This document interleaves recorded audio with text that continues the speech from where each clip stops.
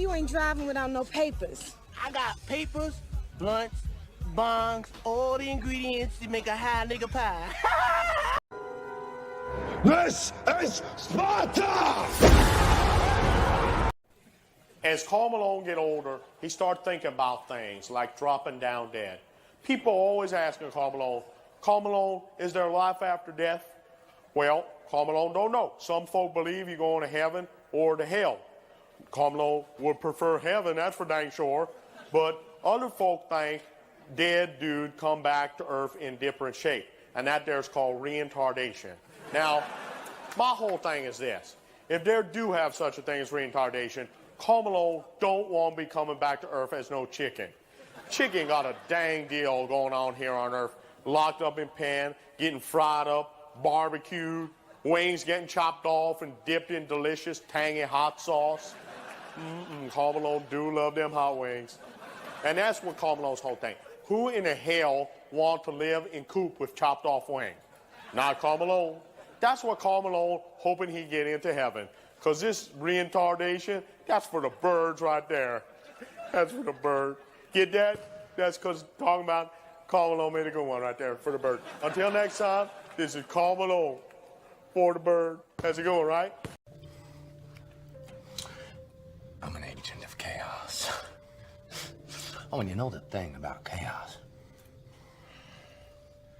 It's fair.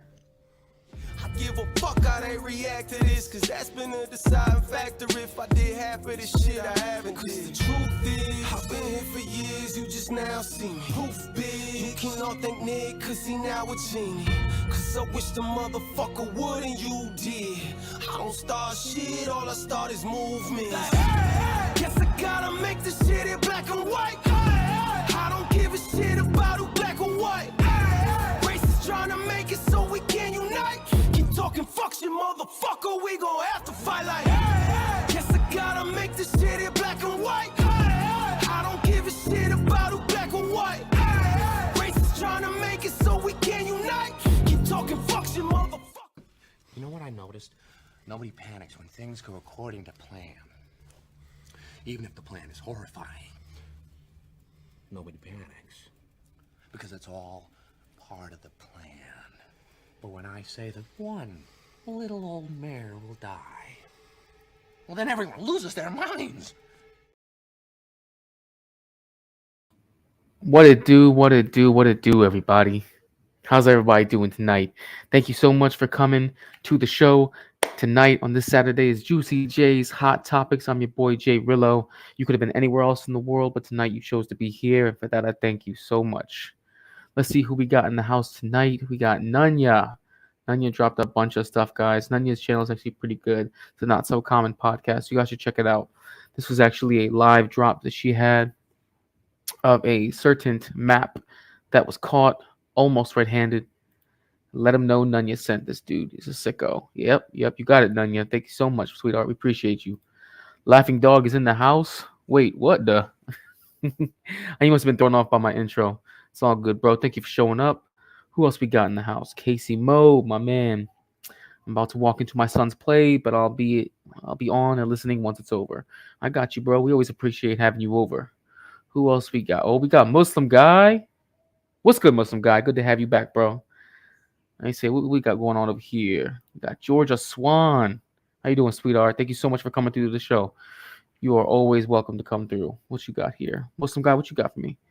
I'm drunk, LOL. Been chilling with the fam. That's cool, bro. Listen, you know I don't care. By all means. You want to drink up, smoke up, toke up? By all means, guys. Everyone, real quick, as you can see down below, help us reach 500 subs by the time we hit July 4th. If we can get to 500 subs by then, there will be a raffle for one lucky subscriber for a $50 e-gift card to a company of your choice. That's of your choice, e-gift card. You can spend it on anything you want. You just got to let us know what it is that you want. I appreciate you, Laughing Dog. Thank you so much for all the love, bro. I appreciate it. I'm so new to this, so I try to make it work as best as possible. All right, so for everybody who's in chat tonight, everybody who is in the channel right now, let me real quick get this banner off right fast so I can so you'll be able to fully see the screen. There we go. All right, so we're gonna have a lot of topics coming in tonight for our hot topics. I got quite a few. I always do, And of course, like I always say, for those of you who have topics that you want covered tonight, by all means, you can hit the StreamYard link. I'll be dropping that in just a bit. You can hit that. You can drop your topic in the back. You don't have to come up on the panel. You don't have to cam up. You don't have to do any of that if you don't want to. But of course, if you have a topic you want, you can come back, drop it back there. Or if you really, really, really, really, really want a topic to be moved to the front of the line, show your boy some love and hit the cash up down below. We always appreciate generous offers here on the Snowman Network, so that way we can keep the platform going. But of course, we thank you always for being here and showing your support. So, like I said, we got a lot of stuff going on today. Actually, it's been a very busy week, but every week seems like it's been a busy week. One thing I want to talk about, though, before going over tonight's topics is, as you look at society today, you notice that we have a very low set of standards, like across the board for society. And you can see it, How many times have you gone on the news and you've seen something that you never thought you would have seen 20 years ago, right? It's debaucherous. It's crazy, Not to get on a high horse at all, because I'm no angel, I'm no saint, but morality really has gone down quite a bit. And not just our civilization, not just our society, but really all societies throughout the world. You've seen it. With the topics that we've covered over the course of the past few weeks, you see it. And you know what the biggest reflection is? That that society and that civilization loses morals? The closest and easiest reflection that you're going to see is going to be social media on these YouTube streets. Well, we got Laughing Dog. Laughing Dog says, I generally do not look on purpose. Yeah, I agree. I don't try to seek out debauchery either. But you know what, though? You end up finding it no matter what. Perfect example, right? My girl Nunya decided to drop a link while the intro was going. Actually, before the intro even popped up, right? And by the way, those guys are doing good work. They're a troll channel, but they're a funny troll channel, Shout out to you, Nunya. I'll be back soon. In the link, if you guys choose to watch it, it was a live stream. They actually showed that they were catching a predator. Like they are a YouTube version of To Catch a Predator, right? Right there, you can see a perfect live example of a gentleman caught, I believe it was in Arizona, because that's who it was linked to, right? It's one man right there. Lack of moral standards. Lack of standards, basically, for society in general, right? A lot of people who have been talking on these YouTube streets have been bringing up the fact that the black manosphere is a civil war over an average-looking redhead, right? A lack of standards. Letting someone inject themselves into your space and screw it up, right? Well, there's another thing that we notice as far as social media, that it has a lack of standards. And that's how we allow information to be spread out. I'm sure a lot of you know about the Twitter files. You know about Big Papa Elon. He bought that late last year. Well, you know what? I want to start off today with our theme of how we have a lack of standards as a society, really as a civilization. And okay, that's great. My Chrome's not responding. Oh, wait. Hold on a second. We're good. All right. I want you guys to see this first, okay? And this is a perfect example of a lack of standards that we have in our society.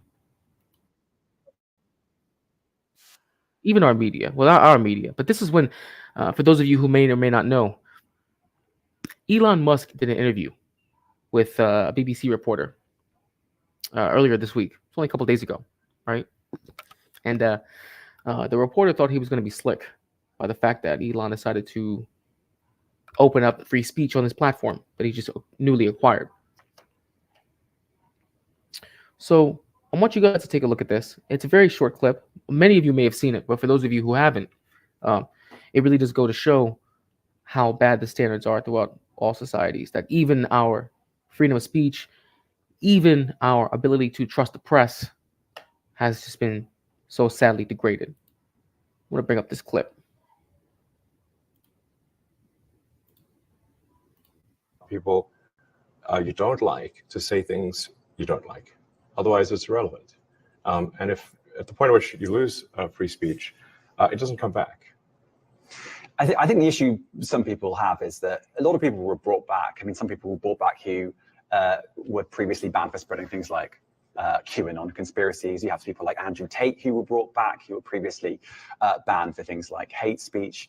Do you think you prioritize freedom of speech over misinformation and hate speech? Well, you know, who's to say that something is misinformation? Who's the arbiter of that? Is it the BBC?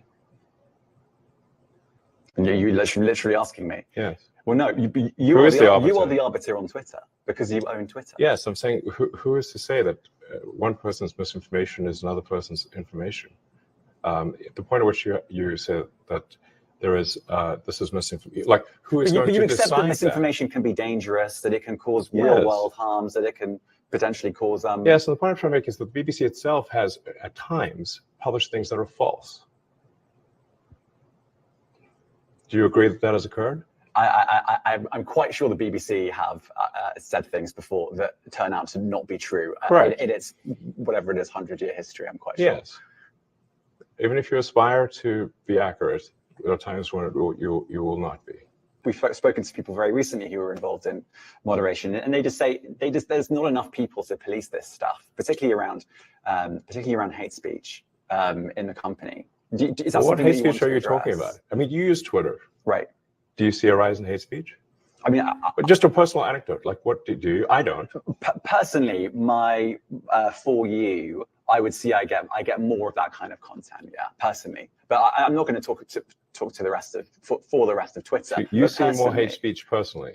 I would say I would see more hateful content in that. Content you don't like or hateful. What do you mean to describe a hateful thing? Yeah, I mean, you know, just content that will solicit a reaction, something that may include something that is slightly racist or slightly sexist, those kinds of things. So you think it's something? Notice how content that is slightly racist or slightly sexist to a BBC reporter who is a reporter for a major news distributor throughout Europe, throughout the rest of the world, can say something like something is slightly sexist or slightly racist, and it somehow ends up becoming hate speech. That is the standard of our modern media, right there. Something that simple can be considered hate speech, right?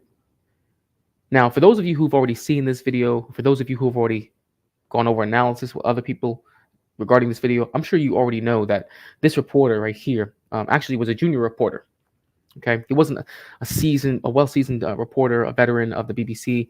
Apparently, he was a freelance reporter who had recently become part of the BBC, and now he was getting a chance to interview Elon. And I'm sure he was really chomping at the bit to have an opportunity to interview Big Daddy Elon, right? But see, he didn't expect Elon, who is the autist supreme, to be able to come out and really start interviewing the reporter, right? Laughing dog, I see you laughing, bro. I know. What do we got here? Georgia Swan says, he just described my behavior on Twitter. Oh, well. Just because you have hurt feelings doesn't mean that's hate speech. It just means you got hurt feelings. Anybody can post anything. The only place where we draw the line at hate speech is when it involves direct harm towards someone else. That's really where we draw the line. Not even the federal government, our federal government, can regulate speech. They're not able to regulate speech. Universally, we know that wanting to incite violence or incite harm towards someone else, that's where we draw the line. That's about it. But understand, even though he's a young reporter, I say young in quotations because he's still a grown-ass man. He still has the ability to use common sense. Doesn't mean that he has it, though. But, we can... Something is slightly sexist, it should be banned. No, is that what you're saying? I'm not saying anything. I'm saying. Well, I'm just curious. I'm trying to understand what you mean by hateful content. I'm asking for specific examples. And you just said that if something is slightly sexist, that's hateful content. Does that mean that it should be banned? Well, you've asked me whether my feed, whether it's got less or more. I'd say it's got slightly more. That's why I'm asking for examples. Can you name one example? I honestly don't use. Honestly, I You don't. can't name a single example. I'll tell you why, because I don't actually use that for you feed anymore, because I just don't particularly like it. But you and said actually, a lot of people are quite similar. I only look at hang on a second. my You said you've seen more hateful content, but you can't name a single example, not even one. I'm not sure I've used that feed for the last 3 or 4 weeks, and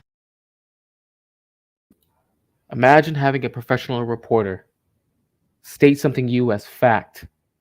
Someone whose reputation is all about getting it first, but first getting it right, and telling you they can't give you one example, not even an anecdotal example. He's not even asking for facts, data, or statistics. He's asking for an anecdotal example. And any Tom, Dick, and Harry will give you an example, even if it's a fake example. He could have at least lied. He couldn't even do that. Couldn't even do that. And of course, Muslim guy says, inciting violence is wrong. That's it. That's the line. And I agree with you. That is the line. It's very cut and dry, very plain and simple. That's where we draw the line at hate speech, right?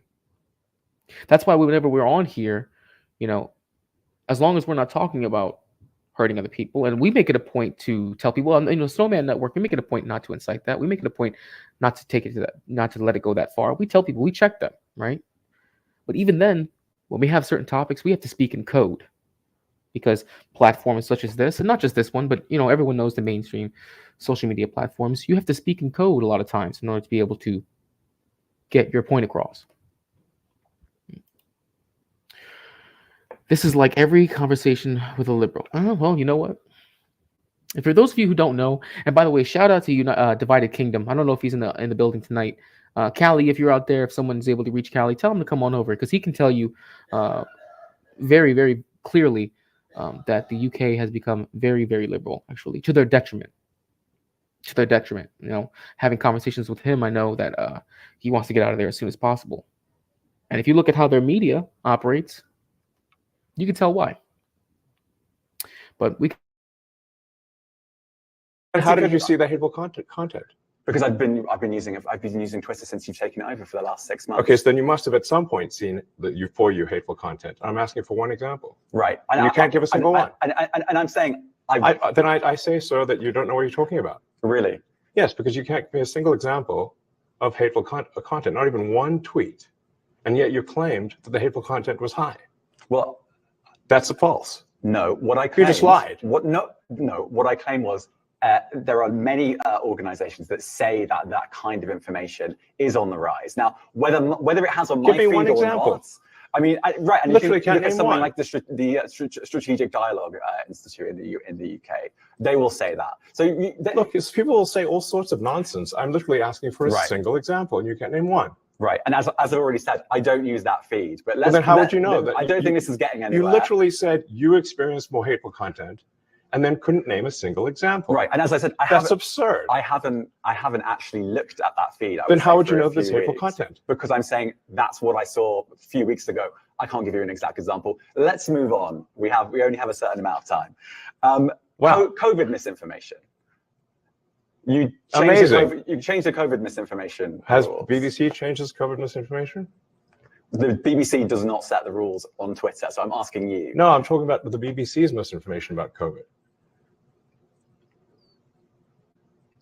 I'm literally asking you about, you changed the labels, the COVID misinformation labels. There used to be a policy, it then disappeared. Why do that?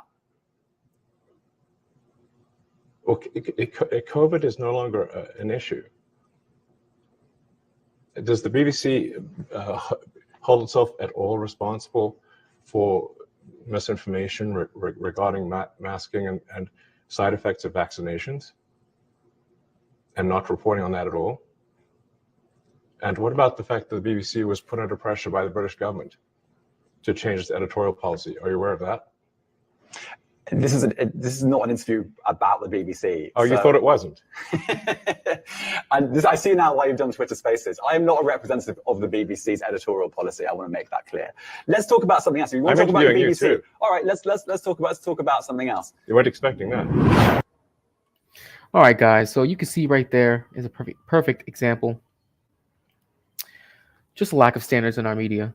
And when I say our media, I mean I really do mean like Western civilization's media, because I mean look how bad that got very quickly. Actually, Elon was actually interviewing him grilling him, made a mockery of him. You know what though? I will say this about Elon real quick. For somebody who, and this is kind of surprising, so he must really. This is how you know he must be really a genius, because for someone who is so rich, right? He must really be smart enough to know that no matter what he says to anybody, right? No matter what he says, no matter how much of a bad guy he is, he's just going to be able to troll anyone who interviews him. He is like king troll. I think it was a Muslim guy who said it best. Where's his comment at? Muslim guy, shout out to you, bro. As an autistic person, Elon is our king. Well, I didn't really think that you were autistic, bro. I think you're trolling me on that one. But and it says a lot, though, doesn't it? Elon really must be a genius. And I'm going to tell you what, though, one more thing. For someone who's like richest man in the world, he's a doughy motherfucker. I'm not going to lie. You would think he'd have hired a personal trainer by now. I mean, I can't talk shit. But if I had his money, I would definitely be getting myself jacked. What's the good, Artie? Thank you so much for coming in the house, bro. Really appreciate you showing up, man. I really do. Laughing Dog, what you got here? Tim Pool getting censored for posting direct link to CDC tells you all you need to know. Actually, I was just about to bring that up. Thank you for bringing that up, Laughing Dog. I was going to bring that up as well. Very early on, when the CDC decided to change its COVID-19 policies, even people who were posting that policy change in YouTube, who were making it known, who were reporting on it, were getting their channels struck for misinformation. And they were sharing CDC content at the same time. CDC content. So it really does show you a lot about the standards that we have in our society. You know, how people act, how people think, the information we're allowed to know. Those standards have dropped. You know, and the only way, of course, that we know that these standards have dropped is because when we talk about it, we can't really talk about it. You know, how many times have we had conversations on here on this very platform where we have to not only censor ourselves, we have to censor the other people that are in the spaces with us at the same time. How many times have you had to, when bringing up a topic, speak in code or refer to something as something else? Laughing Dog says, here to help no matter what Snow Pokey tells you. Snow Pokey. Appreciate you, Laughing Dog. I really do. But yeah, guys, I'm going to drop the link now. So for those of you who would like to come up, you are more than welcome to do so before we jump into our next topic, because I would like to hear some of your thoughts, honestly. Since I've seen this, and I believe I first saw this clip on Wednesday, I want to say. I think it was Wednesdays when it first dropped. But I want to hear some of your thoughts, guys. I want to know what it is you got. I can't hear you, Jay Rillo. My volume is turned down. Well, Cybertoxin, turn that shit up, bro. And hit the link, bro. Come through. I would also like if somebody who's in the chat or somebody who's watching right now, if you're new to the channel, if you're new to Juicy J's Hot Topics, to this stream, if you're new basically to panels, come on up. I would like to try to make it a point to every stream get at least one new person to come up and share their opinion. I get it. You know, talking on public platforms can be very jarring. And in reality, humans fear public speaking more than we fear death. You don't have to believe me. You can look this up, actually. But I would like to try and get one new person per stream to come up here and be able to share their thoughts and be able to basically give their opinion, you know, because this is an open platform. Everyone's allowed, and all different kinds of thoughts and ideas are allowed. Damn, it's already Monday soon. Bro, what are you talking about? It's Saturday. The weekend just started. What's wrong with you, man? Well, shout out to you, my TT. Thank you for coming through. Guys, the link is dropped. If you want to hit it, by all means, come up and give your opinion on that. I'll give it a couple more seconds. I don't know where Snowman is right now. He's probably sleeping, knowing him, because he is an obscene insomniac. In fact, he was streaming earlier last night. I was able to jump on for a little bit while I was working night shift. So, you know, I woke up late today. Weed.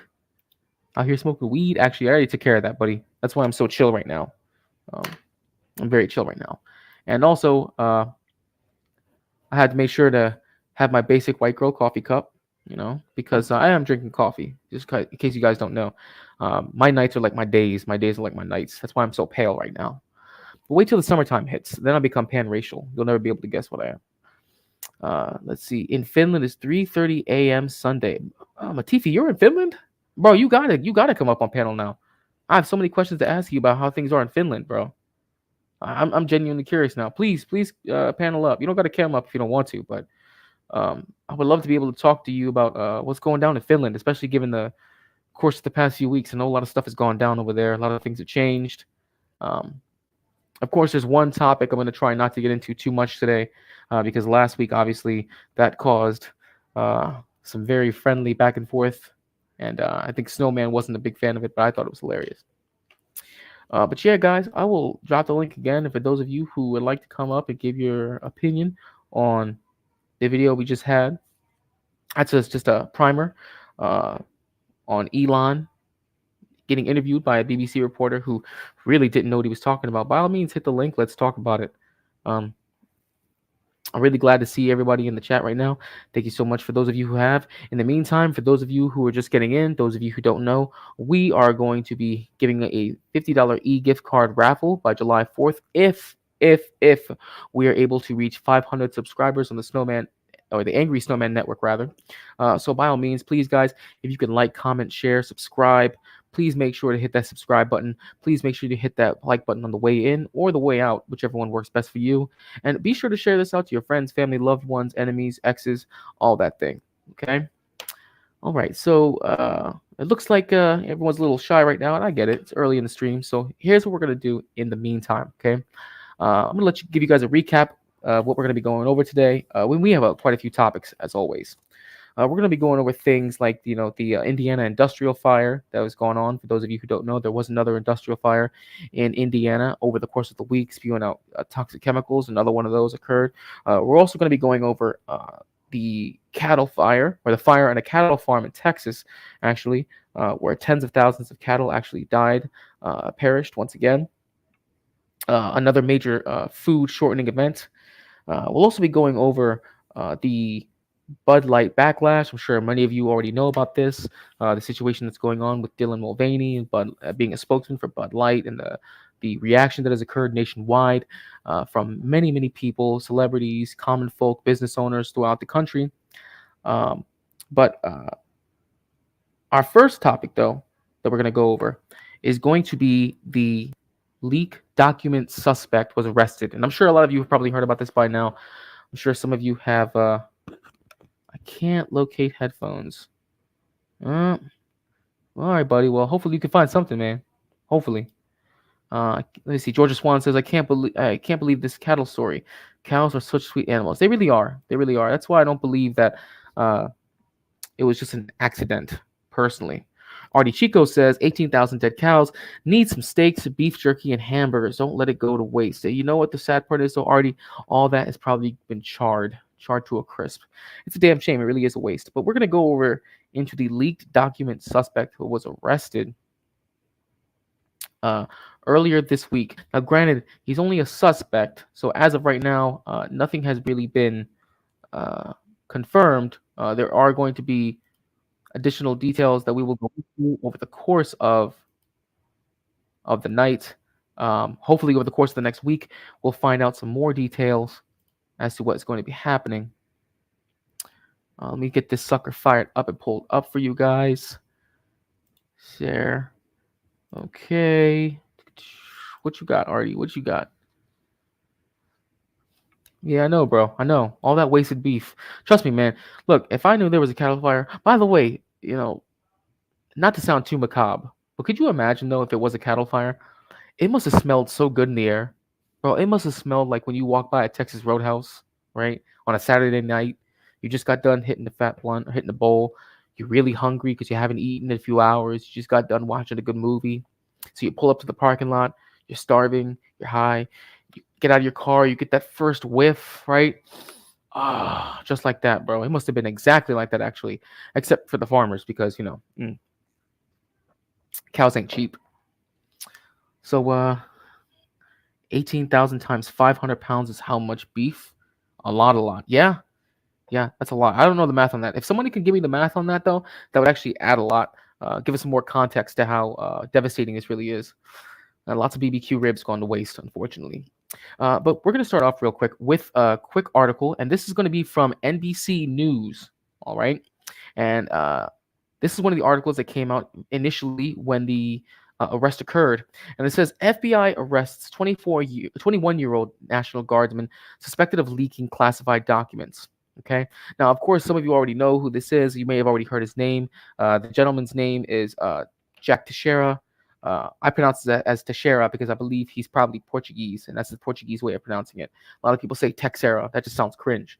But we know that he was a 21-year-old, as is mentioned in the title. And he was a National Guardsman from Massachusetts. I believe, Georgia, that's your backyard. So you probably know a lot more about it than I do, since you're at least in the vicinity of that situation. Oh, shit. Did you really look it up, Artie? Is that really the case? 9 million pounds of beef. Holy hell. 9 million pounds of beef, guys. That's how much was wasted over in that Texas fire, which we will be covering later on today, so we can get some more context for those of you who don't know the full story. But yeah, 9 million pounds of beef, that's a shitload. That's a waste, That's 9 million, that's 9 million 1-pound burgers that could have been, given out to the homeless or just given out to people in general. At least it didn't go to waste. At least it was eaten, George Swan, what you got? You're right, Jay. Everyone else is saying it's wrong, LOL. I mean, yeah, we're gonna dive into that, and we're gonna give some analysis. So I will drop the link again, guys. So as we're going through this article, for those of you who want to give your own take, give your own perspective, as we bounce back and forth and we go through this first topic, which is our top story of the night, you'll be able to display what you feel about it, what you think about it, and how you think things are going to turn out. Okay, just my initial perspective. I believe that this gentleman is probably going to be treated in a very similar way that Julian Assange was.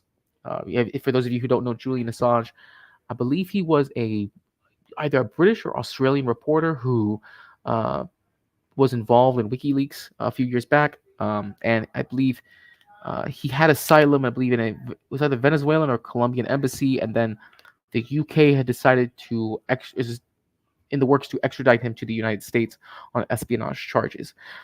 And I think they want to sentence him to 200 years. So they're probably going to throw this young man under the bus. He's only 21 years old. And for those of you who haven't seen what he looks like, he looks more like 12. And I'm not understating that, honestly. I know looking back when I was 21 years old, I didn't look that young. This dude looks like a teenager. And that's not even me trying to exaggerate. So with that being said, get some coffee in me. And we're going to dig into this first article. Okay? Washington. Jack Teixeira, a 21-year-old member of the Massachusetts Air National Guard, was arrested by federal authorities Thursday in connection with their investigation into classified documents that were leaked onto the internet. FBI agents took Teixeira into custody Thursday afternoon without incident, Attorney General Merrick Garland announced in brief remarks at the Justice Department, which has been conducting a criminal investigation. Teixeira will have an initial appearance in the U.S. District Court for Massachusetts, said Garland, who said that the investigation is ongoing. He declined to take questions from the media. FBI agents arrested Teixeira at a residence in North Dighton, Massachusetts. The Bureau's office in Boston said in a statement, the residence is more than an hour from the military base where he worked. Military records show that Teixeira holds the rank of Airman First Class and has been in uniform since he entered the Air National Guard in September 2019. He has also been based at Otis Air National Guard Base on Cape Cod and is assigned as a Cyber Transport Systems journeyman.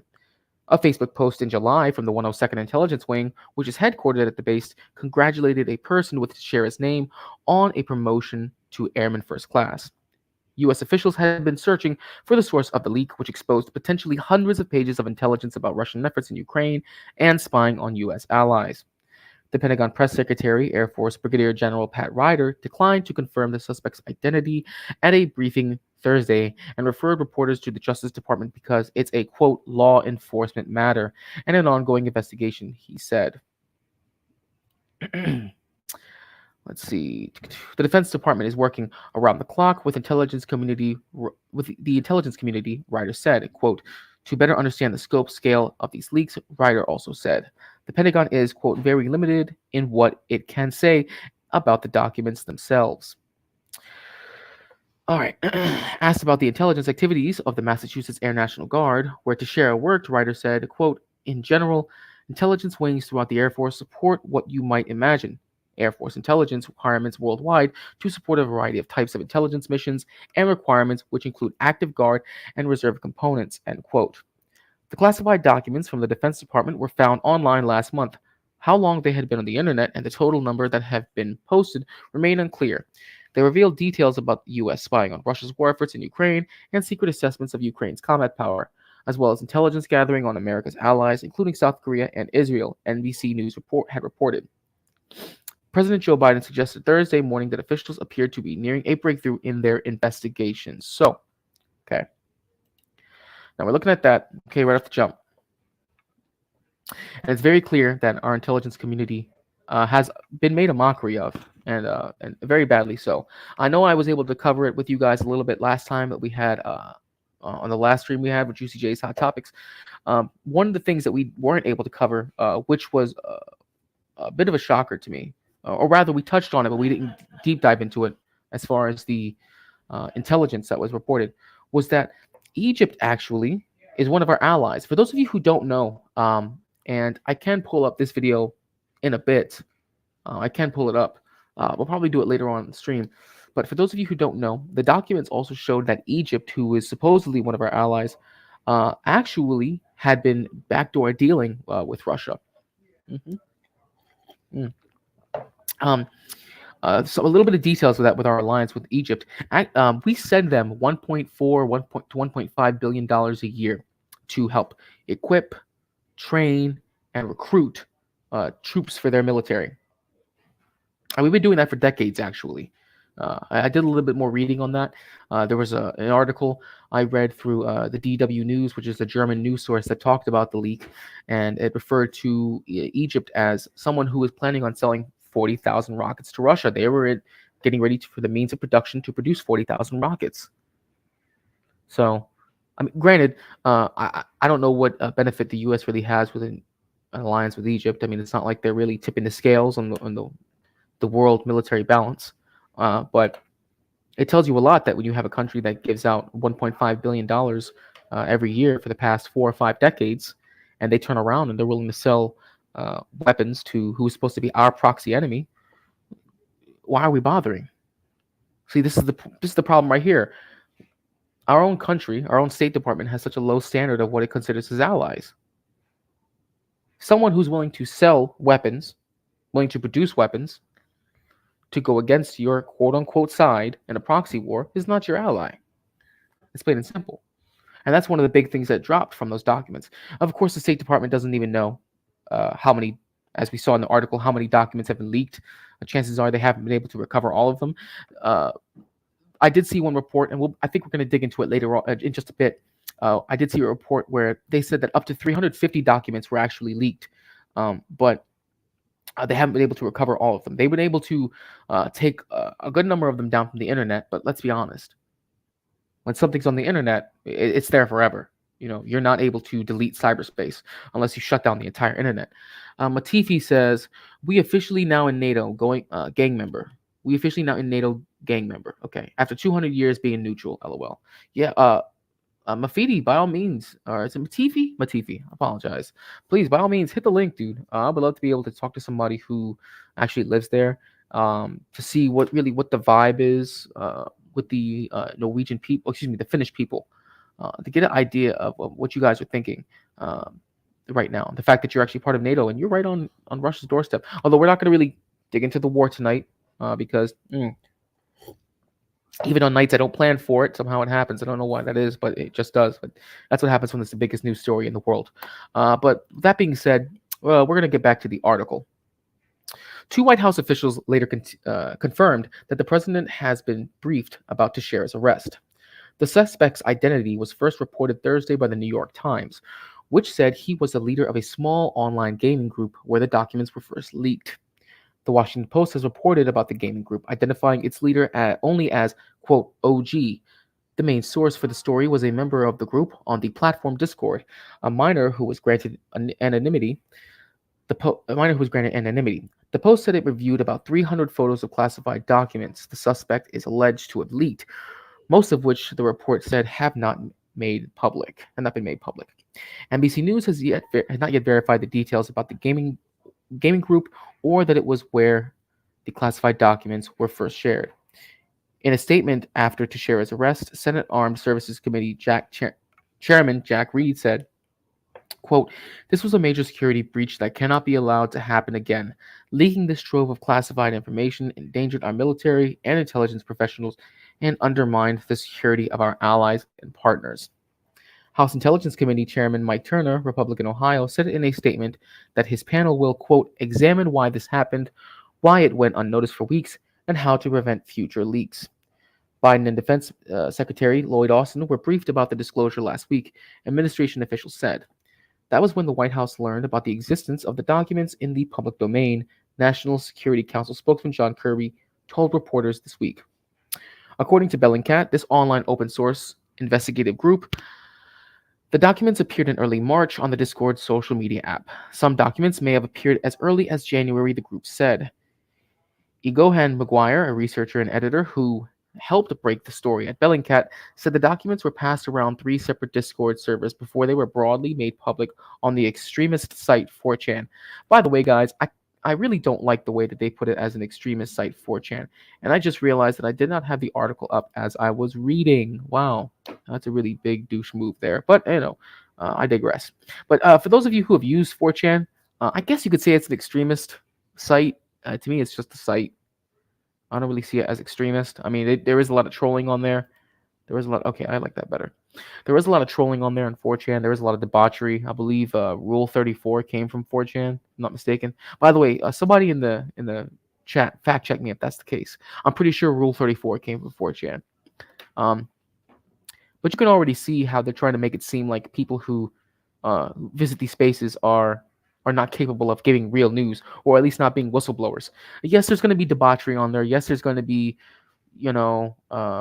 anti-small hat, probably some racist stuff, probably some sexist stuff that is said on these platforms. I'm not going to say no at all. I mean, I have a Telegram. I'm part of several chats, and I see a lot of debaucherous stuff said on Telegram. I also see a lot of war leaks, by the way. So we don't plan on going. But by the way, guys, I'm going to put this out now. For those of you who are new to the channel, new to the show, please like, comment, share, subscribe. But also, I do have some war footage for those of you who do want to see it. So if that's something you guys want to see later on in the show, further down, let me know in the chat. But we continue. Kirby said that the Pentagon is, quote, leading an interagency effort here to review whatever national security implications might come out of all this, and that the Justice Department is leading a criminal investigation. He said it also appears some of the classified documents had been altered from their original form. Kirby said Biden administration officials spent last weekend contacting, quote, relevant allies and partners and, quote, at very high levels to reassure them about the leaks. All right, so, I mean, that's pretty self-explanatory there, guys. It's very clear that our government has decided to become incompetent as far as controlling leaked information and leaked documents. Because it even mentioned in the article, this guy was a private first class.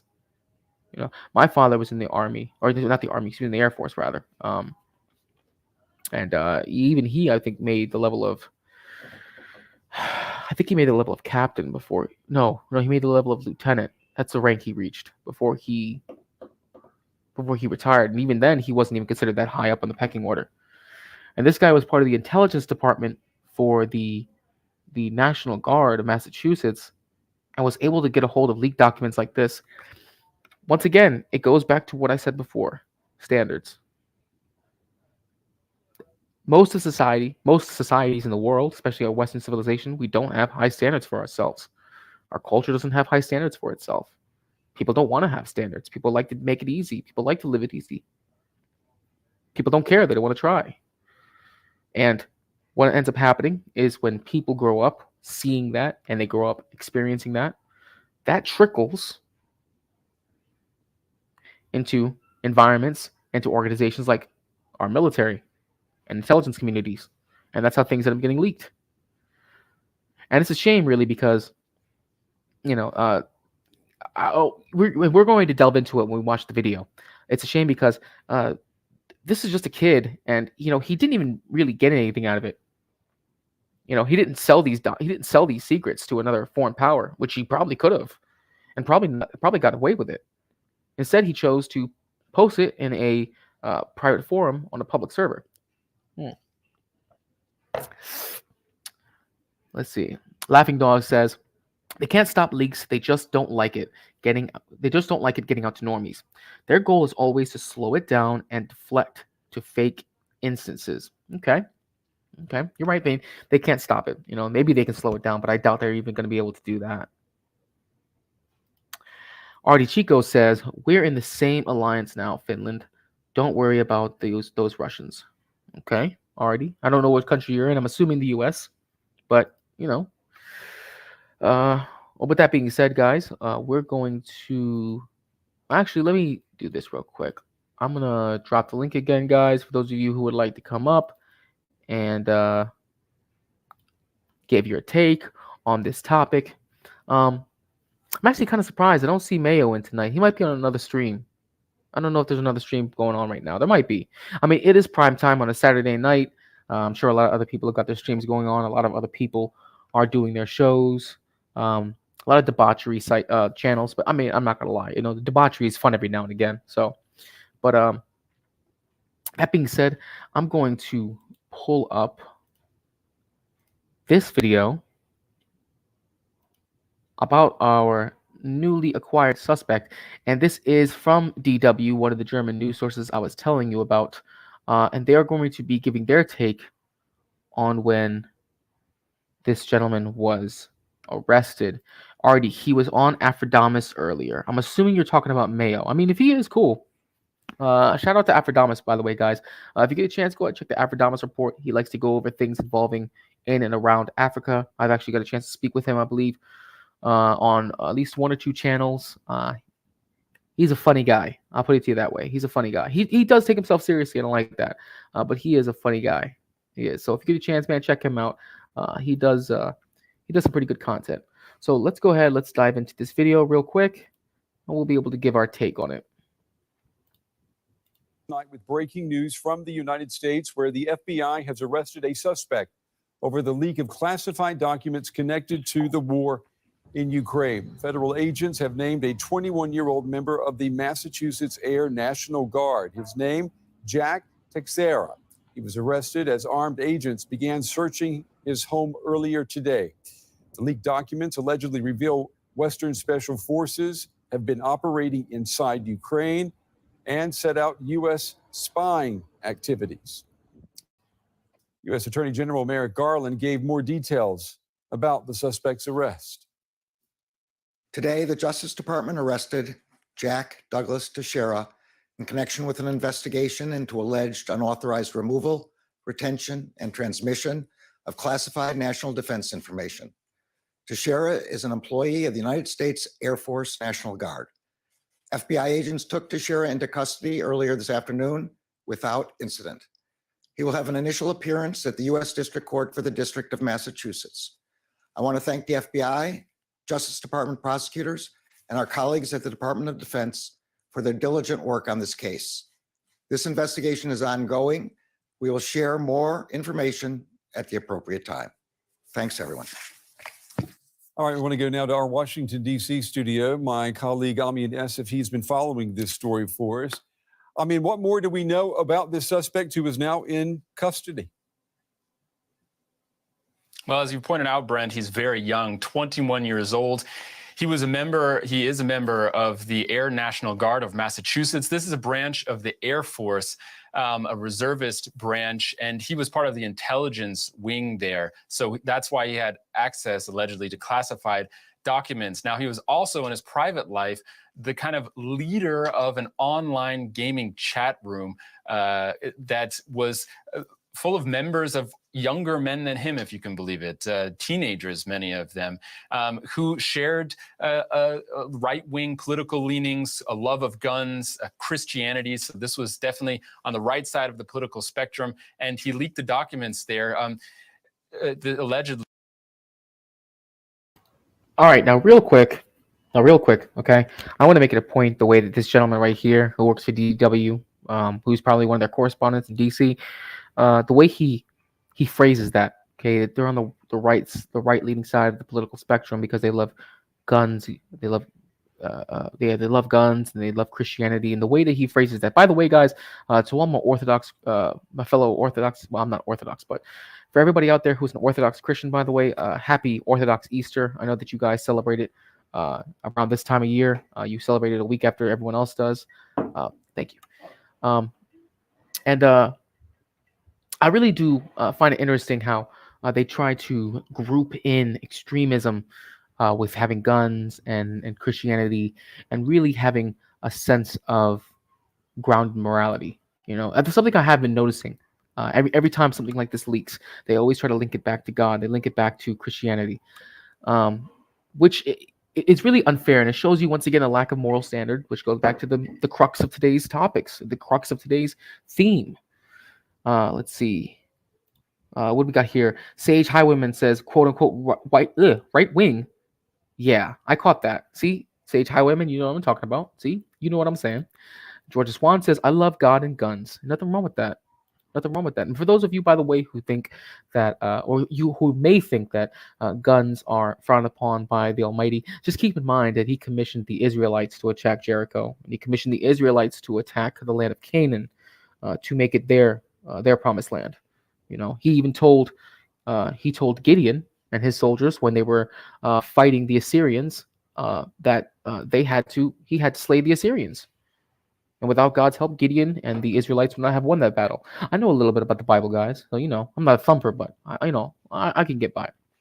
But I just find it interesting, and I wanted to bring that part up. So with that being said, and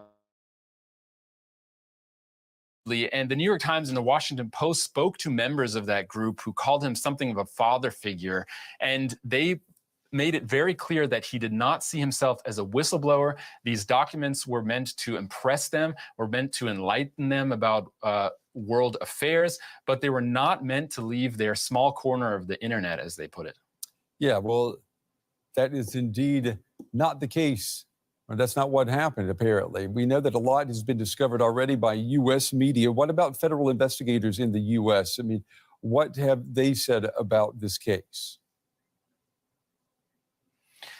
He's been charged with the unauthorized leaking of classified material that could carry a 10-year sentence for each of the charges. And we're talking about dozens of documents here that they will be charging him for. Now, what they haven't said is how he did this. That's what they're going to be investigating. The Department of Defense did say that a lot of this is based on trust. If you do background checks and you gain trust in this person, once they access classified documents, there's not that much you can do to prevent them from taking this out. Now, of course, he had photos of this. He could have also just told people. So there is no foolproof method. But if we're talking about the photos here, it's interesting how such a low-ranking member was able to smuggle out photographs of printed documents. Now, of course, that's going to leave a paper trail if he was the one who printed it out at his workplace. Those printers will trace it back to him. But of course, that's only after the fact. That doesn't prevent him from leaking those documents. So there's a lot to be investigated here, Brent. And what about the fallout from all of this? I mean, is it possible right now to measure the fallout and possibly measure the damage that has been done to U.S. intelligence gathering? That's the biggest question, all of this. Every time there's a major leak like this, one wonders what is going to come out of it. And we don't know if we've seen the end of these leaked documents, because they've been circulating online for months, and they've only surfaced because of wider attention from the media. Now, it has exposed weaknesses in the Ukrainian military, which would be useful for Russia.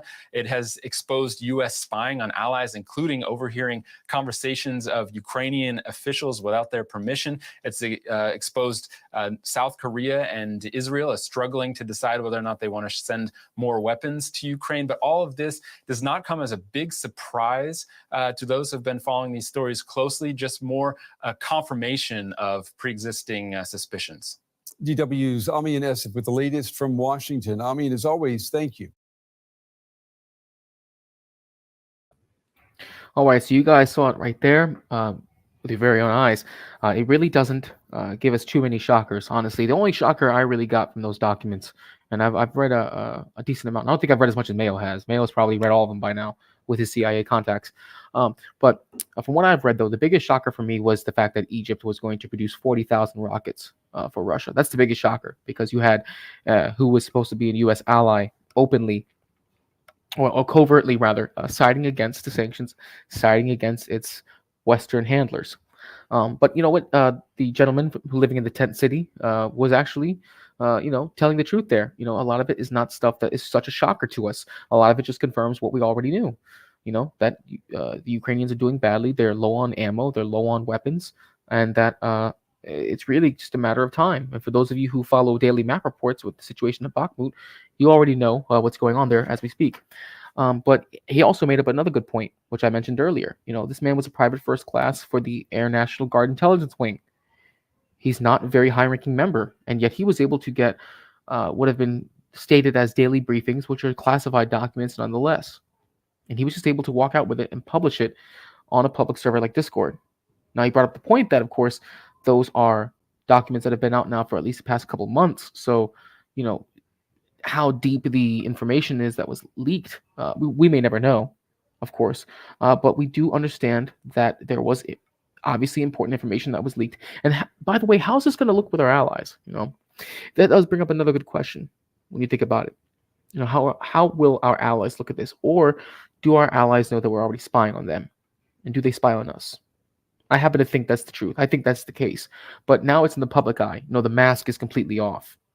Usually, and we talked about this on a previous stream I had, I believe, last week during the Cold War. It was when the U.S. was involved in Nicaragua. It was theorized that there were Spetsnaz fighting in those areas, and that U.S. special forces and Russian and Soviet special forces did clash. They did collide. We even talked about the fact that there were dogfights that would happen in certain areas between U.S. and Soviet forces. So, of course, back then they would keep it on the low. They would keep it quiet, because why let a little skirmish turn into World War III? So it does make you wonder, is that the same case with the spying? Do we regularly spy on our allies? I happen to believe that we do. Do our allies regularly spy on us? I happen to believe that they do. And maybe now this is just a worldwide confirmation of that. Now the mask is off. So now there's no more plausible deniability like most countries like to use. Let's see, what do we got in the chat right now? Green Lord, thank you for coming through, bro. I really appreciate you showing up. He says, nice how they pick and choose who they want to prosecute for leaking. That's very true, actually. That's very true. They do want to pick and choose, And we've seen these kind of situations before with Eric Snowden, with Julian Assange, like I mentioned earlier. These are other whistleblowers who will, of course, the government whose life they will ruin. Bob Lazard is another whistleblower. People hate when I bring him up, but that man has not made enough money or had enough success from what he said to be considered a grifter, in my opinion. I believe he's being genuine with what he's saying. Otherwise, he should be a millionaire by now. Matifi, what do you got here? Low-ranking member was leaking out. Yeah. That's see the point I'm making right there. The point they're making. This is a low-ranking member. What's it say about our intelligence that a low-ranking member of our military is able to just get a hold of this documentation and then leak it on Discord? And for those of you who browse those quote unquote extremist sites, which I think is a bullshit term, you'll be able to find a lot of things that you wouldn't have expected to find. I can tell you right now, Telegram gets huge amounts of info leaks, info dumps. And you could probably, honestly, if you find the right channels, you'll be able to find these documents on Telegram and be able to read through them. And for those of you who didn't hear about it, I'm not gonna show it. I'm not going to cover it, but I believe last week there was mention about a POW who was captured by either Wagner forces or DPR forces, who had his head removed forcibly. I saw the video, by the way. It's the first time I've ever seen something like that. But now I know what it looks like. That was some pretty brutal shit, by the way. So you get to see stuff like that on Telegram. That is not a leak I'll be showing tonight, because that will get the channel, the stream and the channel nuked. So we're not going to do that. Georgia Swan says, "Oh, I think he's an Israeli. Now I get it. Oh, you okay? I'm pretty sure you're referring to the Tent City guy. You're referring to the gentleman who was the Washington correspondent, and he very well could be. Muslim guy, what's going on, bro? Muslim guy, you hear me? Muslim guy going once. Muslim guy going twice. Okay, bro. Do me a favor. If you can hear me, jump out and jump back in, because I think something's going on with your audio. Okay. I'm more than willing to let you up. I just need to see that your audio is working. I don't hear you. Or drop a message in the back chat. Let me know that what's going on. Laughing Dog says, "Don't worry about Homeland Defense." 2.2, or excuse me, he says. Well, Laughing Dog also says 3.2 million, less than 15 million hunters in USA. That don't include hashtag gun nuts and 3D printer boys. You know what? That's another thing, guys. That 3D printer is gonna go. Brrr, it's Muslim guy. I know it's Muslim guy. I know it's you, bro. Your audio is just not working. I'll try to add you again. Can you hear me? Muslim guy, I don't hear you, bro. If you're trying to talk to me. Yeah, bro, I don't hear anything. So if you're trying to speak right now, I'm gonna drop it down again. All right. Once you get your audio figured out, I'll gladly bring you up. Okay. But I don't hear anything on your end. Let's see. Laughing Dog also says Just Hunters 5x the largest military in the world. So I'm assuming you're talking about like some kind of hunters registry, because I'm not really too familiar with it. Let's see. Yes, Matifi, his head was removed. And he did it with, it looked like a combat knife. It actually looked like the size of a Bowie knife. So he, yeah, it was actually very brutal. I was actually, it was hard to watch. It took me a couple times to be able to watch it straight through. Let's see. Georgia Swan says, Jay, there was a hazardous material train derailment in Rockwood, Maine. Maybe Mayo will want to chat about it if he shows up. I mean, hopefully he shows up. And Muslim guy, if you can hear me, by the way, bro, if you can hear me, just try to pop back in. Like I said, I'm pretty sure it's you. I know you changed up your avatar. I know that happens. Just come back up again, figure out your audio issues. I'm more than willing to have you back up, dude. I just, I don't know. I don't hear you. So, guys, I will drop the link again for those of you who would like to come up. Let me just move my coffee real quick. And my notes. Let me get those out of the way. Okay. Let me drop the stream for you guys. The link. Paste. There was an industrial explosion in Richmond, Indy yesterday. Also, it burnt over 12 hours and released heavy time. Okay, so Snowman's in the house. All right, Snowman, come on up, bro. And by the way, Snowman, you will like to know that there's 2 stories out of Indiana that I will be covering today, Snowman. So I would like your take on that because it is in your backyard. So whenever you get a chance to come up, please do so. Cyber Toxin, what's going on, bro? Hey, how's it going? I'm doing all right, man. Thank you for coming on the stream. So far, brother, we have covered on my phone. Well, give me 1 second. Muslim guy says on my phone, bad service area. All right. Well, listen, bro, when you get a chance, if you can either get to a better service area or if you get home, by all means, come back up on the stream. I'll let you up in the yard. Just take your time, though, dude. Muslim guy, you know how these streams are, bro. The shortest stream I've had so far is like 5 hours, so you have plenty of time. But that being said, Cyber, so far I have covered the main topic, or the main theme of today has been a lack of standards in our society and really most societies as a whole. And the examples I gave, as you saw, was the Elon video with him being interviewed by the BBC reporter. And right now I've gone over the leaked documents, the article and the video regarding Jack Teixeira and his arrest. So if you could, brother, well, give me your take on that. I missed the Elon video. I showed up about 20 minutes late, and I'm having a bit of a difficulty right now. I'm listening to feedback in my headset. Mm-hmm. I can hear myself twice. I can hear you twice. I know it's not coming through the stream that way, but that's what I hear in my headset. So I gotta work this out before I can actually have a conversation. That's cool, dude. Listen, if you want to chill for a little bit and get your situation figured out, not a big deal. With that being said, go ahead, figure out what you need to. Let me see. What do you say? Are you covering the state level bomb threat and all Indiana? on all Indiana schools yesterday also. I did not know about that. I was covering. I mean, there are bomb threats that I'm covering, but it wasn't about the schools. Laughing Dog, I need you on the mosh pit panel tomorrow. Okay. All right. That's something else. All right. Muslim guy. What you got? Devices. Okay, here we go. Muslim guy, you hear me? Muslim. Yalla, yalla. No? All right, well, I mean, it must be the same issue again, because I was able to hear cyber. So something's going on with your, something's going on with your mic, bro. I know it's your service area probably is an issue. So if you're able to get that figured out, I'm gonna drop you down again. I'm not gonna remove you from the stream. I'm just gonna drop you down. Okay, I hear your feedback. Cyber. And Muslim guy, I did see you turn your mic on and off, but that didn't work either. Hold on, was that you, Muslim? Muslim, hold on, unmute and try again. Muslim? Okay, that is not working. Cyber, I'm gonna mute you right quick. Okay, yeah, I'm gonna mute you right quick, bro, because I'm hearing the that static sound, that static TV sound. So gentlemen, well, I'll leave you guys up on panel for right now.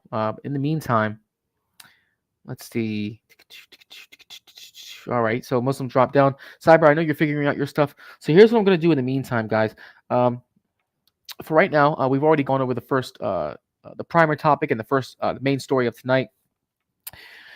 What we're going to do is going to another story that I'm sure many of you have already heard, many of you have already heard the analysis of, and you've already given your take, but you know, we haven't been able to do it here on this stream. And of course, guys, for those of you out there right now who are watching the show, if you're new to the channel, if you're new to the stream, please like, comment, share, subscribe, and you know, share this out to your friends, family, your loved ones, your exes, everyone that you hate, everyone that you like, people that you don't know on the street.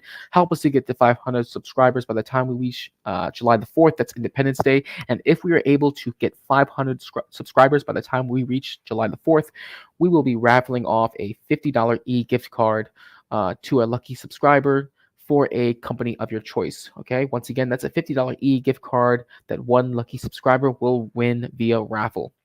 All right. So, well, I think I got it figured out. Oh, all right, cool. This is the first time I've come up using my laptop and this headset that has a microphone in it. Got you. What I've always used before has been my phone and a Bluetooth earbud collar.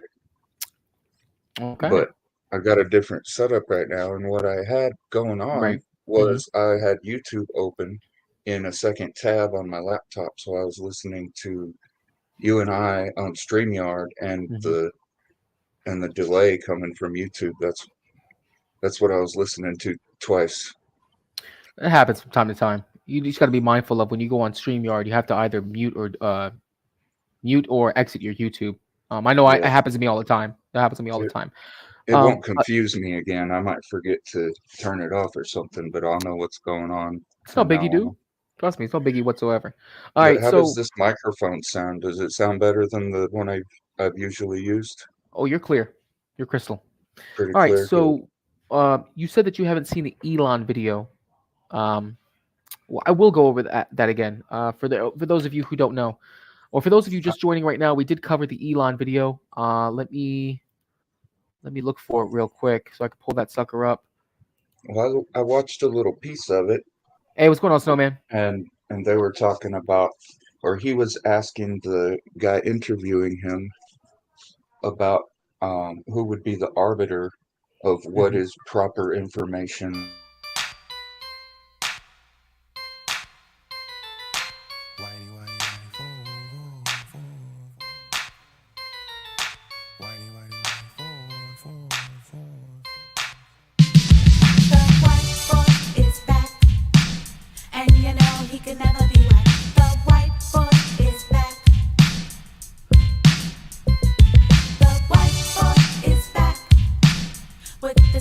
Is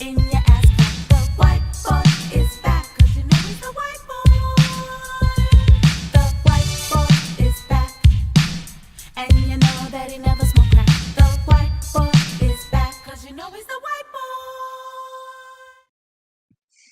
Snowman got to be so extra with his entrance. I swear. Shit. It's this guy. Cyber, you good? Yeah, I'm good. All right. So I think Chuck Black's microphone is on the fritz.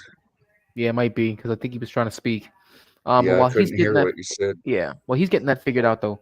You were giving your take. Snowman, we can't hear you that well, dude. You're choppy. Snowman, you're having some technical difficulties.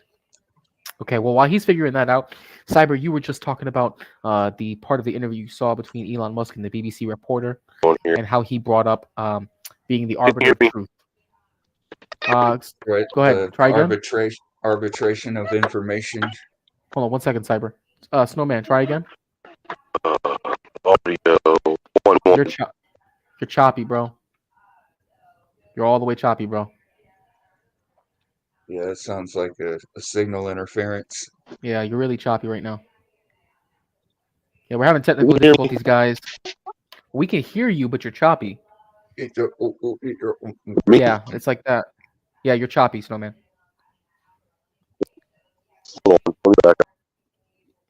Okay, so go ahead, Cyber. But yeah, that was all that I actually watched of that. Can y'all actually hear me now? Yes, we can, Muslim guy. Yes, yeah, we can. It was an internet connection. I'm at a cookout with my brother. I got you, bro. Appreciate you for coming on the stream. Real quick, Cyber is going to give his take on the Elon interview. Go ahead, Cyber. Well, that's all I was saying is that I had only watched that little part where they were talking about who would be the arbiter of information or misinformation. But I hadn't really watched the whole interview, so I don't have much of a take on it. Oh yeah, he's got like a 180 something IQ. Yeah, it's something crazy. He's actually a very intelligent human being. What were you gonna say, Muslim guy? Muslim, go ahead. Mike is muted. Okay, well, Muslim's muted right now. With that being said, Cyber, what are your thoughts though on the who's the arbiter of truth? Give us your thoughts on that. The arbiter of truth is a fictional element in George Orwell's 1984, and they're trying to make it into something that we discuss as to who it should be, when we never even discussed as to whether or not there should be one. Go on. And that's how they sneak their dialectical process into people's lives. So do you feel that later on in the interview, Elon does ask the reporter about giving one example on Twitter of hate speech, what he thought was hate speech, and he used the terms things that are quote unquote slightly racist or slightly sexist as things that can be considered hate speech. What do you think happens to speech as a whole if we're going to consider things that are slightly offensive or slightly basically slightly racist or slightly sexist are the examples he gave? If things are slightly offensive to someone, how do we have free speech? How do we even have communication for that matter? That's a good question, because once we put language on the table as some subjective thing that can be moved around according to how people feel about it, then we lose the foundation that it was built on. And that's the history and etymology of the words that existed before that, and how they compounded with meaning so that we can communicate things. And they've been not just trying to take communication hostage, they've been trying to water it down and break it down and make it unappealing to people so that people don't even care to communicate anymore. All they want to do is hear something that affirms what they think, and then they're good to go. And it's very impulsive. They've been diluting our communication, crippling our communication for a long time. And now that it's in a weakened state, they're going to tell us what we're supposed to talk about. And You know, once they do that, then they can tell us how we're supposed to talk about it. Oh, that's a little too much of hate speech. You know, it's a little too hateful. So you cross the line on this spectrum when there should not be a spectrum or limitations on what people say, because that's just an expression of what they believe. And we have laws that prevent things from going beyond expression. That's where we have our line drawn, is when it goes beyond expression. mhm. You know, Elon brought up something interesting in the middle of that interview as well. He referred to the BBC having misinformation and disinformation as well. He brought up the Coco 19 incident and how the BBC has not updated its information on said things involving, masks, involving the jibby jabby. Hey, Snowman. Chuck. There You you all hear are. me now, right? Yeah, we hear you. What you got, bro? What's up? Shit, man. Just wanted to come up and say what's up to everybody. Shout out to Laughing Dog. See you tomorrow. Sage, if you haven't yet, subscribe to the Mosh Pit. Somebody out there, one of the mods, if you can, drop the link in the chat for him. We're having our premiere stream tomorrow at 6 p.m. You're going to love it. It's going to be the cracker version of This Is Fight Club. Hey, so have you decided how many people you want to have on panel for the inaugural stream? Are you having a full 10? Hold Oh, we lost Snowman again. He froze. on. Second. Okay. We got T96 in the building. T96 says, if a woman, if a woman I'm talking to tells me she's shy, is that the green light to smash her? I would not say that, T96. If a woman tells you she's shy, that is not a green light, sir. Sounds like a recipe to get me too'd. So I would suggest you get some better signals than that. In this day and age, just looking at somebody can get you me too'd. Go ahead, Snowman. I would say go ahead and smash her. T96. Smash it. Well, hey, Snowman says YOLO it. Right? Yeah, you see, I knew you said Snowman's going to YOLO it. Snowman's going to YOLO it. All right. Have you decided if you want to have? What the point is? Go ahead. I must have a serious lag going on here. Go ahead. I don't know what's the problem. My internet's actually retarded. You are lagging a bit, but go ahead. Say what you were going to say. No, hold on. Let me. I'll be back. Let me reboot my fucking internet and see if that'll fix it. You got it, bro. Take care.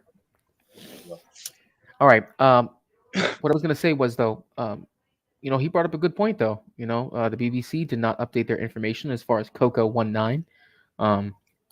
They still have the same kind of information, and really they keep the same stance on the jib jab, and as far as mask wearing.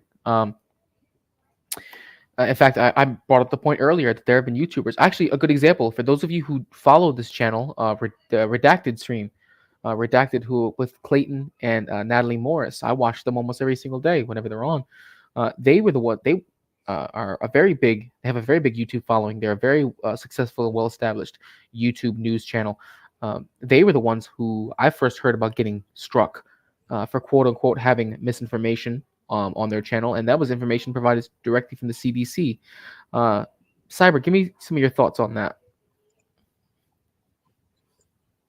The director of the CDC, about the information that was released via the CDC, and they updated their Coco 19 policies, and now that you had people initially getting their channels and being struck labeled as misinformation, even when they were using CDC updated information. right? The way I see it, if people are sharing information that exists on official sites, they should not have to suffer any kind of persecution that is different than what would apply to the site, the official government site that is sourcing the information, because people on social media are pretty much just creating historical logs of existing medical data, unless they are going too far and trying to give medical advice. And then with that, they can use any kind of technicality they see fit because of how watered down the language is. You know, they said, well, you said this, and we know it was a euphemism, but, you know, it leads to this implication, so we're going to take your video down because you implied such a thing that disagrees with the ever-changing community standards. And just imagine what it'd be like if somebody, or for people who have invested their existence into social media. You know, not just investing some time or, you know, investing some kind of purpose in it, but it's actually their existence. Like, that's how they operate their business. You know, I've seen another prominent YouTuber. I say prominent, but you know, that's in quotations because that's really relative. There's a channel I follow by the name of Jackson Hinkle, and he's a young cat who operates out of California right now, and he does similar things to what I do, except he has a much bigger following. He covers lots of geopolitics, lots of American news, lots of things going on with the economy, lots of current events, and he was even on Tucker Carlson's show, actually giving analysis, and his channel has been demonetized completely. Actually, because he doesn't follow the mainstream narrative. He doesn't follow the talking points that big tech platforms, big media platforms want to be shared. And so because of that, his channel has been essentially nuked. I guess you could say semi-nuked, because he can't make any kind of ad revenue. He can't get super chats. He can't make any kind of money on that. So when you have these bigger YouTubers or bigger influencers, or those who share out information, if they can be targeted, if they can be hit with demonetization, cancellation, and suppression of their platforms, you know, it really does say a lot that our ability to utilize open communication of different knowledge and different sources is really hindered. It almost seems like free speech at this point has become a facade. It's more like a dream more so than a reality. Right. Snowman, she's still acting dumb, but there you go. Now we can see you. hey, have you ever seen a white boy throw? I wish we couldn't.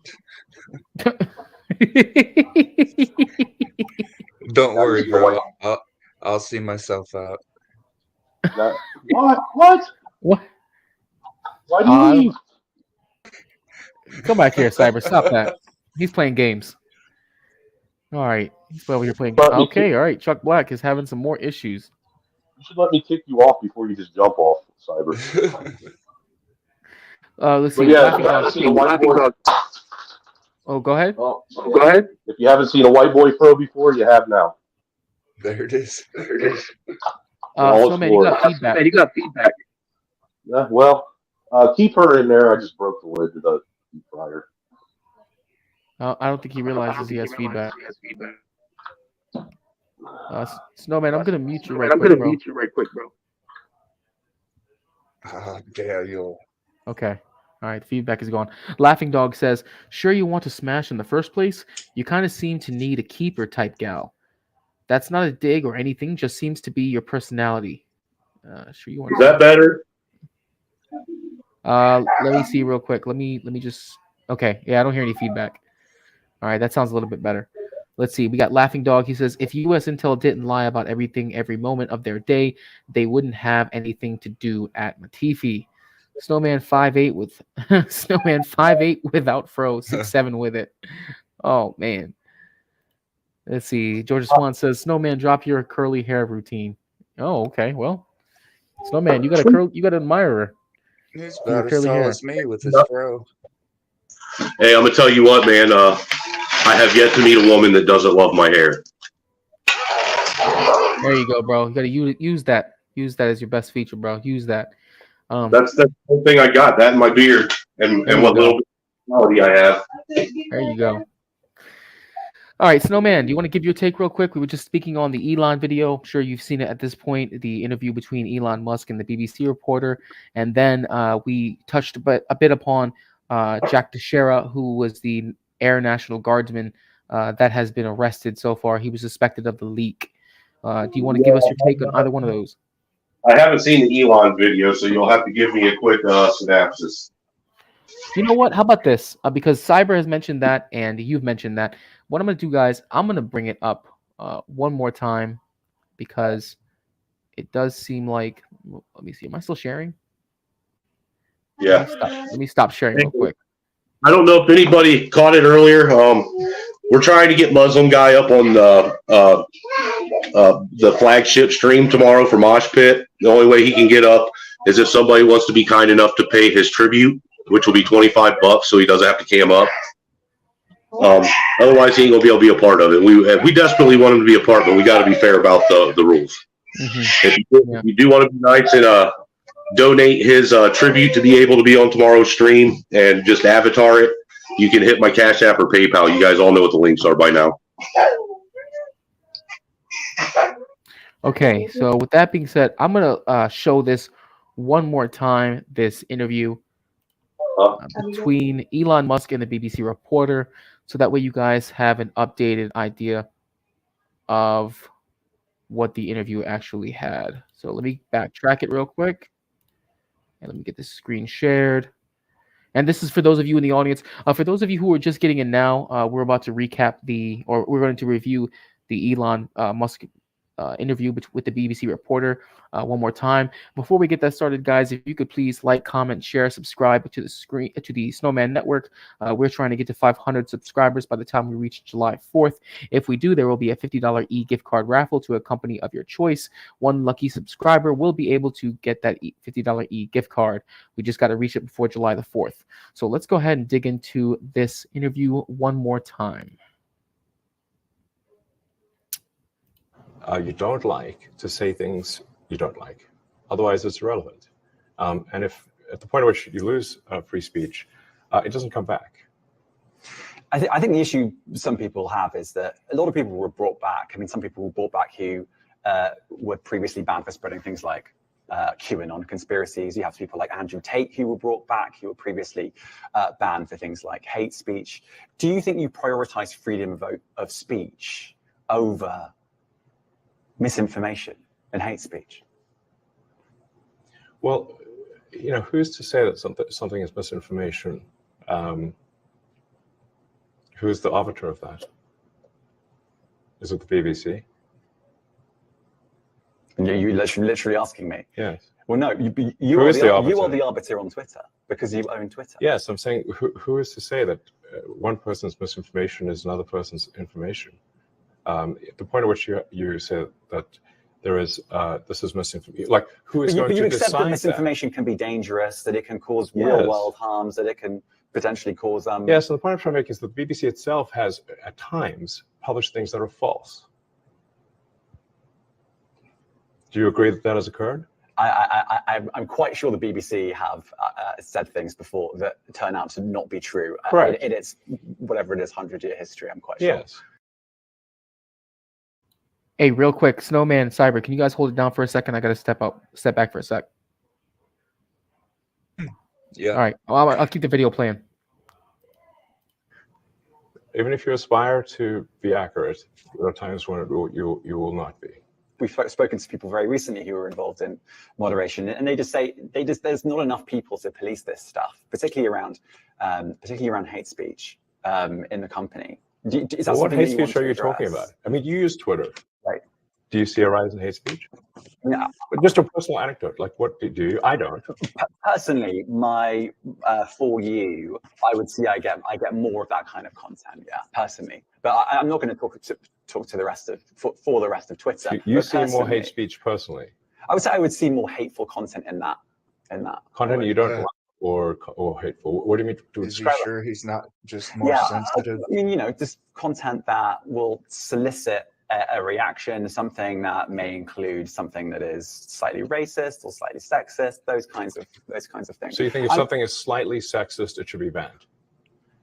No, Is that what you're saying? I'm not saying anything. I'm saying. Well, I'm just curious. I'm trying to understand what you mean by hateful content. And I'm asking. He's saying that he sees more and more things that are slightly. And you just said that if something is slightly sexist, that's hateful content. Does that mean that it should be banned? Well, you've asked me whether my feed, whether it's got less or more. I'd say it's got slightly more. That's why I'm asking for examples. Can you name one example? I honestly don't need. Honestly, I you don't. can't name a single example. I'll tell you why. He I don't remembers actually how use he that feels about feed it. anymore That's because it. I just don't particularly like it. But you And said actually, a lot of people are quite similar. I only look at hang on a second. my You said you've seen more How hateful can you content. make the claim that you see more hateful tweets on your feed? You can't give an example.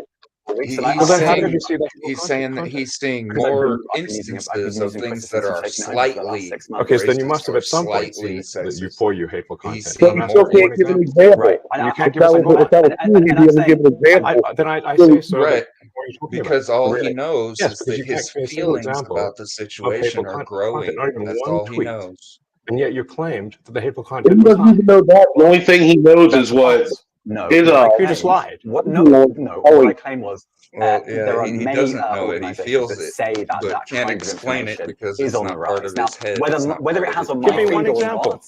I mean, right, and Literally you can look can't at name something one. like the Strategic Dialogue Institute in the UK. Void of They will gnosis. say that. So Look, it's, people will say all sorts of nonsense. I'm literally asking for a Right. single example, and you can't name one. Right, and as I already said, I don't use that feed. But Well, then how would you know? I don't think this is getting anywhere. You literally said you experienced more hateful content, and then couldn't name a single example. Right, and as I said, That's absurd. I haven't actually looked at that feed. Then how would you know if it's hateful content? Because I'm saying that's what I saw a few weeks ago. I can't give you an exact example. Let's move on. We only have a certain amount of time.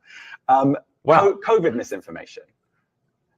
You changed the COVID misinformation. Has rules. BBC changed its COVID misinformation? The BBC does not set the rules on Twitter, so I'm asking you. No, I'm talking about the BBC's misinformation about COVID.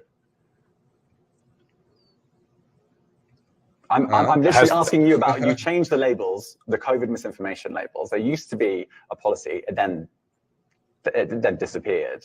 Why do that? Well, COVID is no longer an issue. Does the BBC hold itself at all responsible for misinformation regarding masking and side effects of vaccinations, and not reporting on that at all? And what about the fact that the BBC was put under pressure by the British government to change its editorial policy? Are you aware of that? This is not an interview about the BBC. Oh, you thought it wasn't? I see now why you've done Twitter Spaces. I am not a representative of the BBC's editorial policy. I want to make that clear. Let's talk about something else. If you want to talk about the BBC, you too. All right, let's talk about something else. You weren't expecting that. Here's a terrific tip for Liberal politicians, maybe not only them either, because they have to deal with this kind of rubbish all the time. You know, I love it when someone takes on one of those journalists who just go with the vibe, they don't think it through. They don't think it through. All right. So I love how a lot of these reporters like to do that, what they call it, ambush style fucking reporting. Right. Where they come in and ambush you with, a specific narrative and ask you 150,000 questions in succession, hoping to get you confused and off your square, so they can basically get the clips that they're looking for. The gotcha moment clips. Right. And they like to spin a story or a hypothetical scenario and then ask the person they're interviewing to answer to this world that they just made up. Well, see, my question to a lot of these people and people like that reporter, for one, is, like I said while the thing was going, first off, he's sitting here making the claim that there's been instances of hate speech there's been an uptick in his feed with hate speech. If he's going to be able to boldly make a claim like that without hesitation, I mean, the dude didn't even take a second to think about the question that was being asked. He just responded, and then couldn't give not even one single small example of this uptick in hate speech instances. I mean, if there was really an uptick in your news feed, you'd be able to give an example without even trying. You know, there would be things that you saw before you even did this interview while you were on Twitter that you would be able to just pull off right out of memory. But the fact that, I mean, it goes back to the whole, they're using the hate speech argument thing now the same way they use the Trump is racist argument. Everybody wanted to sit and say Trump was racist. Everybody wanted to sit and say Trump was a bigot and a misogynist. Yet nobody could give a fucking actual stone cold, undeniable example of how. You know where that comes from? Both in this reporter and in all the people talking about Trump and all the accelerated drama where people are all worked up and up in arms about this shit, and they don't even have even an anecdote sometimes, much less data to stand on. That comes from gossip. Okay, these people have what they believe is information because they have heard people talking about it, but they haven't actually found the source of what's being talked about. So they don't even know the people that they're hearing talk about this don't have a source. They just heard other people talking about it. So basically all they're doing is, in essence, reposting unverified memes. Right? I think so. Yeah. I mean, because that'd be basically, you know, the example that you would see online. You know, there's all kinds of people that want to post memes about this, that, and the other. We're all guilty of doing it. Every one of us have, where we saw something that went along with our beliefs, our ideology, you know, our narrative. So we didn't even bother to fact check the meme, you know, and went ahead and reposted it just to get called out by one of our peers for posting unverified bullshit. That happens.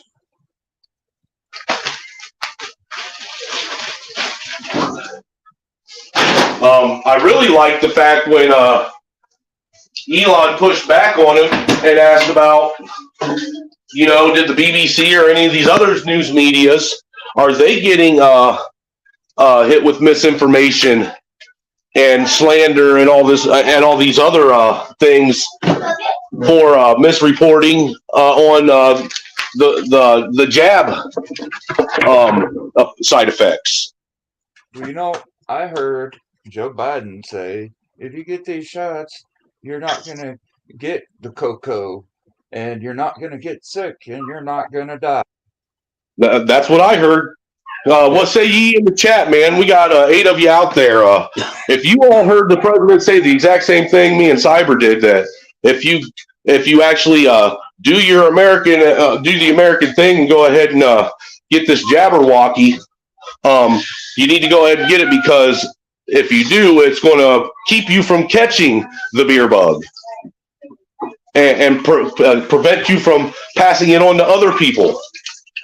You know, I mean, we literally have the highest levels of authority getting away with passing off misinformation. Yep, that's not what they're saying now, but that's what they were saying when they wanted people to believe it. Oh, and real quick, I wanted to shout out Miss Miss Georgia Swan for paying Muslim Guys tribute to be on the inaugural stream tomorrow. Thank you, ma'am, and he thanks you as well. Thank you, Georgia Swan, for your kindness and your generosity. We always appreciate you here on the Snowman Network. All right, so you guys were able to watch that stream. I had to step out for a bit. What'd you guys think? Did you already give your take? We've been basically just sitting here and having dialogue about it. By now, you would think that the media would be smart enough to not try and do the ambush style reporting with Elon Musk. Yeah, it just You doesn't really work. would. It just doesn't work because he's a master troll. Well, it ain't even that, man. The man's so smart and his brain works so fast that he literally has to sit and think and take the time to, really process what he's going to say. I mean, because I think that's why he speaks so slow and so absolute. Why it takes him, a little bit longer to respond to questions, because he's literally sitting there and formulating what the response is going to be to whatever it is he says. He's calculating all the variables in his head. So have you guys? We didn't get a chance to really touch on this. I showed the video and read through an article already. Snowman. I think Cyber, you were here for that. But what are your guys' thoughts on the suspect who has been taken into custody, Jack Teixeira, for the leaked documents? My personal opinion is that he's probably a scapegoat. That this was something much deeper of a leak than we think. To me, it's still kind of hard to believe that someone of such a low level or such an entry level in the Air Guard would be able to have access to such kind of classified information. How many people do you know in the military? Go ahead. How many people do you know that were in the military? Personally, I know my father, one of my nephews was in the military. Or excuse me, one of my uncles rather was in the military. I think I have a couple of cousins in the military. But that's about it. I have a couple friends. Do you talk to them? How often have you ever spoke to them about military, life and actions and shit like that? Have you ever sat down and had a candid conversation with them about it? With my dad, yeah, sure, all the time. So did you ask your dad about this and what his thoughts were? He thinks it's BS. He thinks the same like I do. He thinks it's that this kid is a scapegoat.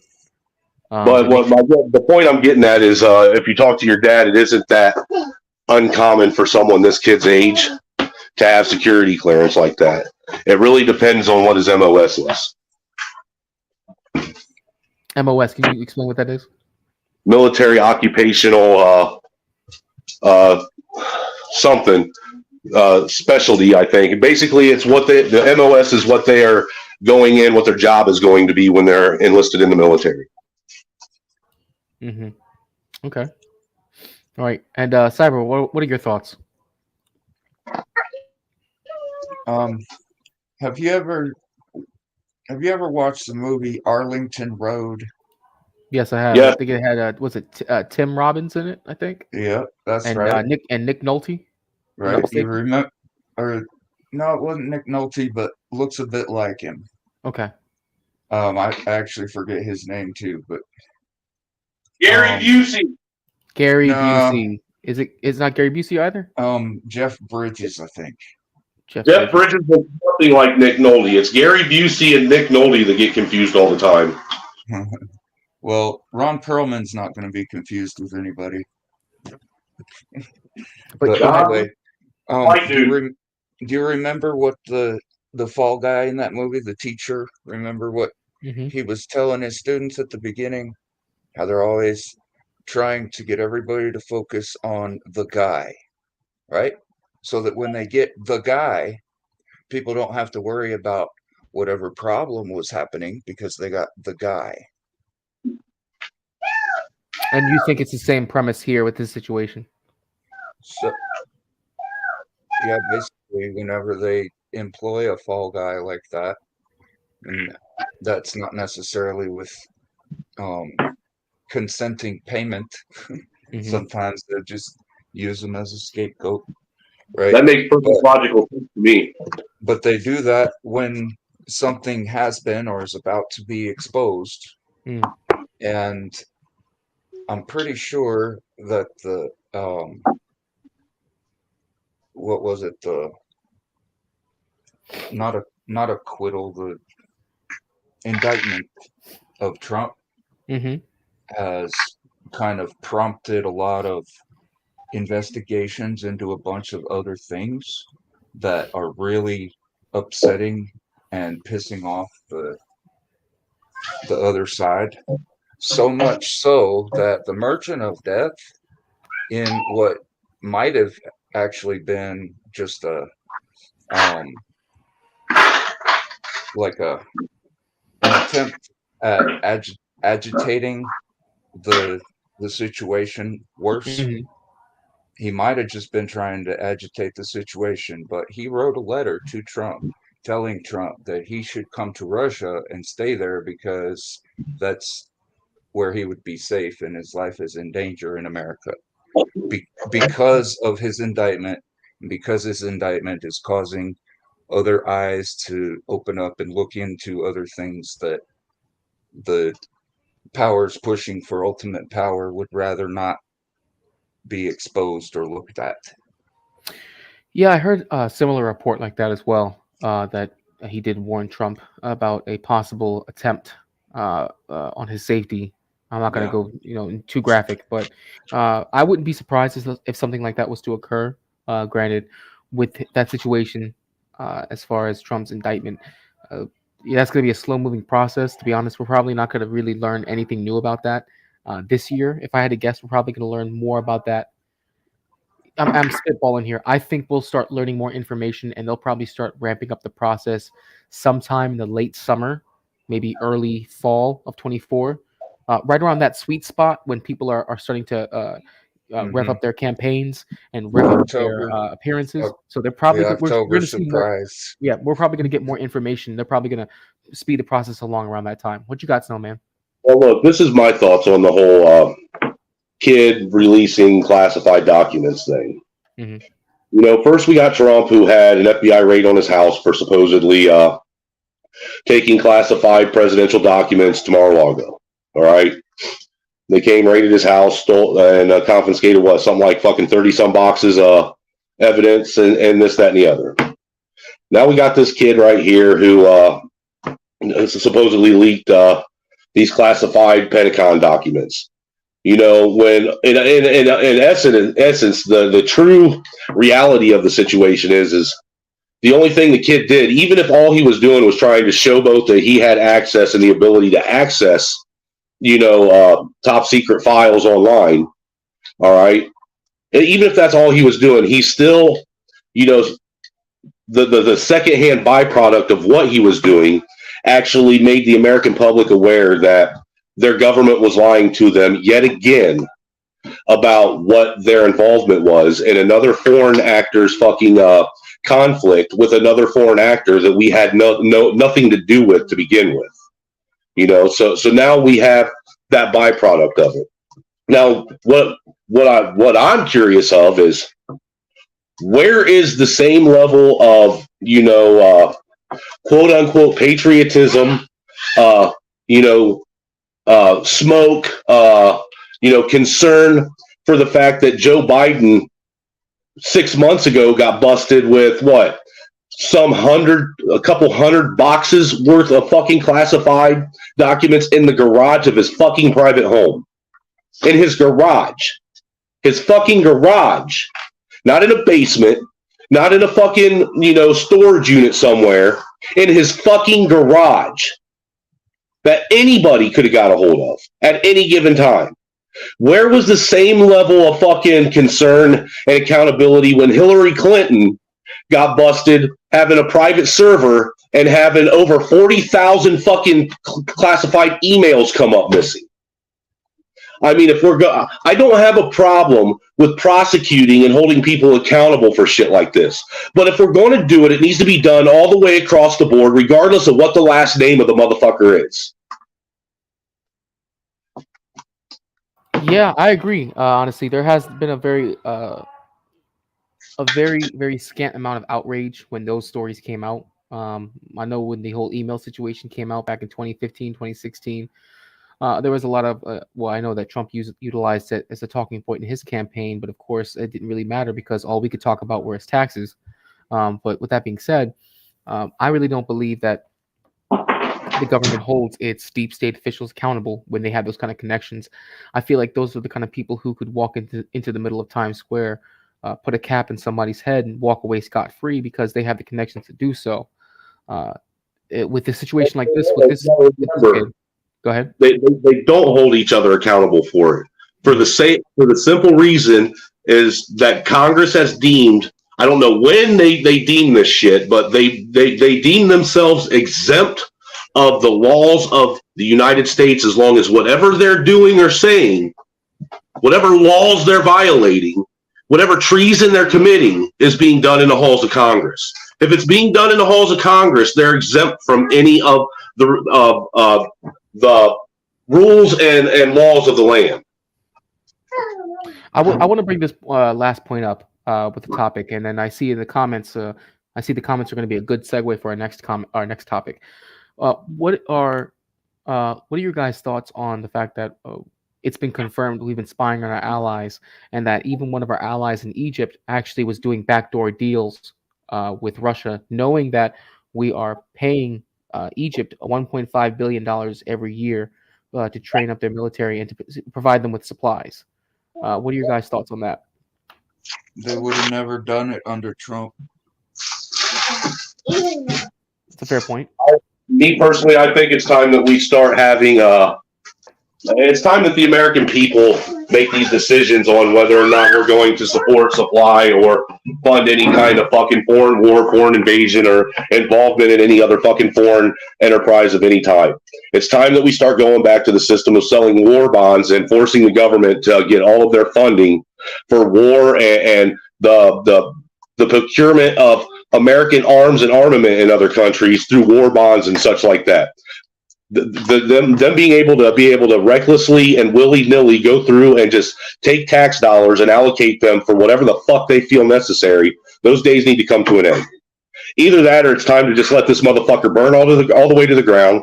Let their bullshit fiat fucking petrodollar fucking completely catch fire and become worthless. And us as American people that see the flaws and the fallacies and what their system they've been trying to create is, and try and pick up the pieces of a crumbled nation and start over. It's one of the two. Well, if we were to see that happen and we were to start from ground zero, that's going to be a lot of pain. That's going to be a hell of a process to go from 0 to 100. As far as if we're going to start from rock bottom, which is what it sounds like would be the case, you're talking about a new system of government, and what would that even look like? You just take the tenets of the old government and you take you take the back door, basically you take out all the stuff that allowed the government to become what it is now. Let's be real. We need to go back to having an like our policing problem in America. If we got rid of the state highway patrol, if we got rid of the local police departments and went back to a publicly elected sheriff's department, which is the only constitutional fucking policing we have in this country at this moment. All these other policing agencies are all unconstitutional as fuck. All right? If we go back to a publicly elected sheriff who then, he decides who his deputies are, because the public has elected him to do such, and they trust his judgment, you would see a massive decline in a lot of these fucking police issues we have. If we did away with the alphabet agencies that we have, the FBI, the CIA, the ATF, you got BLM, you got fucking Homeland Security, you got fucking God, dude, there's so many it's hard to count anymore. And they're all working in tandem with each other. They're all sucking fucking, resources out of the taxpayer. They think the taxpayer is this endless fucking well of fucking dollars that they can just fucking get and have at any time. If we did away with all of these agencies, there's another problem alleviated. Now we don't have the government attacks on American people like we do. For most Americans just basically going out and exercising their constitutionally protected rights. Then if you go and you take what they should have done to begin with when they set up when they were writing Article 1 and 2 of the Constitution, which would be, the powers of the Fed and the powers of the president, what they are and aren't allowed to do. If they would have went ahead and took it a step further, and they should have did this when they put presidential term limits during FDR's president, during his fucking presidency. If you put term limits on a president, you put term limits on everyone in Congress, you put term limits on people in the fucking Supreme Court and the fucking Ninth District courts, all these federal courts, you put term limits on them. You force people to be cycled in and out. That way you have a constant influx, a constant stream of new ideas always coming in. And we don't get stuck in this rut, this pit where we are now, where all we have is old money, old failed policy, old ideas, with new regulations stacked on top of fucking old failed regulations that are still able to be used to charge you with, mind you. And you'll start seeing new, fresh, young ideas, people that actually care about the direction of this country, people that care, where the nation is going and what the outcome of our economy is going to be, what our GDP is going to be, what the social climate's going to be. Do you think people that are fucking 80, 90 years old, almost close to fucking death, really give a shit what the forward projection of this country is? Absolutely not, because it does not affect them. Cyber, your thoughts?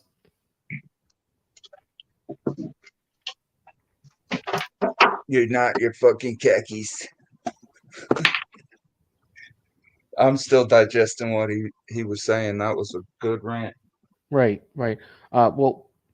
That spurned from the question of what does that new system of government look like?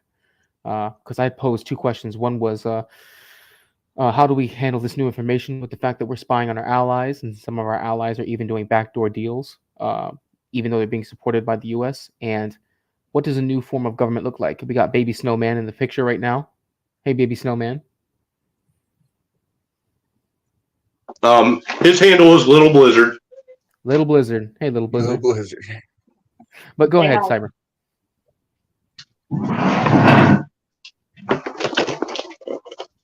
Go ahead, Cyber. Oh, sorry. You're good. Lily, eat. Go ahead, Cyber. I'm having a brain freeze right now. But if I could, go ahead. And 100% respectfully, I appreciate you listening, but the thing is this: the reason why I'm worried about my taxes, regardless of what the fucking national debt is because it's still coming out of my salary every week. It's still coming off of the top of the bottom dollar of everything I go out and purchase every day. You might think that your groceries in this country aren't taxed. All they've done is turned around and put the tax right into the fucking primary cost now, to where you think it isn't. The thing is this. I respectfully, I respect people from other countries giving their opinion. But it irritates the shit out of me when people from other countries act as if someone from this country who is speaking on this shit and speaking on it with, some level of consciousness and understanding of what's going on, with some level of understanding of how civics works, trying to tell me that you know better than what I know. I don't give a fuck what the $30 trillion debt is. That's the government's debt, not mine. I never asked them for that debt, and they never asked me if they could put us in that debt. All right. Well, Snowman, you've definitely given quite a few thoughts on this topic. Let's see. Cyber, you have any last thoughts on this topic before we move on? Well, I think with how they've been misappropriating funds, not just the way that they've been abusing the funds that we know about, but the misappropriation of them that's being looked into right now. we're going to have a lot of deeper discussions about it in the future. One thing that really kind of tipped me off to how they're actually losing that fight regarding the taxes and how they've been unfairly taxing people in this country is when they were talking about hiring a whole bunch of IRS agents and giving them like lethal weapons.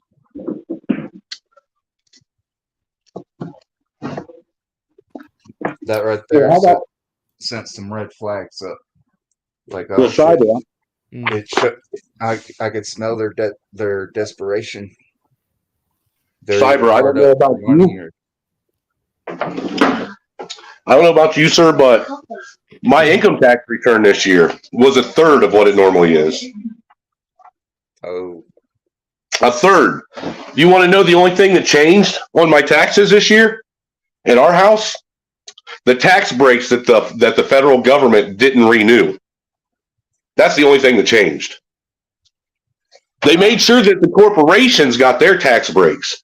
You know, these same Republican and Democrats that, you know, claim to be for the people, that claim to be against, you know, big corporation fucking bailouts and tax breaks and shit like that, but yet still turn around and do over and over and over again. You know, this two-party fucking system they've convinced everybody that we have, when really it's a fucking communist uniparty lying to everyone on all fronts.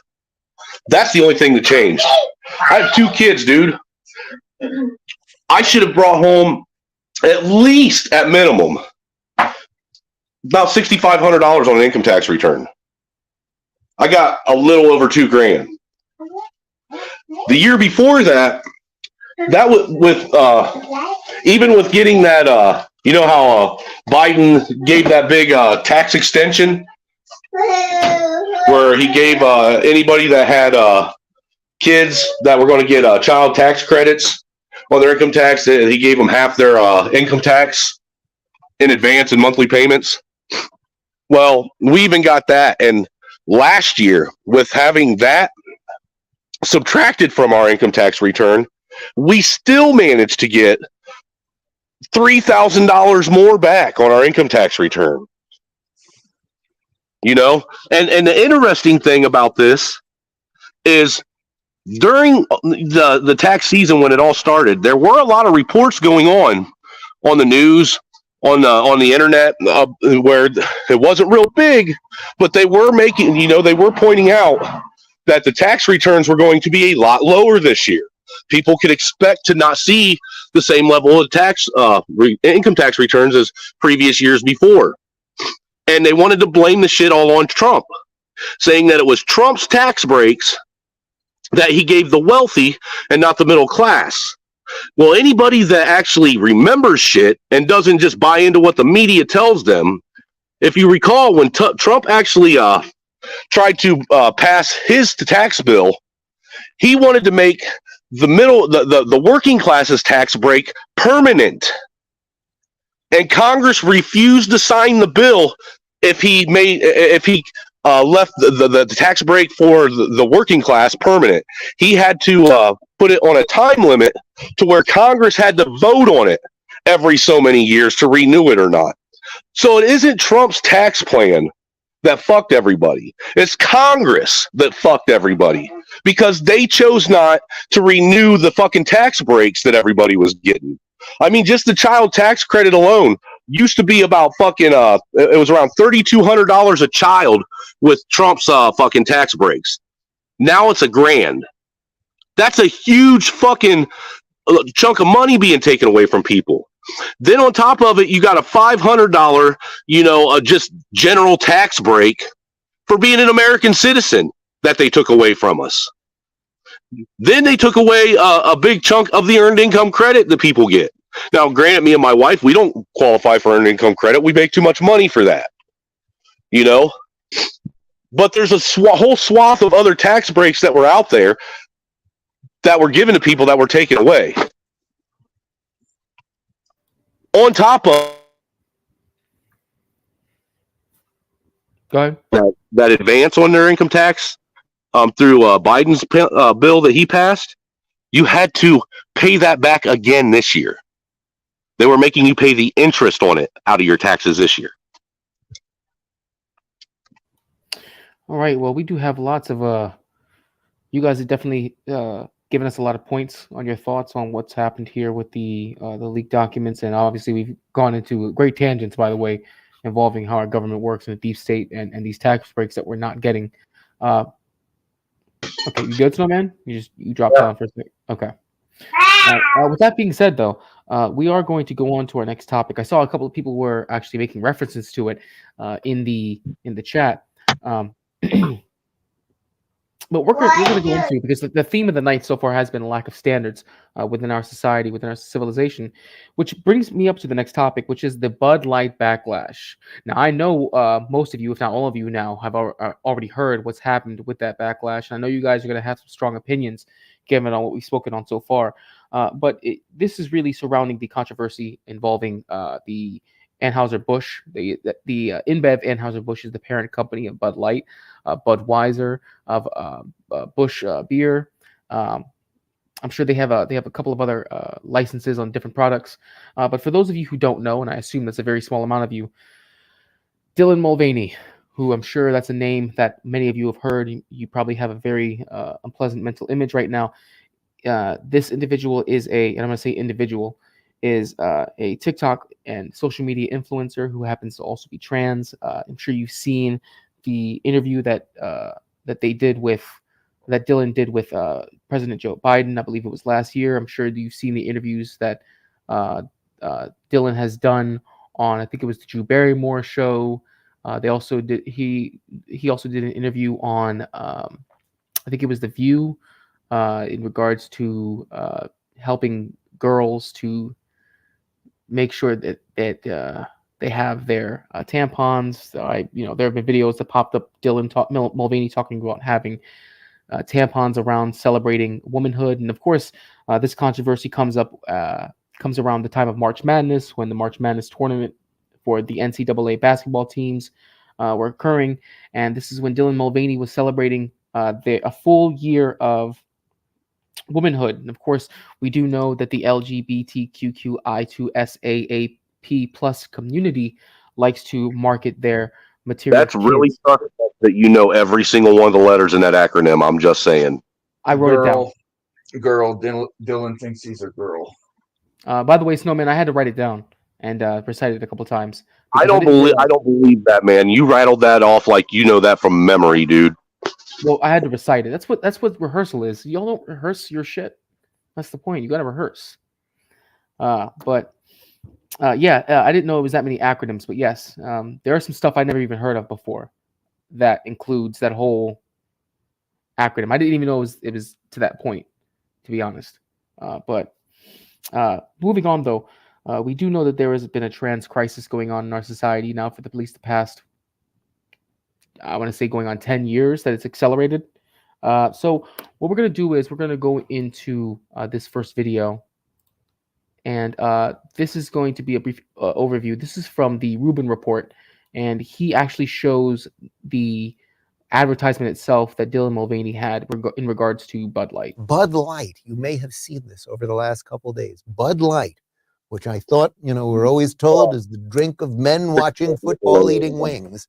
Their new spokesman is Dylan Mulvaney. Now, Dylan Mulvaney, as far as we know, we can Google it again. Brock, you can do it today. Does Dylan Mulvaney still have a penis? Dylan Mulvaney, Brock, Google it. Dylan Mulvaney is the woman, right? Like the trans woman who was in all these videos who Joe Biden brought to the White House and celebrated his or her trans whatever. Okay, fine. But he is now the new spokesman for Bud Light. I don't know what Brock just came up with, but he's cracking up over there. So I'm going to find out as we play this for you. This is Dylan Mulvaney, new Bud Light spokesperson. Hi, impressive carrying skills, right? I got some Bud Lights for us. So I kept hearing about this thing called March Madness, and I thought we were all just having a hectic month, but It turns out it has something to do with sports. And I'm not sure exactly which sport, but either way, it's a cause to celebrate. This month, I celebrated my day 365 of womanhood, and Bud Light sent me possibly the best gift ever, a can with my face on it. Check out my Instagram story to see how you can enjoy March Madness with Bud Light and maybe win some money too. Love ya! Cheers! Go team! Whatever team you love, I love too. Okay. Love ya. Okay, break a leg. All right, so let's put aside that there obviously is some level of satire there, and he or she is trying to be funny and whatever. The point is, what is Bud Light doing by sending him or her beer and putting her face or his face on this thing and everything else? Does that sell any beer? Right? Does anyone, is there anyone on earth who suddenly is like, I do like light beer. I like my 4%. Connor, you're the beer drinker here. Coors. You're a Coors guy. No, you like your IPA. You like your, what do you like? What do you like? Product beer. Lagunitas, okay? Lagunitas does not have the beer. a trans woman or whatever trying to sell you on Lagunitas beer. It has a nice hoppy taste, a little bitterness. It's an IPA. There you go. But so what really is going on here? And that's what I'm saying. This has more to do with culture than even selling products or anything else. What has happened to us that Bud Light, which was the football beer, right? It was for men and all that. Well, now it's going to this pretend woman who's also at the same time mocking women in her behavior, whatever. God, it's so stupid. It's telling you that something really is wrong with our culture. All right, gentlemen. Going back to the main theme of tonight, a lack of standards. What are your thoughts? Snowman, what you got? I'll let Cyber go on this one first because my rant might go on forever. Go ahead, Cyber.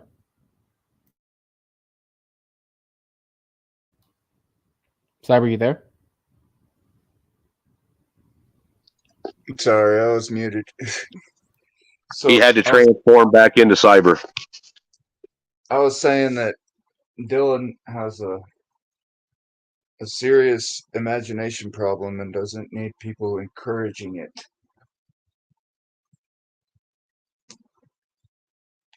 Go ahead.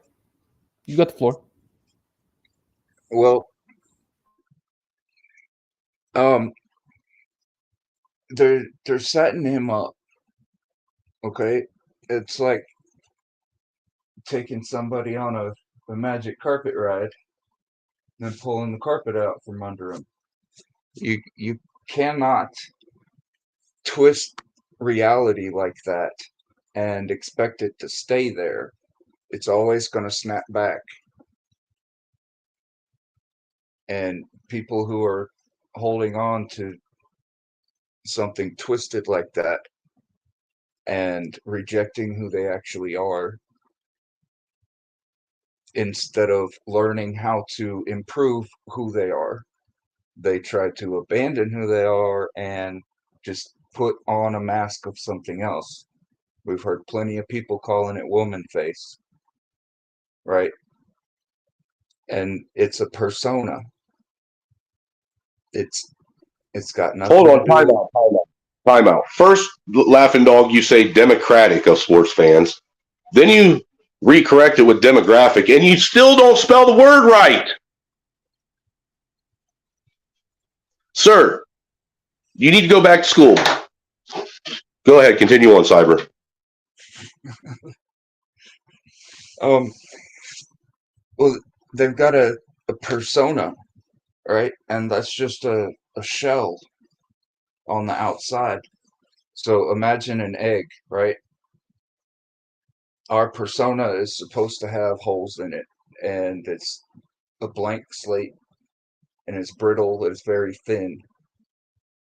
But it's supposed to have holes in it so that we can absorb reality from the outside world, just like an egg will absorb oxygen. And if we go covering it up with makeup and jewelry and false virtue and vices and everything in between, there's not going to be that realistic access to reality, and everything inside is going to stagnate. And inside of that egg, the yolk is what I consider to be the self. And then everything around it is part of the ego and the shadow, you know, according to that Jungian graph that he made.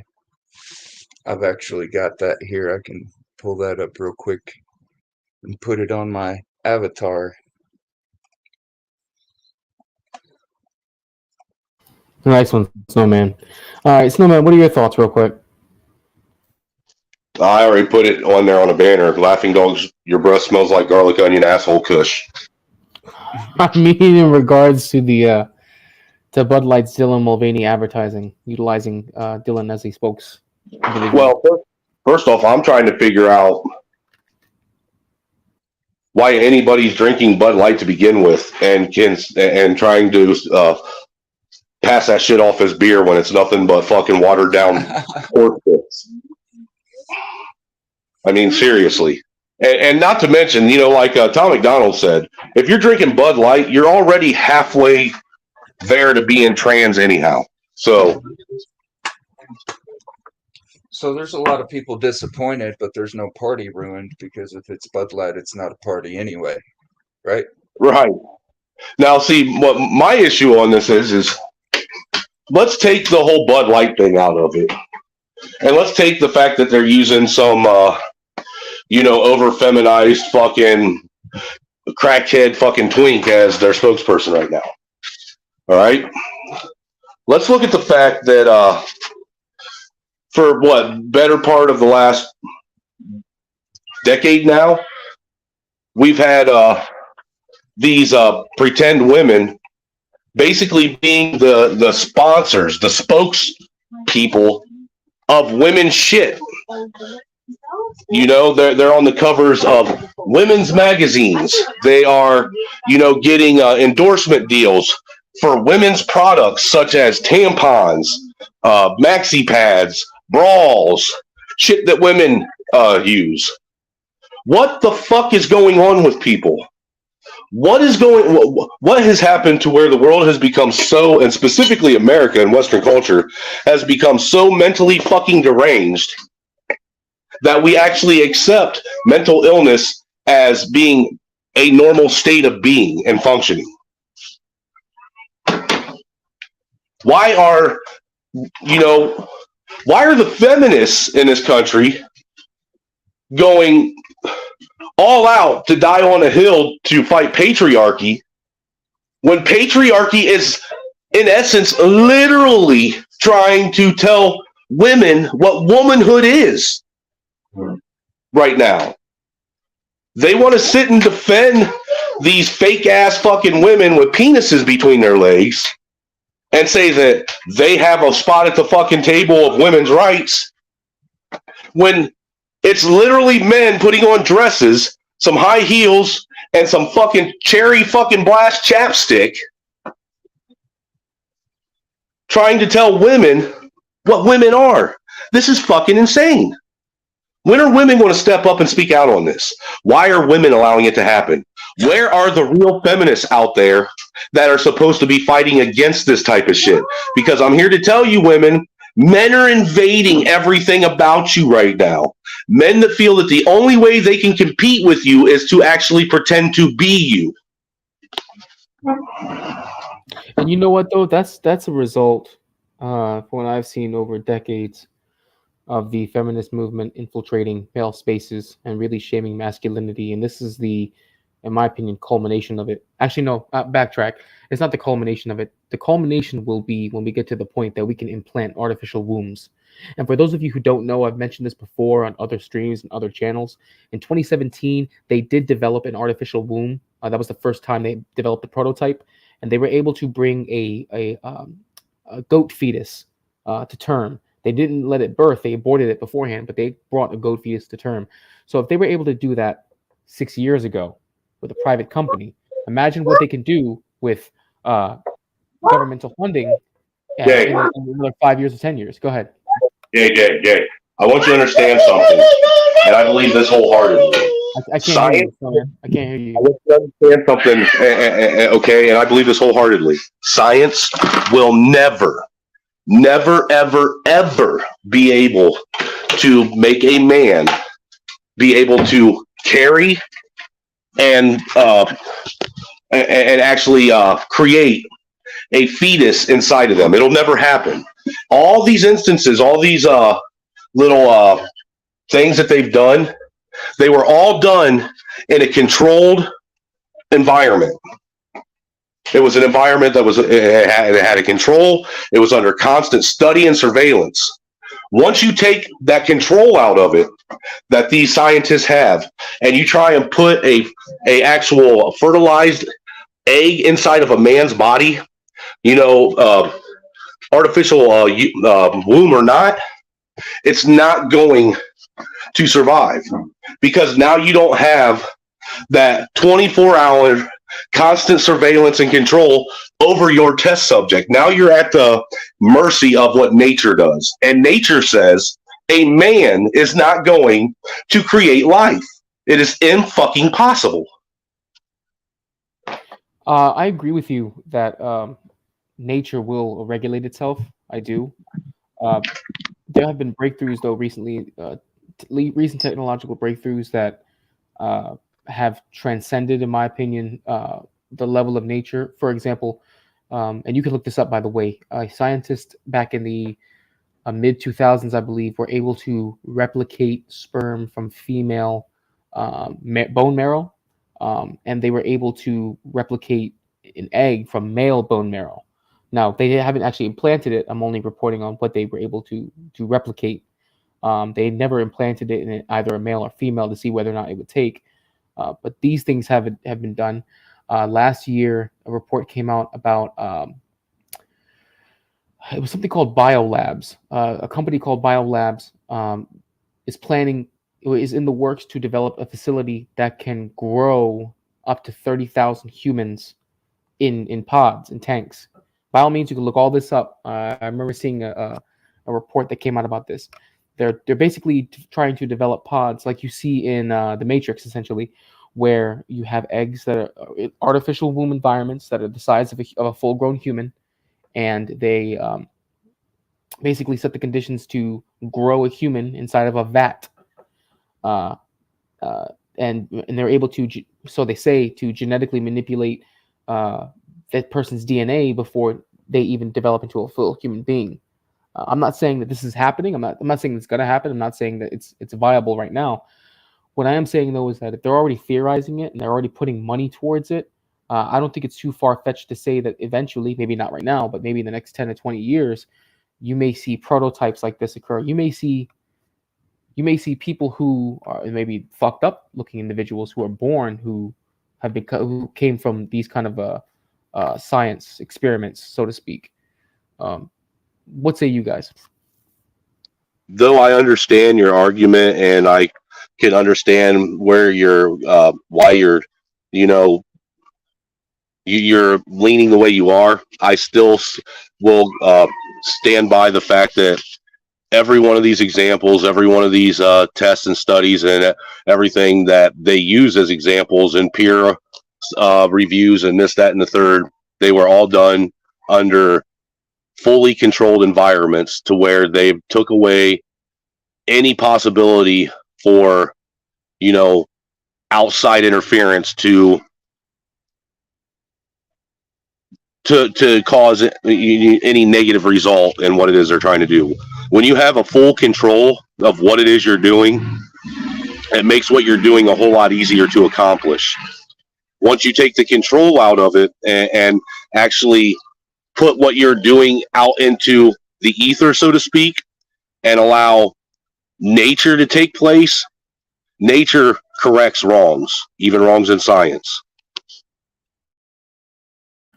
How about you, Cyber? What you got?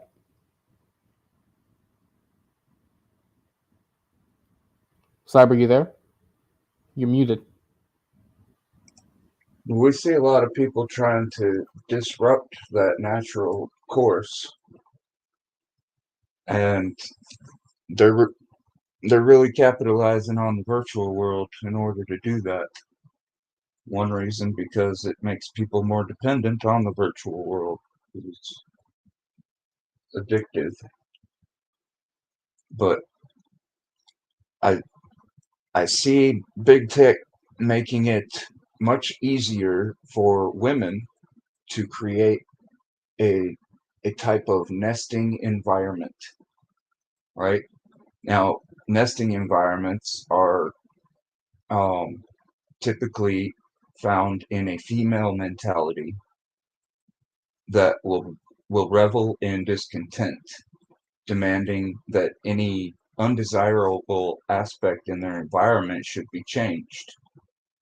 Now, the mentality of venture would bring one to be the one to bring the change. And that's most commonly the behavior of a male in just about any species. You know, and I referred to nests, so we'll talk about birds, right?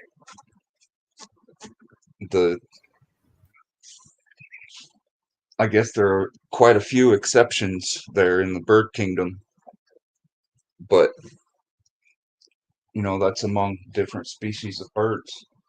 In the mammal kingdom, it's a lot different. The ones that have that adventurous attitude are almost always males.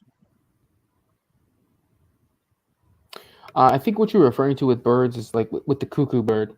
Actually, it's where the term cuckoldry comes from. Actually, a lot of people think it comes from pornography, and it doesn't. Actually, it comes from the cuckoo bird. And what the cuckoo bird will typically do is it will go to another bird's nest. It will eat the eggs of the bird in question, the nest in question, and then it will leave its own eggs there, and then cause the other bird to nest and nurture those eggs into to maturity, or until they become hatchlings, rather. At which point, then the cuckoo will come back and invade the nest again and start taking care of those birds. Then, is that what you're referring to? It sounds like it to me. Wow, that's fucking lazy. That's a real thing, by the way. It's actually real in nature. You can look it up. Yeah, but yeah, the bird world is much better in regards to environmental circumstances and how things have to be just right, and how it is like key in the pairing and mating of birds. But there are some where a male will fertilize the eggs, never even meet the female, and then there are some that'll be mates for life. You know, I think eagles are ones that are like that. But there's a whole big variety of different attitudes amongst those creatures.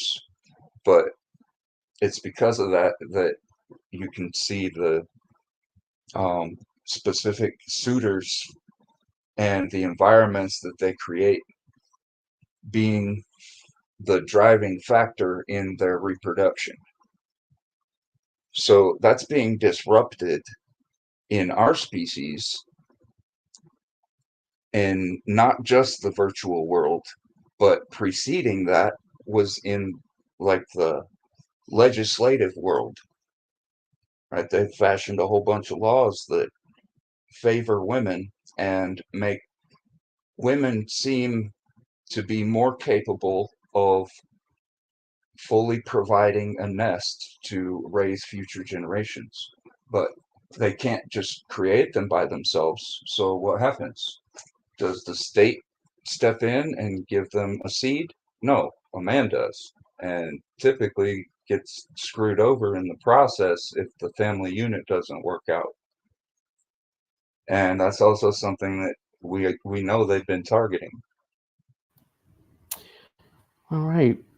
Well, let's move on real fast to an article I have here. This is by the New York Post in regards to the topic on hand. And this is titled, Anheuser-Busch CEO offers flat apology following Bud Light's Dylan Mulvaney backlash. Now, this is in regards to the CEO himself giving what a so-called apology that a lot of people feel was really half an apology. It wasn't really much of anything. It seemed more like they were excusing their decision.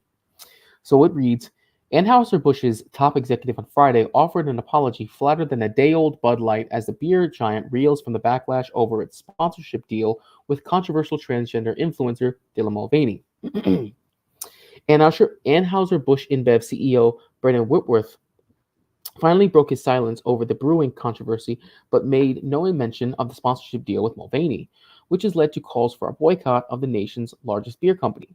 He also didn't address reports that senior executives were kept in the dark about the Mulvaney rollout. Instead, Whitworth said he was, quote, focused on building and protecting our remarkable history and heritage. The $132 billion beer company has seen its market value plummet by some $5 billion since the campaign was launched April 1st. I find that very interesting too. It was launched on April 1st, so I guess the joke's really on them. Busch distributors around the country have been feeling the fallout, with many bars in conservative states from Tennessee to Wyoming refusing to stock Bud Light. Budweiser factories have also reportedly been targeted by a wave of bomb threats this week. On Thursday, the Los Angeles Police Department confirmed that officers responded to a call from the Anheuser-Busch facility in Van Nuys section. A spokesperson for the St. Louis-based beer maker told Patch that several other facilities across the country also received bomb threats. All right, so guys, your initial thoughts. Do you feel that the response so far that you've seen, I'm not talking about acts of violence. We never want to encourage that here. But I mean, as far as the backlash with the boycotts, with the public outrage, with you seeing celebrities basically destroying, pulling stocks from their liquor stores, from their bars, businesses doing the same, and basically the common folk basically rejecting Bud Light. What are your guys' thoughts on that? I think they deserve it. They tried to push a fringe ideology onto a really large group of people. I mean, people say that it's like 80-90% men that drink Bud Light. I mean, I would agree that it's 90% of men that drink beer, but with Bud Light, it would change a little bit. However, if they're gonna spring something like that on people, especially just this soon after what happened in Tennessee, they're refusing to apologize. So I've kind of wondered if they're getting money from somewhere else to cover for their losses, and they're just pushing this because it stirs people up, gets people more worked up and divided. The more angry people are, the less inclined they are to listen.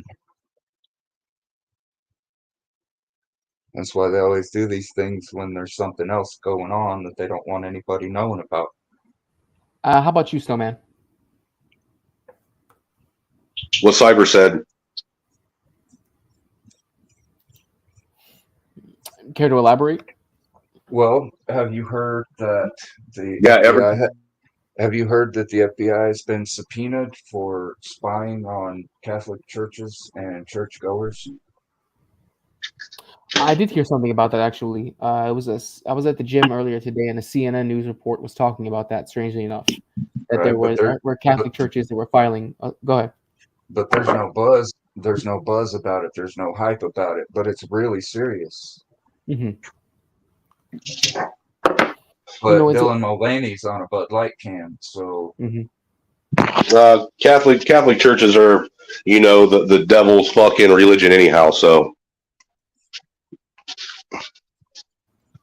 It's interesting though, because just the last topic we touched on, one of the newscasters or one of the correspondents for DW News in Washington brought up the leaked documents, and he made it a point that the group of people who were talking about the documents were he made it a point to mention that they were Christians.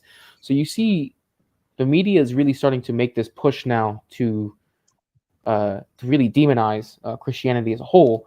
They're probably going to start doing that to religion as a whole. In all honesty, what do you guys think about that? Well, I will never believe. Real quick, please. Matifi, no, The questions you're asking are not about the topics we are discussing right now. If you want to keep asking us questions that are off topic to the topics we have brought up and discussed and are currently discussing, if you want us to stop talking about what we are talking about and address your topics, then you can first hit either mine or Jay's Cash App or the PayPal link and help support the channel, and then we'll address your comments. But until then, we're not going to sit and address off-topic comments. Continue. Well, Go ahead, Simon. I've always had a hard time believing that Catholicism and Christianity are the same, but I will always believe that there are Catholics who are Christian. And it's a matter of where the faith is founded. And I don't go to the gym. What's your point? No, he's talking about me. Because I made a comment. That's where I saw it at. I saw it at the gym today. Yeah, not everybody goes to the gym. Well, to respond to that, then, every person that starts going to the gym, I probably would venture to bet at one point or another probably looked like someone who didn't go to a gym. Yeah. Until they got to their goal weight. So, sir, if you're going to sit and try and if you're going to try and be a troll, at least do a better job of it. Yeah. Yeah, I was just and if that's what you want to do, please subscribe to the Mosh Pit and bring this shit to the Mosh Pit channel, because that's what that channel is really for. Anyways, so all the trolls aside, Cyber, anything else you wanted to bring up, or Snowman, anything else you want to bring up before I broach the rest of the article? Yeah, I want to also mention that Bobby Rizzo's "that's a straw man" comment is a straw man in and of itself. Your straw man comment is a straw man argument. Try again. Continue. How about you, Cyber? Anything else? I second that. Understood. All right, let me go ahead and broach the rest of this article.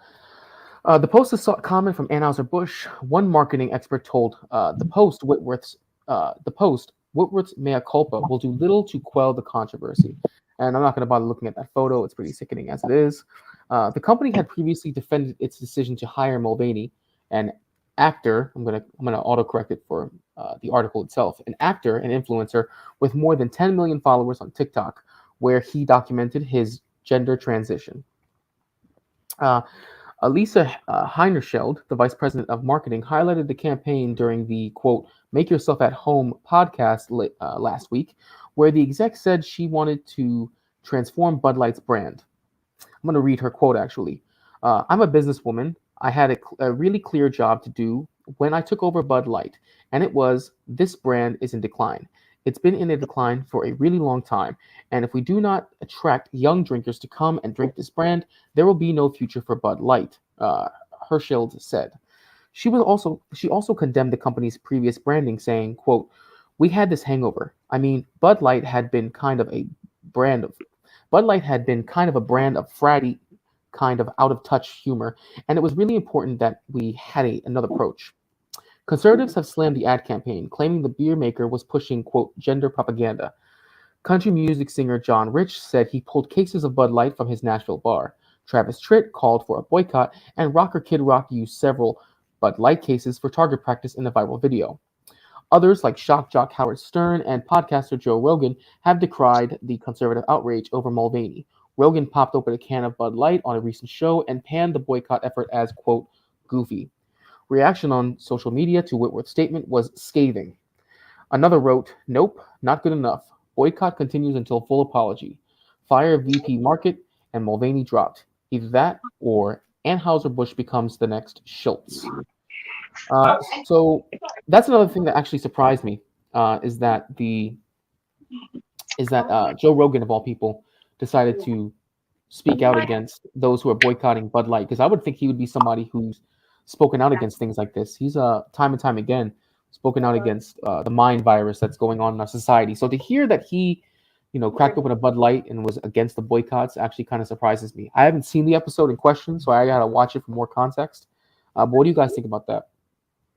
Very well, but I should come back. Snowman, you there? Your appetite wrong as long as you Yeah, I'm here. I'm actually in the process of switching over from my phone to my computer. I got you. I'll put you on mute real quick because you got a lot of background noise. All right, Cyber, what you got for me? I'll give you $350. And Cyber, quit cutting into me and Jay's profit margin. Okay. What were we gonna say, Cyber? Go ahead. I said I'll give you $350. As far as the topic? Yep. Okay. All right. Do you have any comment on? I'll give Bobby Rizzo. I'll give Bobby Rizzo $1.05. In regards to what? Whatever he wants. $1.05.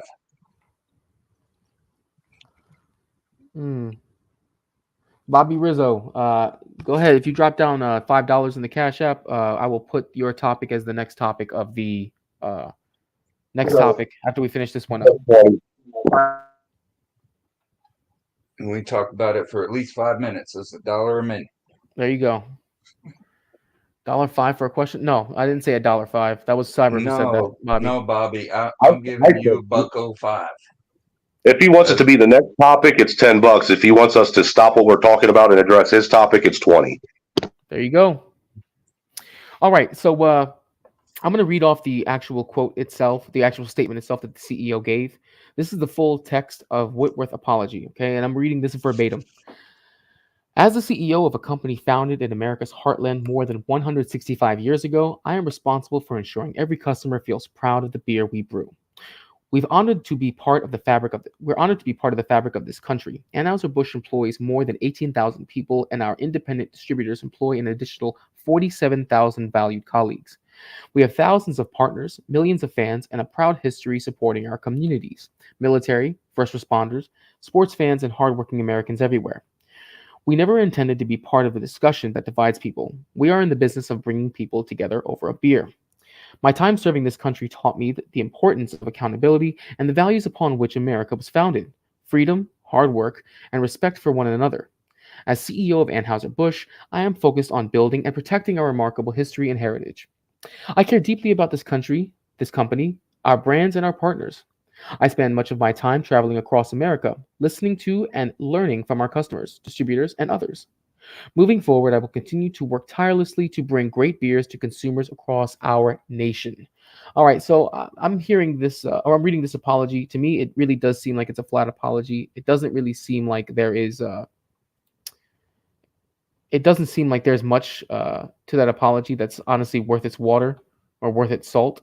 I feel like that they just kind of spouted something off, not to condemn what it is they did to offend their base, just more so to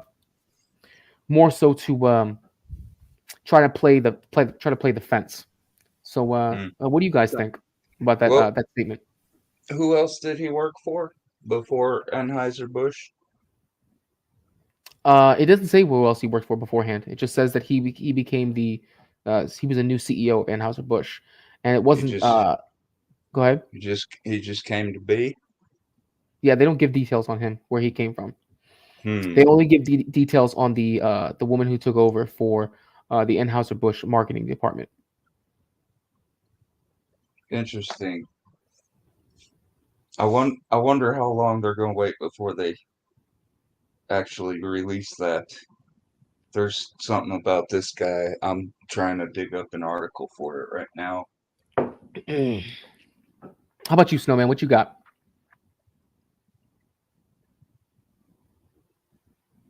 I actually didn't hear anything because I was in the middle of swapping out my device platform, so I don't know what it was that you said that we're responding to. Oh, all I read was the actual statement from the CEO himself. But in my opinion, it was a flat statement, just like the article said. The statement basically was. Go ahead. Basically, he just gave you a generic fucking response that they give everybody that has a complaint. Essentially, yeah. Yeah, he's trying to ride the fence. Yeah, he doesn't want he doesn't want the bottom dollar hurt, so he doesn't want to say anything either too left leaning or too right leaning. He wants to stay down the middle with it. You know, he's doing basically what a typical CEO is going to do of a Fortune 500 company. Mm-hmm. You can't blame him for that. No, of course.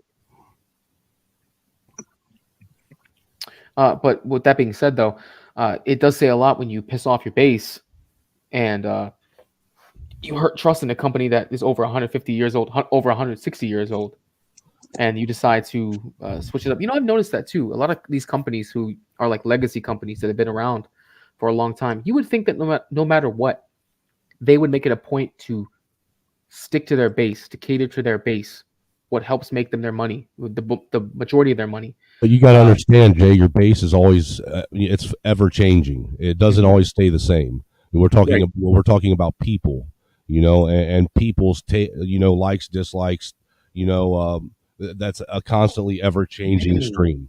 So you can't, when it comes to trying to market something as someone, you can't market it at a specific base. You have to be all encompassing about it, especially if you want to actually capitalize at the maximum amount in order to generate the revenue and maximize your profits from this corrupt capitalist system we have. And I do believe that we are now in the age of crony capitalism, or we've been in crony capitalism now for a while. Cyber, how about you? You got anything else? There he is. I'm about to drop this in the back chat. It's from Daily Wire News regarding the CEO of Anheuser-Busch. You should probably pull it up. Check it out. Let's see what you got here. I don't know where any kind of source to confirm it would be. This is just a certain emerging buzz about this guy and his connection with the CIA previously to his job there. So apparently he was a CIA counterterrorism. He worked for the CIA's counterterrorism center, and he was a CIA handler. That's interesting. Huh. Stranger than fiction, bro. It really is. It really is. I find it weird that someone who used to work for the CIA is behind or is part of this marketing wave. Now there was a claim earlier. Obviously, there was in the said the CEO was unaware of this new marketing campaign. I think that's BS. Personally, I think he was fully aware of this marketing campaign, and now they're going to pay for it. Because let's be honest, I don't see how this helps boost sales. Personally, I really don't. I don't see how this helps boost sales. I mean, if you look at the evidence by itself, it's actually destroying sales. I mean, you're talking about $5 billion in a week going on $6 billion. That's terrible, dude. That's insane. It's very similar to what happened with Netflix's stock when they had the whole cuties scandal. How much money did they lose from that? They lost a ton of it, actually. I know, because I used to own Netflix stock. When I saw it starting to go down, I sold that. I wasn't going to stay and lose more money. How about you? What do you guys think?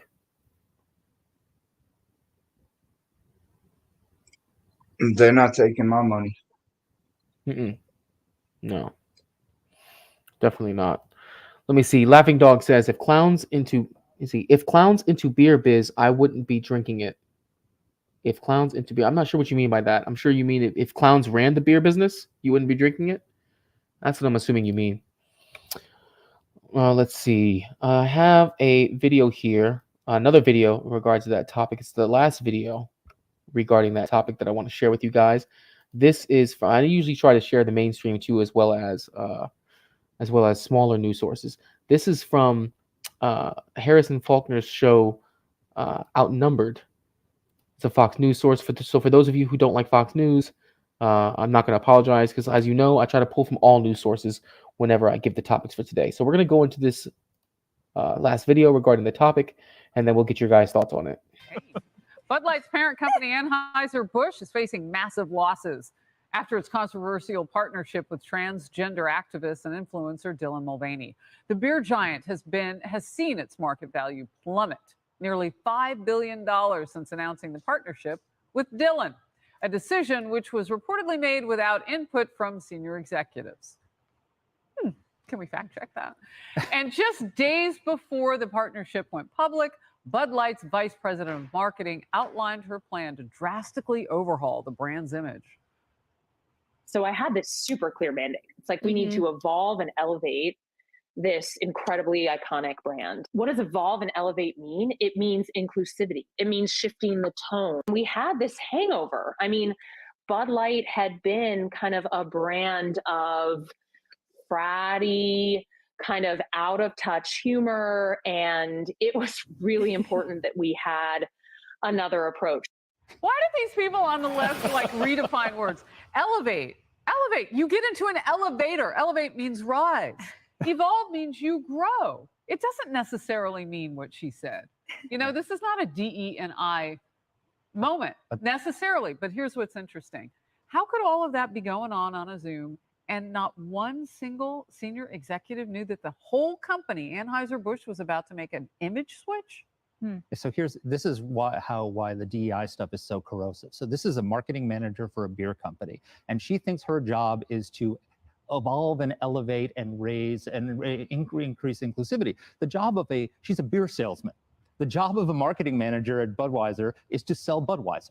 And so the question should be in the marketing meeting, is this going to sell more beer or is this going to hurt our beer sales? And the fact that nobody was willing to raise that question, why is that?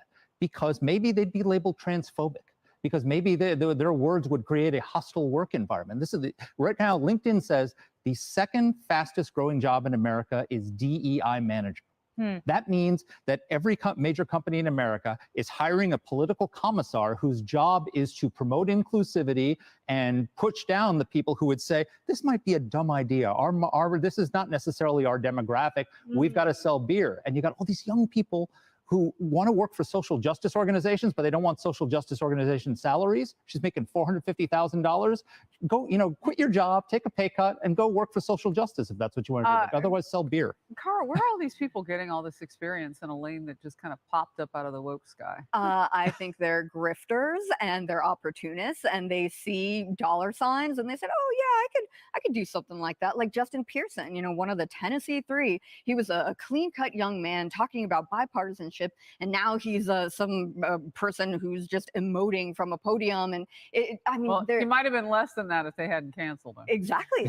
They started the fire. What I think is so funny too is that inclusivity means cutting out women, cutting out the fairer sex. I mean, my womanhood is not a costume. Why are you letting men do women's jobs? And this comes. Now that brings up a good point right off the jump. She even said that inclusivity does not mean cutting out women. And that's another big thing too. I'm surprised that you don't see, as you said earlier, Snowman, how come you don't see feminists here getting mad about this? The fact that they're using a transgender female, Dylan Mulvaney, who is cosplaying as a woman. Why aren't feminists out here showing their outrage? They haven't been inconvenienced enough yet. Because if you notice, there hasn't been anyone say anything about inclusivity having nothing to do with cutting out men. And they've been doing that. So much so to where some men think the only way that they can get ahead in life is if they pretend that they're not men. What you got, Snowman? Because they're able to fit right in these certain nesting environments that are fashioned for women. It's making people soft. All right, Cyber. All right. Well, how about you, Snowman? What you got? Don't eat yellow snow. Don't eat yellow snow. By yellow snow, I'm assuming you mean Bud Light on top of snow. Yeah, pretty much. Pretty much, right? That's about what all that nonsense on the screen. I mean, what I just said has more relevance than what we just listened to. I understand why. I don't understand why they're trying to make it out to be this thing that Bud Light was nothing more than a a fratty. They said it's a fratty, out of touch humor kind of beer, which doesn't make any sense. I mean, when I was in college, and you had a dorm party or you had a party at a fraternity, you had all kinds of beer there, and Bud Light was of course going to be there because it was cheap and easy. Yeah, it tastes like shit, but most times the reason why you're drinking it is not because you like the taste. You're drinking it to get drunk. The fratty culture with beer, that's synonymous. That goes hand in hand. Who doesn't go to a college party, a frat house, and you slam about 5-6 beers in a span of 10 minutes. Beer, yes. With beer, yeah, sure you do. Of course, it's a fratty kind of thing. Go ahead. Bud Light, I'm not too sure. Now, there was a time. Oh, Bud Light's at college parties. Trust me, Bud Light was at plenty of college parties. Probably still today. There was a time I was in Lexington, Kentucky, and I bought a 6-pack of Coors at the store, and I was there just drinking them on a Sunday. I brought them from my house, walked up to the park, and sitting around playing volleyball, just sitting in the sun. And a police officer showed up, and he said that he had heard there were people drinking beer. And the guy sitting right next to me, he said, "No, sir, it's not beer, it's Coors Light." The cop laughed and walked away.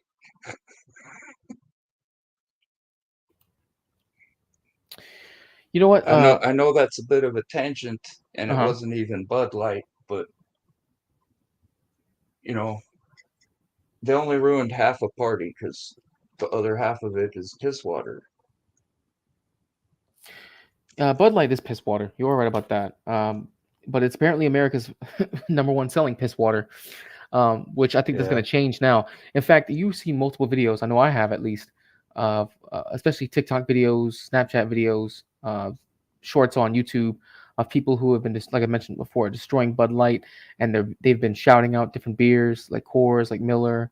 There's even one guy, I saw this on the news when I was at the gym. So this is going to be another trigger alert for you, Bobby, just to let you know.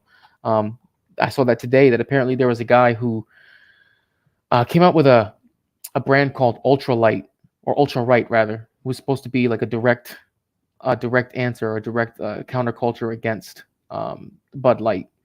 I don't think that I don't think those small time kind of beer companies are really going to be able to ride this kind of wave to become really significant. But I think you're going to end up seeing a lot more people start gravitating towards other macro brew beers. Eventually, this is going to pan out. I think eventually what's going to end up happening is you're going to see Bud Light's going to backtrack on this. They're going to backtrack, or hopefully they'll backtrack on their ad campaign, and things will start to level out. But what they'll probably do is a switcheroo, and they'll try to like inculcate this message. Maybe they'll use Dylan, maybe they'll use someone else to try and like keep transmitting this message. So they'll do like kind of like an Overton window kind of deal, where they give you a little bit, they pull back, they give you a little bit, they pull back, to try and normalize people in society to this kind of message and this kind of ideology. But those are just my thoughts, though. Do you guys have anything else on this topic before I close it? Move on to the next, because the rest of this video is just them giving their take on the video we just saw involving Dylan Mulvaney. I don't know if I could handle that. How about you, Snowman? Anything else? Nah, I'm doing stuff in the background right now. Sorry, dude. I wasn't even paying attention. I'm just here at the moment. Yeah, I got you. All right, so what we're going to do is we're going to move on from that, and we are going to go to our next topic. And the next topic here is going to surround, for those of you who may or may not know, I'm sure some of you at least heard about it, is the abortion pill controversy. Now, for those of you who don't know, there were a couple of laws that were passed in Texas and Wyoming earlier. I believe it was this week or last week.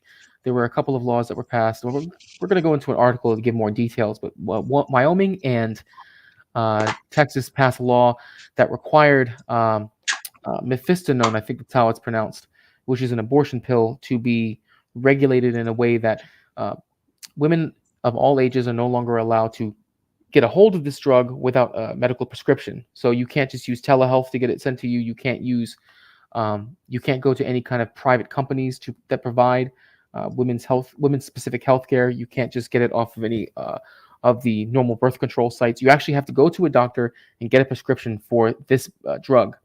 And that passed, I believe, earlier this week.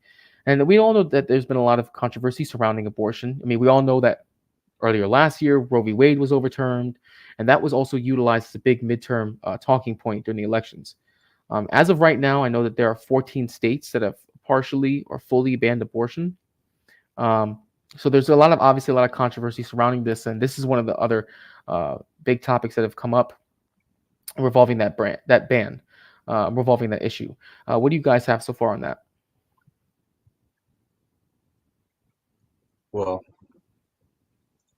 all I'm really willing to say about the pro-abortionists right now is that if it wasn't for our watered down language, they would understand themselves to be the pro-murderers that they are. I don't think a lot of people want Because to. the thing that they are aborting is something that they started knowing that that's the only way it can start, and what they're aborting is a human life, which is murder, because they're doing it intentionally, sacrificing that person in order to benefit themselves. And it's only through the watered down language that they're allowed to continue with the impression that that's not what they're doing.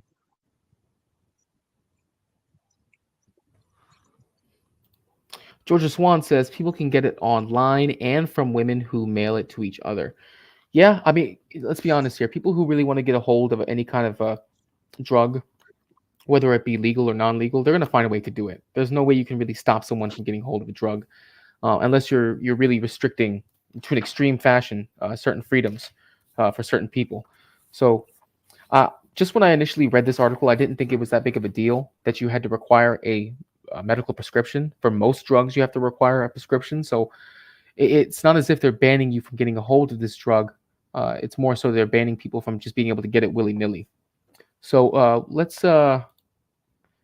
dig into this article a bit. We're going to read a few excerpts from it, and then what we're going to do is we have another video that we will get a chance to look at, and we can pull apart.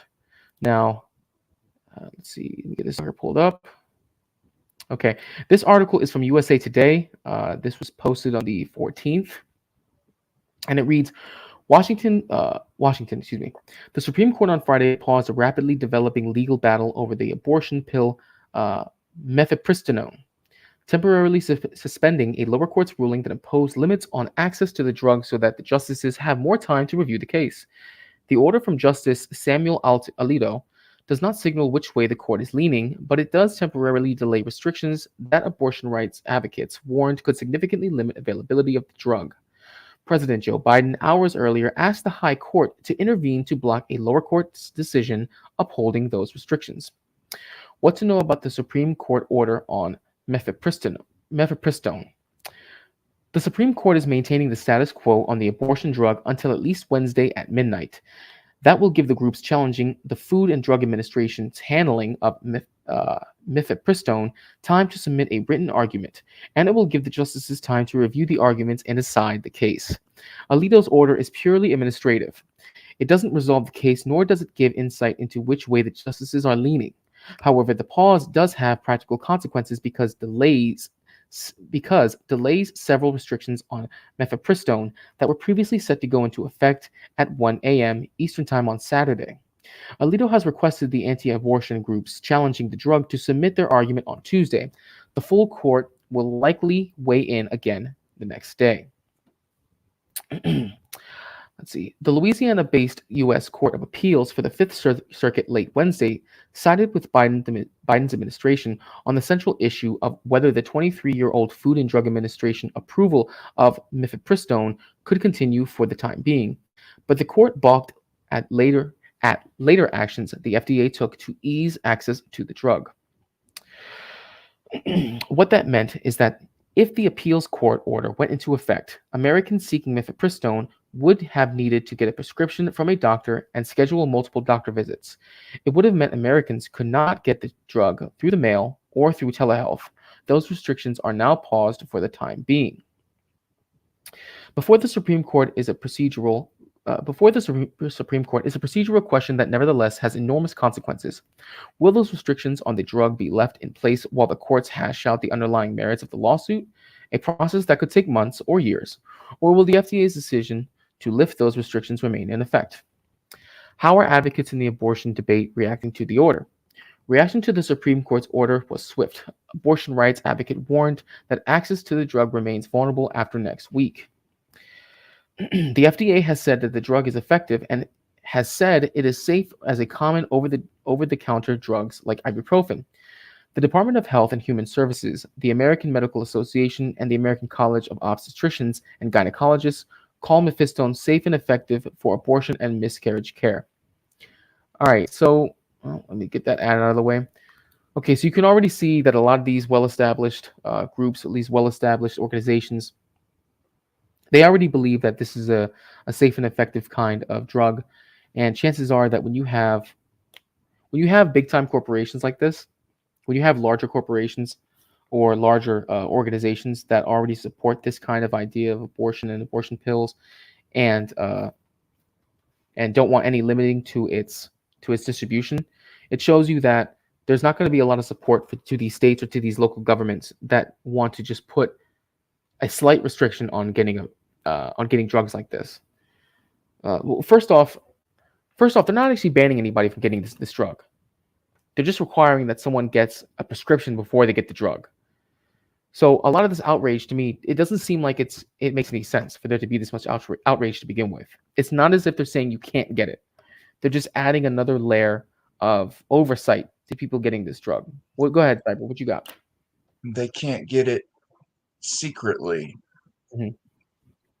And a lot of them want to do it secretly because the lie in the language isn't enough for everybody. So they don't want anyone to know, especially underage girls, people that don't want anyone knowing that they're slutting around. It's a matter of accountability. They're making it to where it's easier for women to avoid the accountability that comes with the decision they made. They're not even being informed that it's because of this decision and them being encouraged to feel confident in this decision being something that won't have consequence, right? They're given this false impression that abortion is some form of birth control. So if the birth control they're taking doesn't work, they can go and get this other thing. They're just getting more and more reckless with something that's supposed to be sacred and purposeful. And bearing children, I believe, is a woman's greatest purpose. And purpose is the antithesis to depression. So what's going to happen to people when their purpose has been pulled out from under them, or when they've burnt their purpose up at both ends so fast before they even knew what it was worth, and now that it's gone, they miss it? Well, clearly all they have to do is to cover themselves up on the outside, like Adam and Eve tried to do with the fig leaves, and in doing so, they smother everything inside of them by trying to fill all the holes in their persona. And it cuts them off from being able to absorb the real world, which is full of disappointment. It's full of triumph and disaster, but both of them are imposters, right? Because the only thing that's real is who you are, not what you feel like, not what you want out of life. Because without who you are, you're not even going to aspire to attain anything. So they're trying to pull people's purpose out from under them. And a man's greatest purpose, within the family unit is providing, and creating that nesting environment. Well, unfortunately, daddy government seems to want to create that nesting environment all around for everybody. But first, they had to remove fathers from a generation. And in doing so, they've created men who are looking for a nesting environment. And it's the way of the dodo. Shout out to Chaotic Truth. Thank you for coming in the building, Chaotic. I'm going to drop the link for you if you would like to come up. It would be great to have you. We are going over a number of topics, and it would be great to have your perspective. All right, I'm dropping the link for you. And to answer your question, do I watch Vox? I'm assuming you're referring to the news or the news source Vox. I think I've seen a couple of their articles. I don't regularly watch them. If you're referring to something else, though, just let me know, because that's what I'm thinking you're referring to. I really don't like Vox that much. I think they're more of a shill organization, and they spread a lot of disinformation. They don't want to admit that. Yeah, Cyber, I agree with you, honestly, as far as when it comes to purpose. If you look at our day and age right now, ever since the 60s, women have been encouraged to have less children. They've also been encouraged to be more career oriented, and family's been put in the back burner. And I think that's really where you start to see the decay. Well, that's when you started really seeing the decay of the nuclear family. And when you don't have the nuclear family, that's when morals start to decline. You don't have that. Oh, okay. That's what you're referring to. Got you. I have not seen it yet. No, I have not seen it yet. If that's the latest episode of you're referring to, I have not seen it yet. CT. CT showing some hot wings. Choo. That was by accident. I didn't mean to click on that. But yeah, a lot of people these days don't have purpose anymore. That's why you see the mental health crisis skyrocketing so high. And honestly, I think that's why you see, as we were addressing in the last article, it's why you see the rainbow community expanding so much, is because people feel disenfranchised. They don't have purposes. They don't know where they're going in life. They're drifting. They're just living life day by day. And it's pretty sad, honestly. And not just for men, but for women as well. Like you said, what greater gift can a woman give to a man than bearing his child? What greater gift can a man give to a woman other than taking care of her and protecting her and providing for her and protecting for those children as well? A lot of people have missed that. And when you have situations like this, where there's just simply regulation on a drug, that's all it is, just adding another layer of regulation. There's a lot of uproar for it.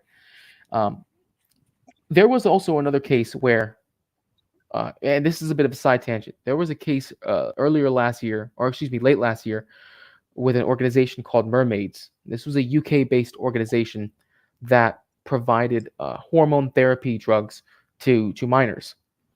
And what they would do is they would advertise it as a way to help people to really connect with themselves, so that way they can be their true selves, live their true lives. But the problem was, and they were exposed for this, they were getting messages from minors behind their parents' backs. And normally you have to have parental consent for hormone therapy to be shipped to a minor. What they were doing was they were having minors contact them. Minors were telling them that their parents weren't allowing them to get these drugs, these hormone blockers, and the organization was coordinating with the minors to have the drugs shipped to a PO box where they lived, so that way they could get those hormone blockers. And honestly, I wouldn't be surprised if there's going to be organizations that sprout from this kind of ruling, depending on what the Supreme Court rules on, that do the same thing with mifepristone. It would not surprise me at all if you see another organization sprout up like that. And it was brought up earlier in the chat that people can end up ordering this legally through a doctor, and they can end up sending it to someone else.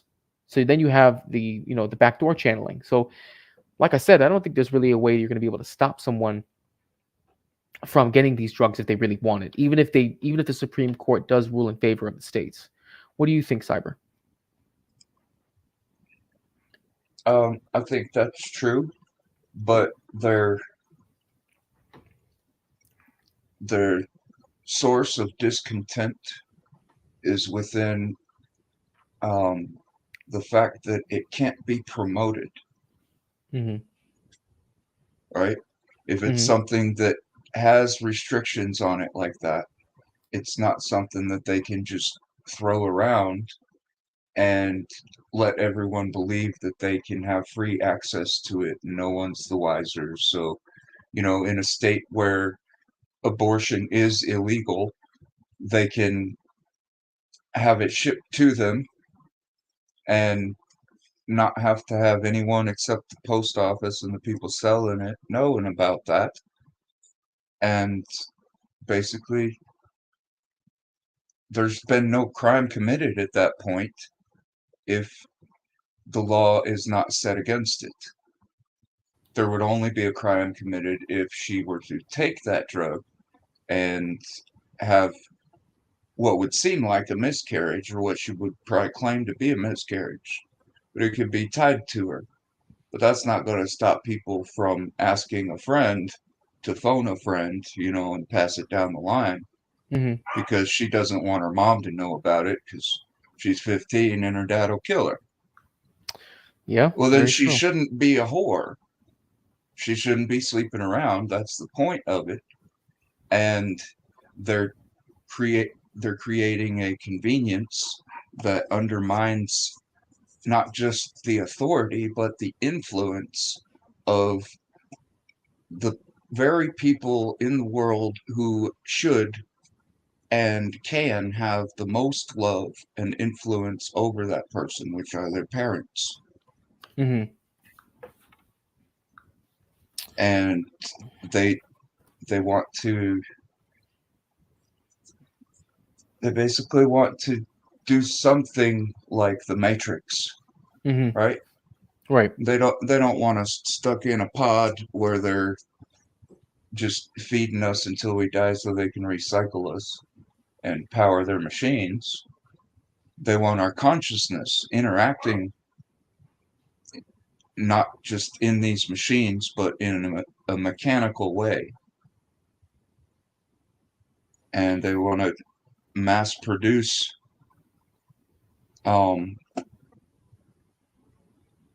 not robots in the traditional sense, but in the actual literal sense where the word robotnik came from. Right. It means slave. Now, is that what are you trying to link this to the abortion pill? Is that what you're trying to get at? That this somehow they're going to use slaves or mind slaves in regards to abortion? The abortion thing is not as advanced as what they would like. They want consent to population control. They want people to consent to population control, because without that consent, they're just tyrants. But when they do have consent, then the new dialectical process is going to progress into, now that we've decided how many people are going to be allowed, now we have to decide based on the interest of progress which people should be allowed and which should not. Full-fledged, full-on authoritarian eugenics with consent of the people through a demoralization. And that doesn't just mean a loss of morality, but also a loss of morale. It's interesting you brought up that term eugenics because if I'm not mistaken, it was Margaret Sanger, I believe it was Margaret Thatcher. I think it's Margaret Sanger. Sanger, yeah, who was the founder of Planned Parenthood. And that's why I would think that people who are part of the communita who are aware of who Margaret Sanger was and what Planned Parenthood was originally formed for would be against abortion or things like this, legislation like this. She even said the best way to control a population is to give it easy and affordable access to pre-birth termination. And she was an open racist, by the way. That was her whole reasoning, her whole rationale for allowing Planned Parenthood to proliferate the way it did. She was a eugenicist, And because she was an open racist, she wanted things like that to occur. If she was alive today and she was able to see the fruits of her labor, I'm sure she would probably be jumping for joy, because she would understand whatever it was she wanted to get to, it's working. Has her end goal happened? I would say no, but I would definitely say it's on track for that.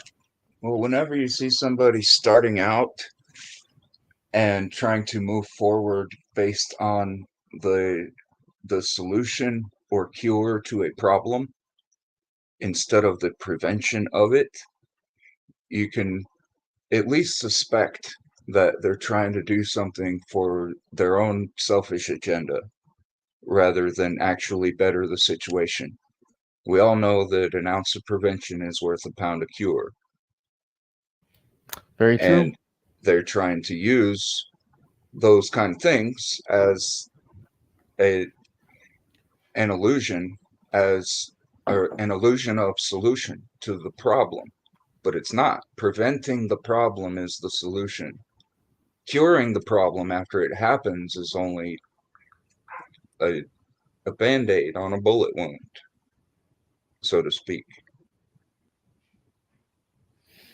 Okay, so let's go ahead and finish out the rest of this article. There's only 3 paragraphs left, and I'm going to start off where it says, "Why did Alito act alone on the abortion drug order?"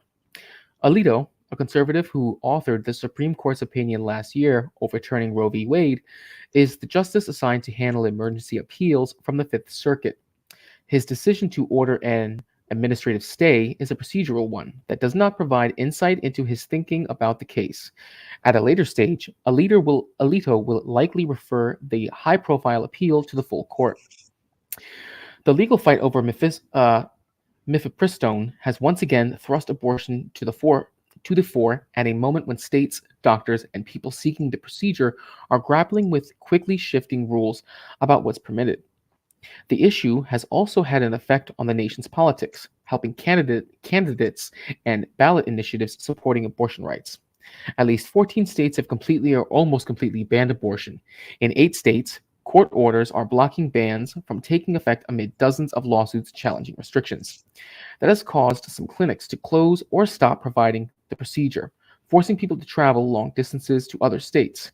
In states where abortion is legal, clinics have been inundated with out-of-state patients.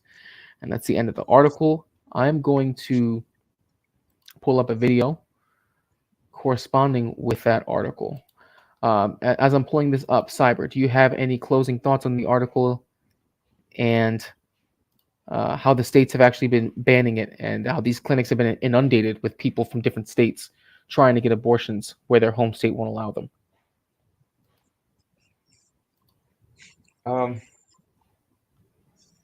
I think that first off, any woman that is leaving a state where abortion is not allowed, if that's not happening with the consent of her husband, I think she should be pursued for kidnapping. Really? If Explain he's that. opposed, like if the husband is opposed to it, and she takes it herself, and along with her, the baby inside of her, they go to another state, and she has it killed, then I think the father should be able to pursue her for kidnapping, across state lines, and from his state, she should be charged with murder, because that's where she left. That's where she resides. And sure, they would have the technicality where they could change their residence.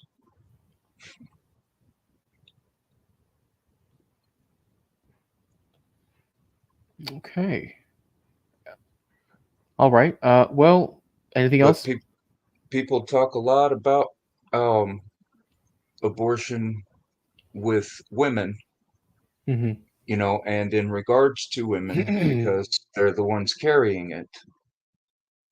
And I guess because possession is 9/10 of the law, nobody ever actually looks into, well, people rarely look into the fact that there's another person involved in that whole situation, but there's also another person connected and looking at a loss based on that woman's decision. And that third person is the father. And that never gets brought up. People do often talk about the baby or the child or the fetus or the zygote or whatever, you know, they want to talk about it to a lesser degree, but they never talk about the third party involved, and that's the father. Very true. Fathers have very little rights when it comes to the baby, pre and post birth, honestly. All right, so we're gonna rights go ahead. only come due to recognition. And that's Yeah, why you're they've right. been trying to scare everybody away from recognizing the importance of a father. You're right. Because a father is going to be the one most likely to teach them the importance of hierarchy.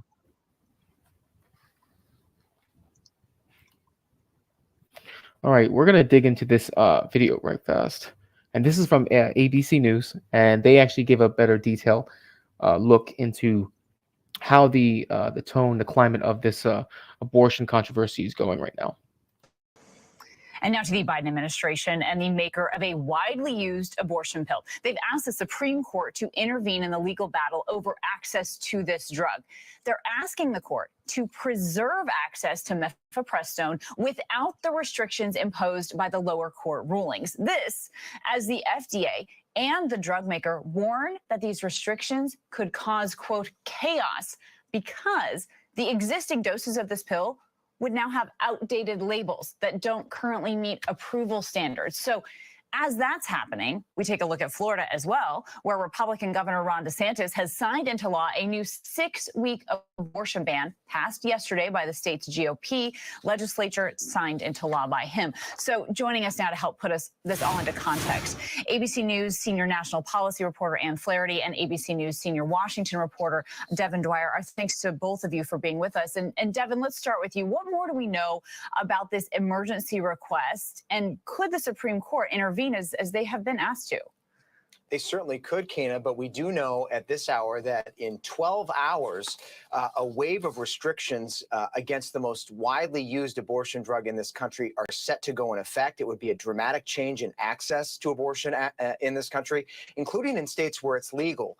You'll remember that this case out of the state of Texas and affirmed last week by the Fifth Circuit imposes basically a rollback of FDA guidelines to the year 2000. Well, what does that mean? It means this drug can only be used up to 7 weeks instead of 10 weeks of pregnancy. That means that women would have to get the drug from their doctors, in fact, make 3 in-person visits to be able to use it. They wouldn't be able to get it through the mail or from a telehealth prescription, and they would not be able to use generic versions of the drug, which is across the board, across the country right now. So pretty significant change. As you said, the government says this would cause chaos, regulatory uncertainty for pharmaceutical companies, families, states, millions of women in this country. And they asked the Supreme Court, along with the drug company, to put all of that on hold, to freeze the status quo in place while these legal battles continue to play out at all levels of the court. And we know it's now in the Supreme Court's hands. The last I checked, Kana, the Supreme Court met for their private conference today. Who knows if it was discussed amongst the 9 around that table. They are on no timeline to act, but they could also act at any time.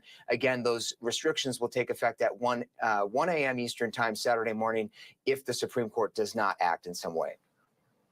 Wow. So if they're not on a timeline, millions of Americans could be with 12 hours to go, as you said. And so, Devin, how are the plaintiffs now reacting?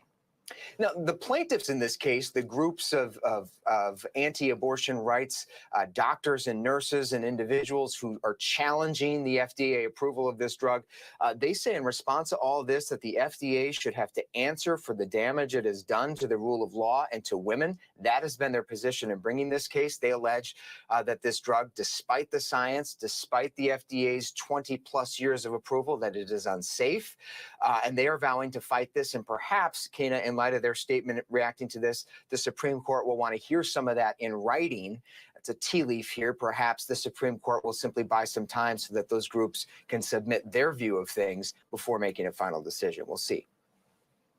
All right, interesting. And Ann, to you, what is the reaction now from other leaders within this pharmaceutical industry, especially considering what it means for all of these existing doses out there of mifepristone? They could be potentially considered misbranded. They wouldn't meet these approval standards. And we know that some states have been stockpiling them. Well, we've heard earlier this week from some 400 pharmaceutical companies and executives who said this whole lawsuit just throws everything into chaos because this is not how it's done. We know that the FDA is the one that oversees drug safety for Americans, and we trust that process. So earlier in the week, we talked to Dr. Ted Love. He was among those who signed a statement criticizing the court rulings on this. I think we have some sound from him. Let's go ahead and take a listen. We have a process for I got to step away for a minute. evaluating the safety and effectiveness of drugs. It's really the best system Go in ahead, the do your world. thing. It's worked for decades for us. And having the judicial system step in and override that is a major problem.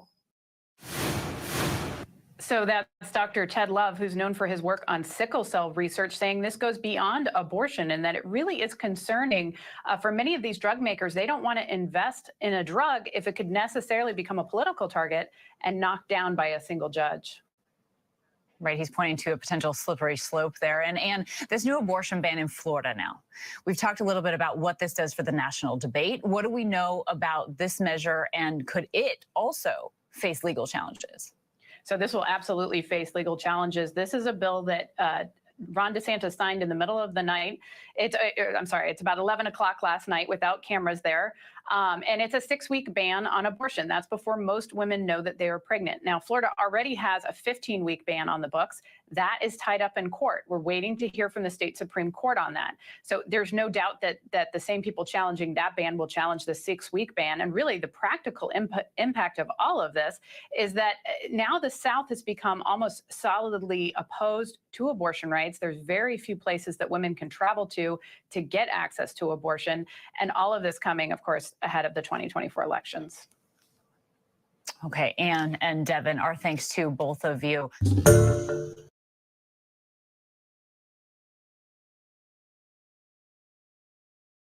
All right, so you guys just got done seeing ABC News' take on the abortion ban, how it's going to affect it, and of course, you know, they brought up something interesting about people supporting a drug, or investors supporting a drug and being cautious about supporting it because they don't know if it would be a political target or not. Once again, this always ends up going back to money. It always ends up going back to big pharma. It's just one of those things that you constantly see.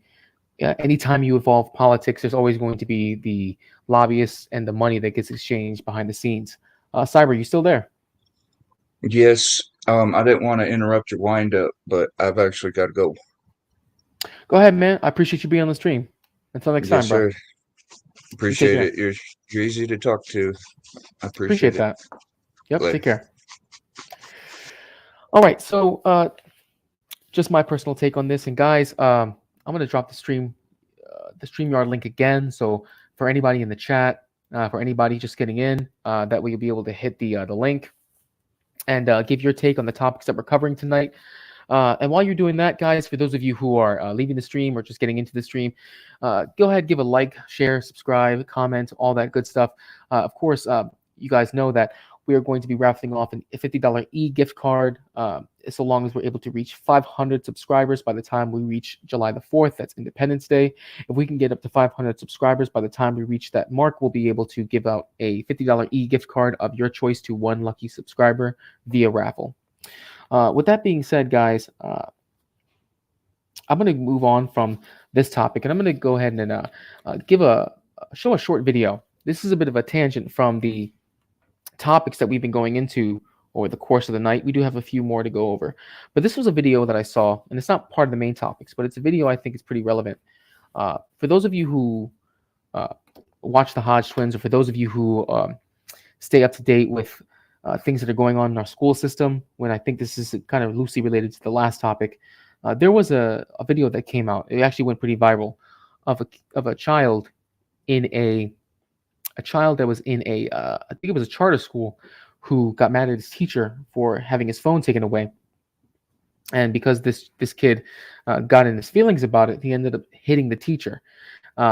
This is actually pretty common, to be honest, especially when you look at charter schools and low-income areas, school systems that aren't that are well funded, but they're not really well regulated. I'm going to pull up this video for you guys to see yourselves, so you can actually get an idea of what it is I'm referring to. We're going to pull this sucker up real quick. We're going to dig into it real fast. New at 10, Lamar High School is investigating the disturbing video that shows a student punching a teacher in the head today. A concerned parent reached out to KHU 11 News after seeing the video, which students are sharing. An incident at Lamar High School started because of a cell phone. In this clip, a student gets in front of a teacher's face, demanding to get his phone.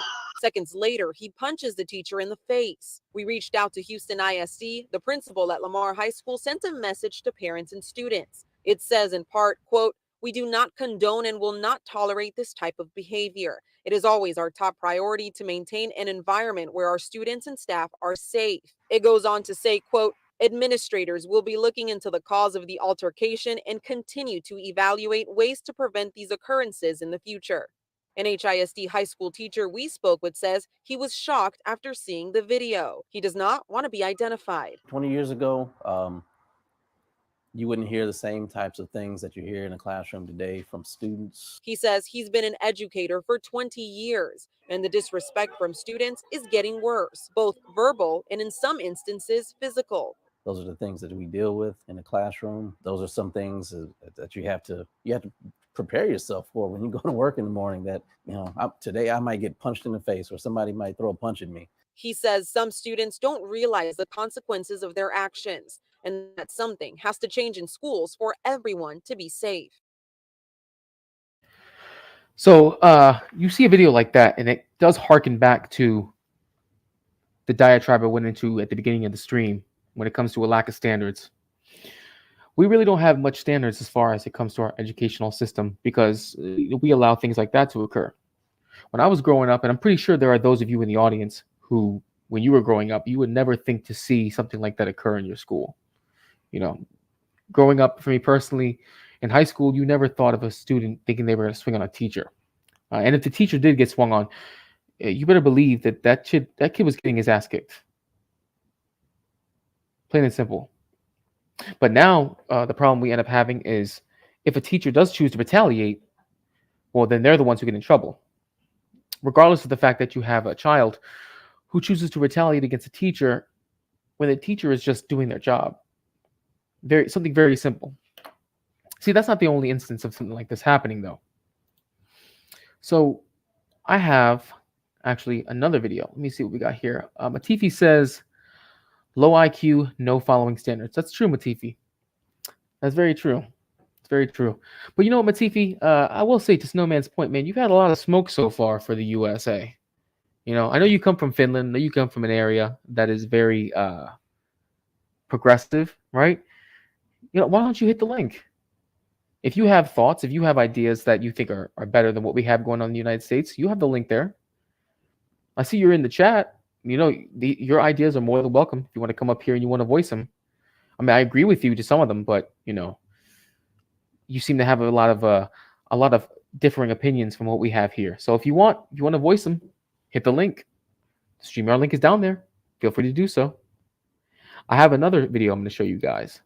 Actually, this is a video that occurred about a month ago. Actually, I'm about to pull this up right now. Actually, this one, however, does not have any sound, so I'll be giving some commentary over it because it is just a CCTV footage.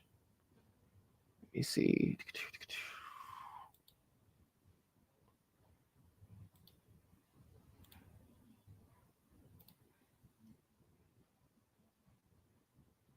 Look at that. He throws her to the ground, stomps her again. And this kid looks pretty big, actually. Now he's punching on her. This is a woman, by the way. And this woman likely is already unconscious. Now, my thing is right here. This dude over here waited a long time. Well, look at that again. This guy right here sees what's going on right there, and he's walking over to the situation. By that point, he shouldn't be walking. Knowing what happened, he should have immediately jumped in between the two of them. Knowing what happened, he should have already immediately been there. I'm not 100% sure where this occurred. I'd have to dig into it a little further. Now, at this point here, you see the teachers, the staff, they got the kid pinned down. She's still unconscious. He threw the hell out of her. Okay, I'll show it again. This is her. Now, real quick, to give you a little bit more context, let me shorten the screen down a bit. So this is in Florida, actually. Okay, this was a Florida teen. And the kid had his Nintendo Switch taken away. Okay, watch this. Look at that. By this point right here, she's already down. By that point, this woman is already down for the count. She's not getting up. Not a chance. And then, of course, he stands over her, kicks her again. This guy sees what's going on already. Why is he not running over there? Why are you not running over there? Now, as we can look later on in the video, by the time they get him pinned down, okay?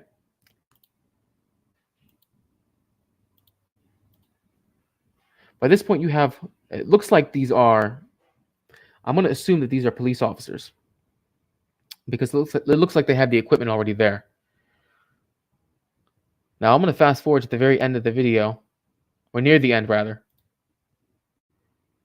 They let him up. They let him up. And this is a huge kid, by the way. So this has got to be like a high school. He beats this woman unconscious, and the police who are right there did not arrest him. Once again, a lack of standard. It really surprises me because when I was told in high school that if you got into a fight, you got arrested. The police would get called and you would be arrested. Now, granted, you'd be held as a minor, but you wouldn't necessarily have it on your permanent record as an adult, but you would get arrested. The cops would put you in custody. Once again, a lack of standards. I have one more video I'm going to show you, except this is in the reverse. All right. Instead of this time, it's not just a teacher. Excuse me. It's not a student that's necessarily beating on a teacher. It's actually a teacher that hits a student. Let me pull this up real quick. Now, this is listed as teacher accused of punching freshman in fight caught on camera. Let me see. The teacher seen in the shocking video pummeling a student is now breaking his silence. 64-year-old music teacher Marston Riley can be seen throwing a punch at the 9th grade student who gave him lip, then clobbering the kid over and over with his cell phone. The fight at this Los Angeles high school reportedly started after the teacher reprimanded the student over his failure to wear his required school uniform.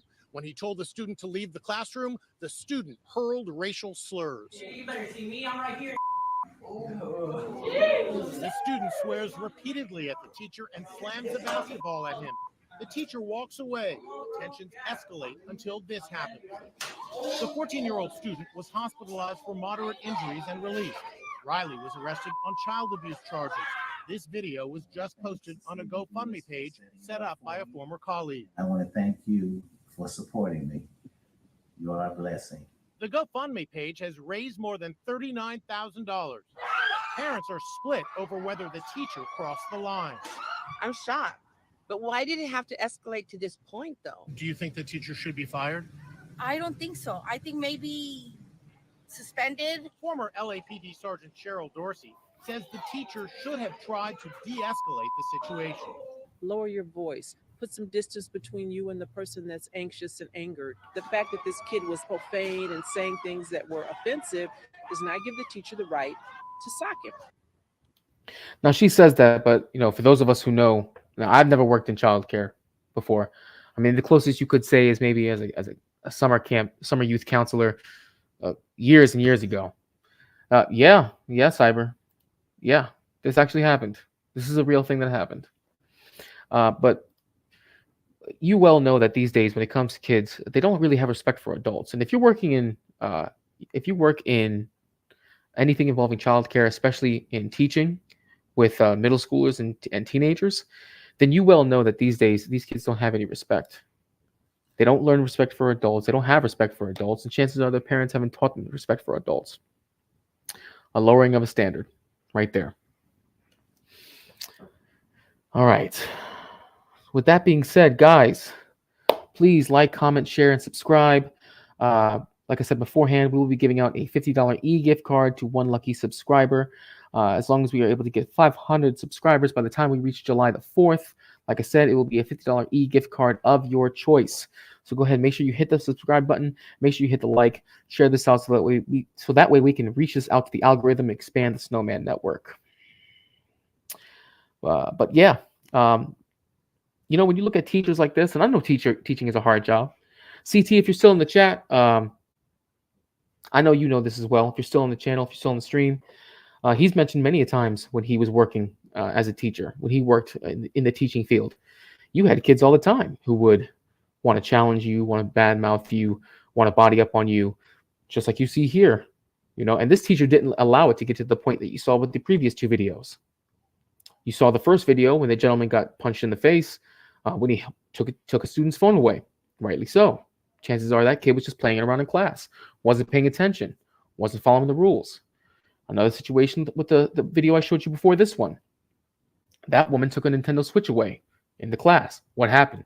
She's walking away. That student attacks her. Another situation right here. Chances are that if that situation continued to escalate, that teacher would have ended up just like the other two, and he would have been attacked. Plain and simple. A lack of standards. It starts with the parents and it works its way down.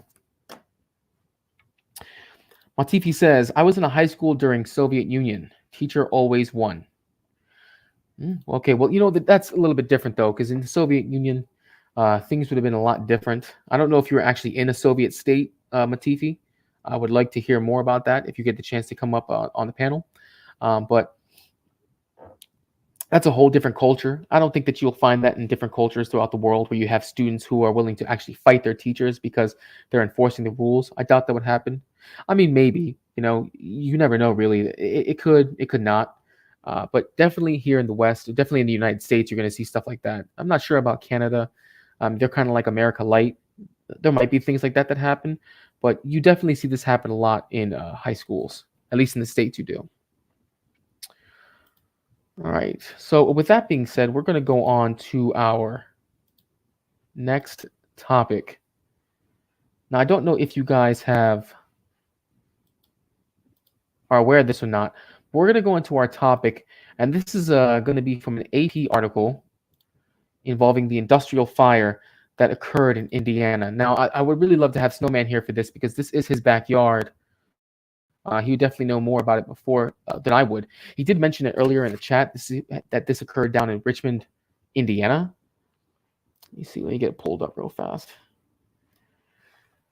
So this is an article from the Associated Press. Industrial fire prompts evacuation order in Indiana City. Okay.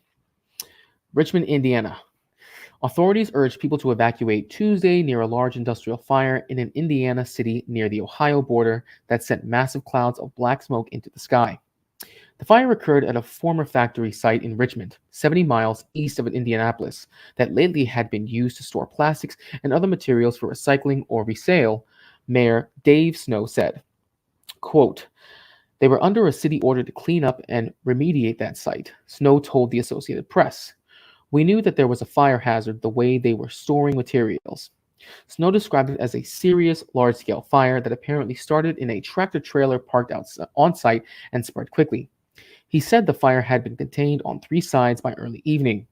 The cause was not immediately known. Quote, this is an indoor and outdoor storage facility. Very, very large, the mayor said. There were no reports of injuries, but hundreds of people living within half a mile of the fire were told to leave.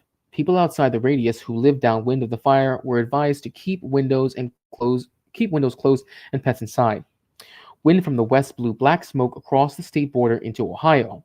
Bethesda Worship Center in Richmond offered temporary shelter for people forced out of their homes, while other agencies were trying to arrange hotel rooms if necessary, Pastor Ken Harris said.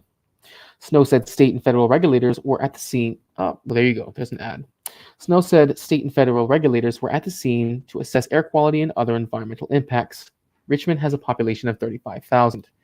So for those of you who don't know, there have actually been quite a few industrial issues throughout the course of last year and this year. There have been some topics that we have covered beforehand. I'm sure that some of you have heard of those already on the news. And those were situations that occurred, such as power plants having leaks. I know there was one in Minnesota where they had released it was hundreds of thousands of gallons of radioactive water. It was in Minnesota. Of course, everyone knows about the East Palestine incident. There was that train that derailed, and they chose to actually burn off the chemicals that were there. And of course, we know about the Philadelphia incident in the Delaware River. There was a plastic plant that also released toxic chemical, or they had a leak of toxic chemicals. They said the water table was not affected. But a lot of people don't know is that as far as industrial incidents are concerned, I did a little bit of research and found that there are usually more than 37,000 cases of some kind of industrial issue every year. Whether or not they're on this scale, I doubt it, but we have been noticing very large industrial issues occurring over the course of the past couple of years. So we're going to go ahead. We're going to go into this clip. It does give a bit more insight into what occurred. Let me see. I'm going to pull this up. Let's see. And nope, that's not it. Here it is.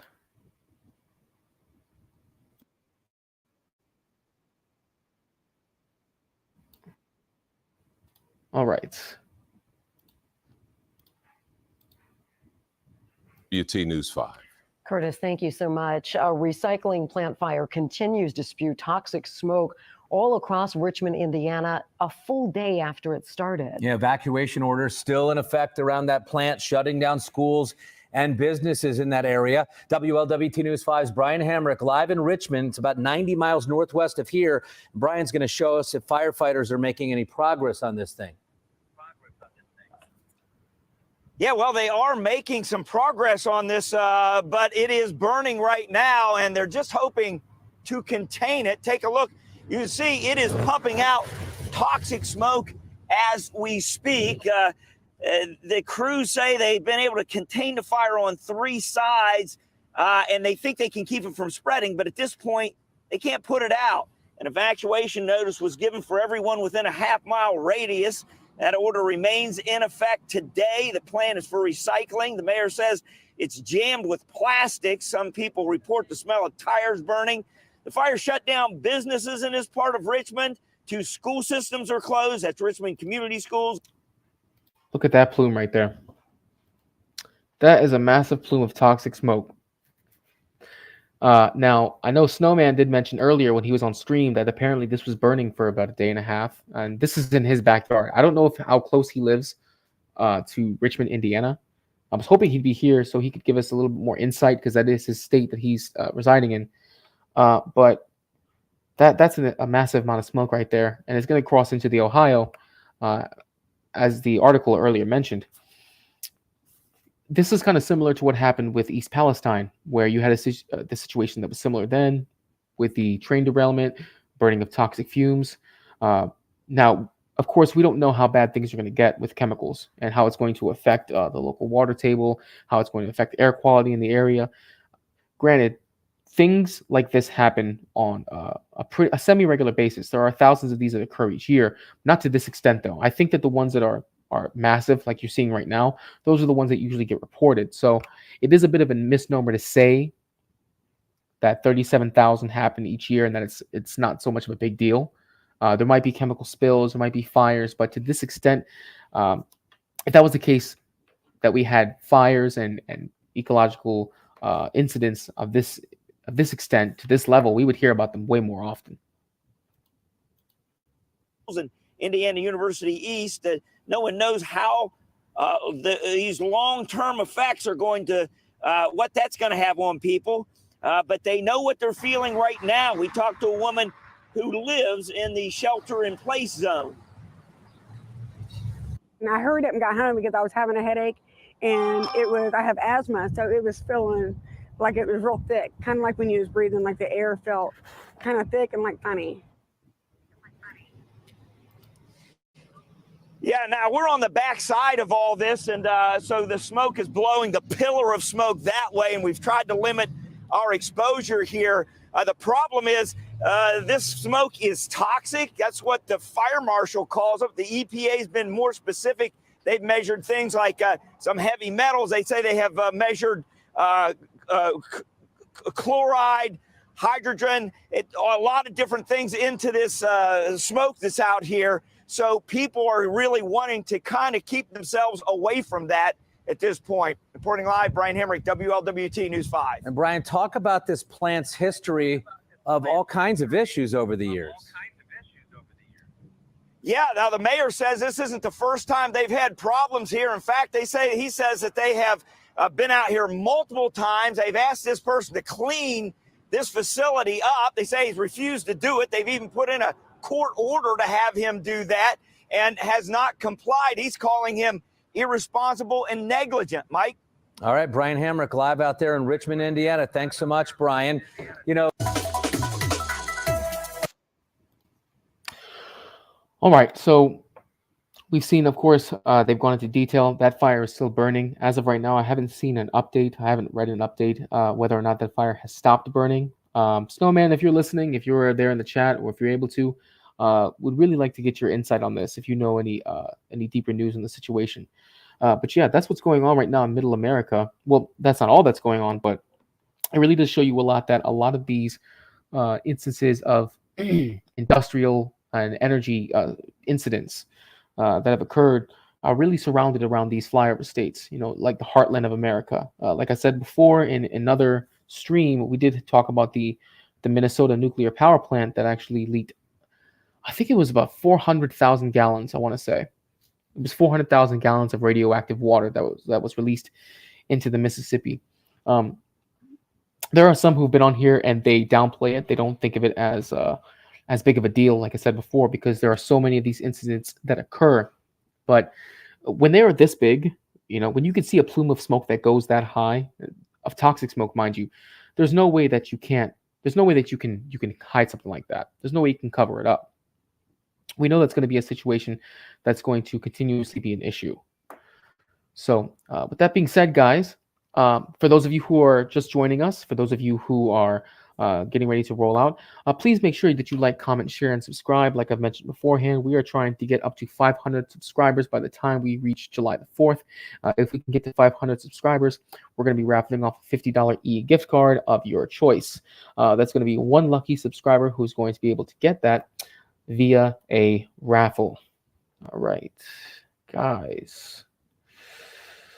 Let me see here. We're going to close that one out. And then we are going to be going into our next topic of the night. And a lot of you may know about this, some of you may not. They were mentioning it earlier in the chat before I even got a chance to talk about it, was that 18,000 cattle died in a Texas fire. Now, for those of you who are not familiar with this, okay, there was a fire that occurred, okay, in Texas. I have an article that I've got already pulled up and ready to go in regards to this topic. But it really does say a lot that we have another fire involving lots of dead cattle. Let's see. We know already that we've had food shortages for the course of the past 2 years. Things that occurred, there's been egg shortages because, you know, the crisis with quote unquote bird flu. Granted, that was linked more to the chicken feed issue. We know that there's been a worldwide shortage of wheat, of flour, of sunflower oil, of different various types of cooking oils due to the war that's going on in Ukraine. And since 2022, a lot of people don't know this though, but I did a little bit of digging, and there have actually been 90 plus events of food distribution and food storage areas that have either been caught fire, or that have had certain incidents where someone attacked them, where food had been either poisoned or food had been contaminated in some way, shape, or form. So what I'm going to do now is I'm going to jump into this article, and it's actually a very brief article. This is via Reuters. Actually, they were the ones who reported it.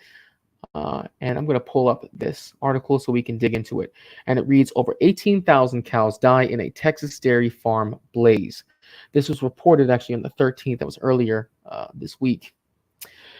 More than 18,000 cows died after an explosion and fire at a family dairy farm in West Texas, marking the deadliest such barn blaze on record in the United States. Firefighters rescued one employee from the South Fork Dairy Farm near Dimmitt on Monday as flames raced through a building and into holding pens, according to images and statements from the Castro County Sheriff's Office.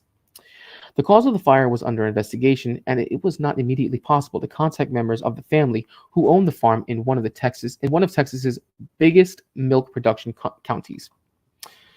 The blaze prompted calls for the Animal Welfare Institute, among the oldest U.S. animal protection groups, for federal laws to prevent barn fires, which kill hundreds of thousands of farm animals each year. There are no federal regulations protecting animals from the fires, and only a few states, Texas not among them, have adopted fire protection codes for such buildings, according to an AWI statement. The blaze was the most devastating U.S. barn fire involving cattle since the AWI began tracking such incidents in 2013. Around 6.5 million farm animals have died in such fires in the last decade, most of them poultry. So, as you can see there, it does lend credence to the idea that we are suffering food crises on a regular basis, actually. As you can see, they even mentioned there were 6.5 million animals that have died annually 6.5 million animals that have died over the course of the past decade, most of them being poultry. So, if we're able to see that you have this amount of chicken, so that's poultry that's already dying off. We already know that America consumes a lot of chicken, but America also consumes a lot of eggs. That also lends credence to what happened with the egg crisis that we dealt with last year, going into this year. So we know that obviously something's going wrong with our infrastructure. The idea that this is just a normal thing, sans what the article says, to me it's a bit far-fetched. And the reason why I brought that up is because if you look at the amount of industrial and ecological problems that have occurred over the course of the past year and a half, there actually has been an increase. There was a spike. There was an article that came out that didn't mention that over the course of 2021 leading into 2022, industrial areas catching fire, industrial areas being damaged, and supply chain crisis increasing, or the supply chain crisis being hindered, actually has increased between the year of 2021 and 2022. If I get a chance, I'll be able to pull up that article in a bit. But in the meantime, what I'm going to do is pull up a very brief video clip. And this is actually from local news in Texas that was able to cover this story and go into detail about it in a little bit. Let me get this set up in the pipeline. Right, and at the stream, there we go. Is in a Lubbock hospital with critical injuries after an explosion and fire demolished a dairy farm last night. Along with the property, the fire claimed thousands of cattle. KCBD News Channel 11's Natalie Falconberry joins us from what remains of the South Fork Dairy facility with what we know about the devastating loss. Natalie? Well, Karen and Abner, we're just southeast of Dimmitt in what's left of the South Fork Dairy Farm, nearly 24 hours after it initially caught fire. We're learning more tonight about how that explosion started and ended up destroying this farm. We received 8 911 calls of an explosion and fire here at the South Fork Dairy Farms. That was at about 7 o'clock Monday night. Volunteer firefighters from Dimmitt, Hart, and Nazareth responded to battle the blaze. Initial calls was that there were several persons trapped inside. It just turned out to be one. That person was a female employee who was flown to UMC in Lubbock to receive treatment for her injuries. The damage to the facility is quite extensive. We've confirmed that out of the 19,000 cattle that were at this farm, 18,000 were destroyed by the fire. Riviera says equipment failure may have started this fire. The speculation is that it was probably what they call a honey badger, and that is what sucked. It's like a vacuum that sucks the manure and water out, and it's possibly that it got overheated, and probably the methane and things like that might have ignited and then spread out with an explosion and the fire. The remaining livestock is moving to a sister facility just north of this dairy farm. Castro County deputies are asking the public to avoid this area while they continue to clear the dead and injured livestock. The Texas State Fire Marshal Office is leading the investigation on what caused this explosion and the fire. We'll update you as soon as we know more information. Karen and Abner. Hamilton, it does. All right. So they did give a brief reason as to why a honey badger. They're saying that it was a manure that got sucked up and caused the fire. Of course, fires like that, while they may seem pretty common in food distribution areas, we do know, like I mentioned beforehand, that when they're that big, when they have such an impact, those are the ones that normally get reported on. Minor fires, minor instances of problems occurring with food distribution centers, those aren't really the most common. Hence the reason why I brought up that article. So for those of you who are preppers, I doubt that's many of you. But for those of you who are, maybe a good time is now to start stocking up on beef. In fact, Mayo, I believe, when he was on the stream, I think a couple days ago, he even mentioned that you can get a freeze-dried steak that can last you 20 years. So maybe that's the way to go. So we've got that one covered, and that topic's done. I do have another topic, actually, and this is surrounding around a shooting that occurred last year, actually, but it's not about the shooting itself. There was a family, actually, who decided to sue a company who develops high-capacity magazines. Now, for those of you who may or may not know, this was actually a shooting that occurred back in 2021 at a FedEx facility. And I remember it at the time because the job I was working at then, we were having issues getting supplies in because FedEx, one of the main distributors of our materials, was FedEx. And their distribution center being hit actually did impact the amount of supplies that we were able to get a hold of. So as a result, those are one of the issues that we were dealing with. So I'm going to pull up this article real quick. And I'm going to go over some talking points that it mentioned.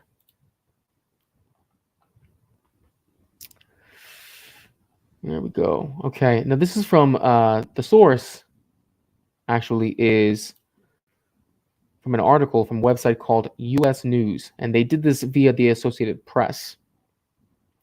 And here it reads, the son of a man killed in a 2021 mass shooting in an Indianapolis FedEx facility filed a federal lawsuit Thursday with two of the survivors against the distributor of the 60-round magazine used by the gunman, alleging the use of reckless marketing tactics targeting young men at a risk for violent behavior.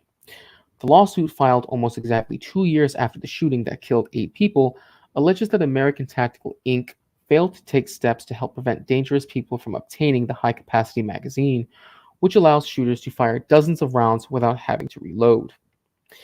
Instead, the lawsuit says the company specifically targeted its products to a, quote, consumer base filled with impulsive young men who feel they need to harm others in order to prove their strength, and who have militaristic delusions of fighting in a war or video game. It points to action movie-style marketing, videos that were posted on American Tactical's YouTube page, featuring men firing round after round in tactical vests, similar to one worn by the FedEx facility shooter. Quote, American Tactical Inc. is well aware that these magazines and instruments of mass killing and have no problem marketing them directly to people with horrific intentions, said Gurinder Singh Bains, whose father, Jaswinder Singh, died in the shooting. You know, you usually see this talking point quite a bit whenever it comes to shootings.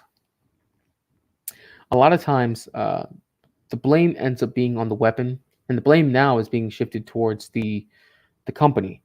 And there's going to be precedents for this. You'll hear about it later on in the article, that this isn't the first time that a magazine distributor, weapons manufacturer, and ammo manufacturer has been sued by the families of people who have been victims of gun violence. and people who have been victims of mass shootings. But what it does harken back to is a discussion that has been brought up multiple times before regarding mental health.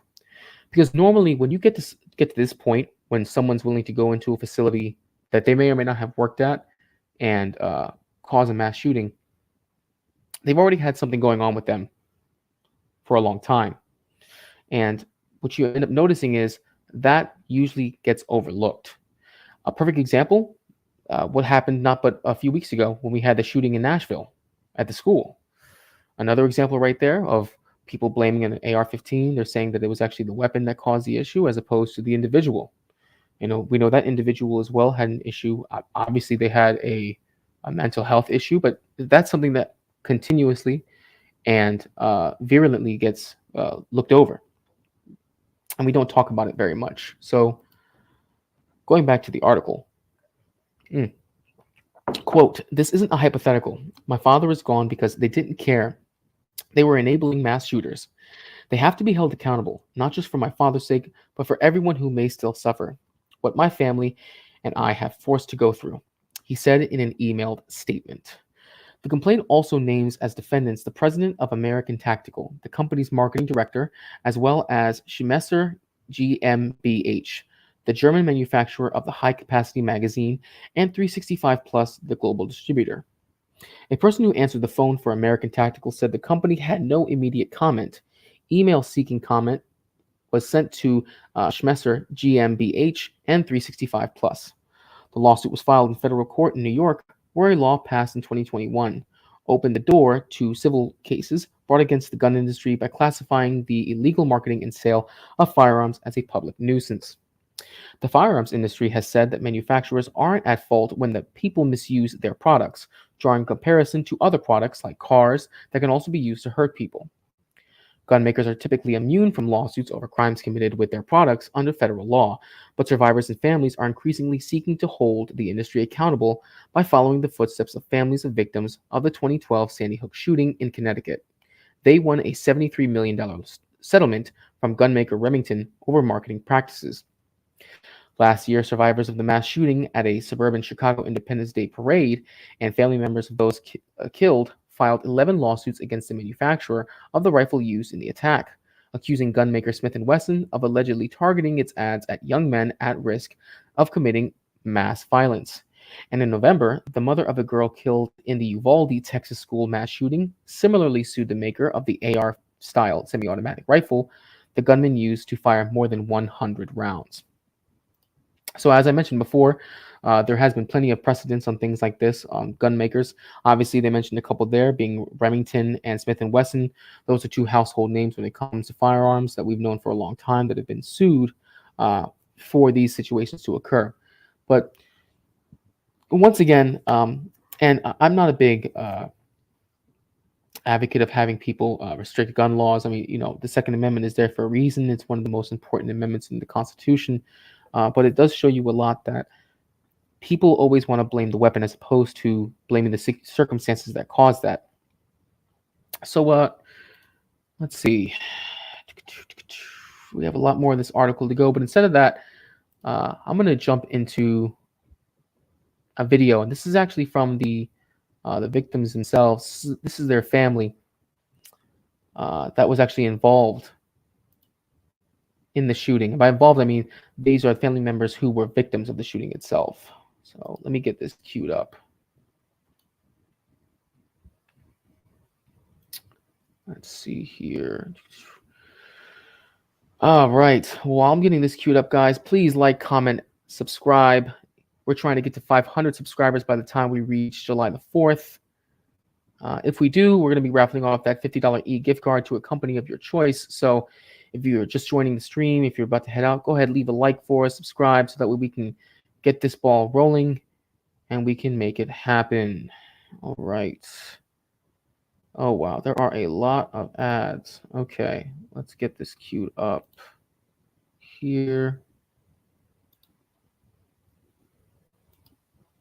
All right. Let's see. We got at least 3 people in the chat, so that's good. Or at least 3 people watching. All right. whether or not they're still here. Well, I appreciate you guys for at least leaving your page up if that's the case. Let's see. All right.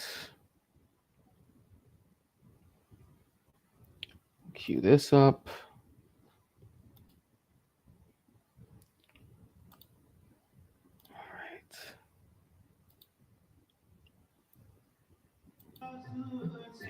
Well, we had gathered here to commemorate and to remember the 8 victims of the FedEx shooting tragedy that took place on April 15th, 2021. From the hymns that were sung and the thoughts that were expressed, it was all about a prayer for not just those 8 victims, but their families, for the Hoosier family, for the Indianapolis family, and for our state as well as for the world. So it was a prayer service where we were including and asking for this kind of tragedies to end, for this kind of negative energies that really derail whatever where we are going, and so that we can work towards building a better community, better state, better world. So the hymns that were chosen were very, very clear in that sense. Sabbe ji samal apni mehr kar. O Lord Almighty, take care of each and every soul. Sabbe ji means entire creation. So this was as much as about the grief and the mourning and the anguish, but also for asking God's help to heal us, to help us, to help the families, to help us, to serve them, to further support them in any which we can, but also to help us to really look at tomorrow, look at the next thing we need to do in a positive spirit and positive ways. Yeah, so I didn't realize that there was a significant Sikh population in Indiana before this. I had to do a little bit of digging to know that there was actually a significant amount in the Indiana area. So yeah, guys, that seems to be that's the majority of the topics that I have for right now. I do have a couple of things I could bring up. Let's see. Muslim guy, I know you said you wanted to come up. So if you're there or if you're nearby, give me a holler. Let me know how far out you are. I'm not sure whether or not you are about to hop up or if you are far away at this point. I got a couple of things on the pipeline I could bring up, though. Let's see. In the meantime, until if Muslim guy does come up. I did mention earlier in the stream when the leaked documents were dropped, something I wanted to be able to bring up beforehand. And this was in regards to Egypt being part of the intel leak that a lot of people didn't know about. To me, I thought this was actually pretty significant because, like I mentioned before, this is a former ally. And the video is actually going to go into way better detail about this as far as the funding that we give them on a yearly basis, actually, because we do give a lot of funding to them. A lot is a relative term, but when you talk about several decades and you're talking about billions of dollars, that's a lot of funding for an ally that you've invested into, only to find out that the backdoor deals were being done against American interests. So, new show on the channel. Check it out, my guy. Hey, Casey Mo, what's going on, bro? I'm gonna drop the link for you, bro. Are you if you're finished with your kids' play, by all means, I'm dropping the link for you. Please, by all means, come up on the panel. We've talked about a lot tonight. It'd be great to have you up. I'm just going into more supplementary topics, some topics that we missed from previous streams, some topics that we've covered. I have been able to get over the main topics of tonight. So, Casey, if you're listening, some of the topics I went over tonight, or the main topics, we went over the leaked documents suspect that was arrested earlier this week. We went over the Bud Light backlash involving Dylan Mulvaney being the new spokesperson for InBev Anheuser-Busch, and the backlash from that in the public eye. We also did go over the abortion pill controversy about certain states banning. I keep on getting the name wrong, but I think it's Mipristone, I believe it's how it's pronounced. I could be wrong about that. And there are certain states that are enacting different kinds of abortion bans. We also went over 2 major incidents involving industry and food, the industry of food and industrial chemicals. We went over the Indiana industrial fire and how that's been burning now over the course of the past day and a half. And also we went over a fire in Texas that killed over 18,000 cattle. So we have a lot of topics that we covered, Casey. So if you get a chance, by all means, go ahead, hit the panel, and we'll discuss them. But until then, we're going to go over into this next topic, and it was something I mentioned earlier in the stream about the intel leak that involves Egypt, and they're planning to sell 40,000 rockets. Let me see. Let me see what he said. Casey May says, I just got home kicking it with my lady for a bit, but I may be able to jump in after my lady goes to sleep if you're still going. I got you, Casey. Appreciate you for showing up though, regardless. All right. So we are going to go into this next topic that involves the intel leak pertaining to Egypt. I'm going to pull this sucker up and get it fired up. All right. The Pentagon is reportedly trying to narrow down the number of people who may have had security clearance to the trove of classified documents first leaked on social media back in early March. As the search for the source of the leak continues, Washington is busy doing damage control. The revelation suggests the U.S. has spied on key allies, including Israel and South Korea. On Tuesday, Seoul dismissed a significant number of the files, calling them fake.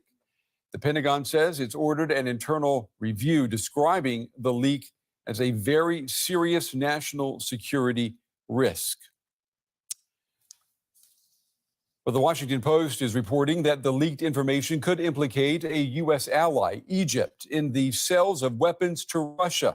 The documents reportedly reveal Egyptian President Abdel Fattah al-Sisi ordering the production of 40,000 rockets for Moscow, and that he told officials to keep it secret to avoid problems with the West.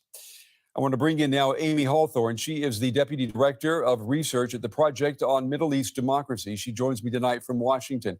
Amy, it's good to have you with us. So what is your reaction to the al-Sisi leak, assuming, of course, that what we're hearing is true?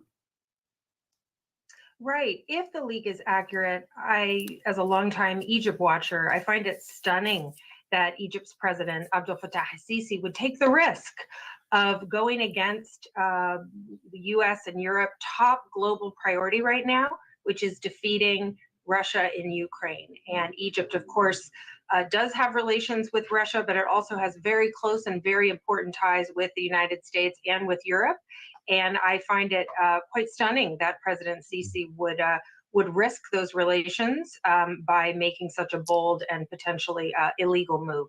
And the Washington Post, Amy, quoted an official saying, "We have no indication that any such plan has been executed." Now, that is not exactly the same thing as saying that Egypt did not seriously consider ordering the rockets.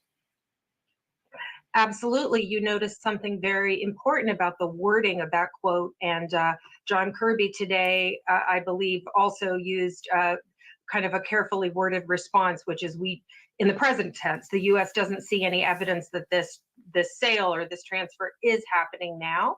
I haven't seen any denial by the U.S. government yet that the Egyptian government was, not planning such a sale. What I have no information, of course, but I would speculate that since February 17th, when this alleged report that was leaked was prepared, intelligence report, senior U.S. officials have probably been engaging their Egyptian counterparts and saying, don't even think about doing this. Don't even think about making this plan a reality.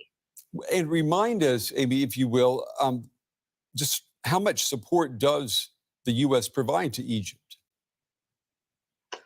The U.S. provides about $1.4 billion a year to Egypt in grant aid, not loans, but grants that come from the generosity of the American taxpayer. The vast majority of that aid is military aid, and the U.S. has been supplying and equipping and training Egypt's military for about 4 decades now.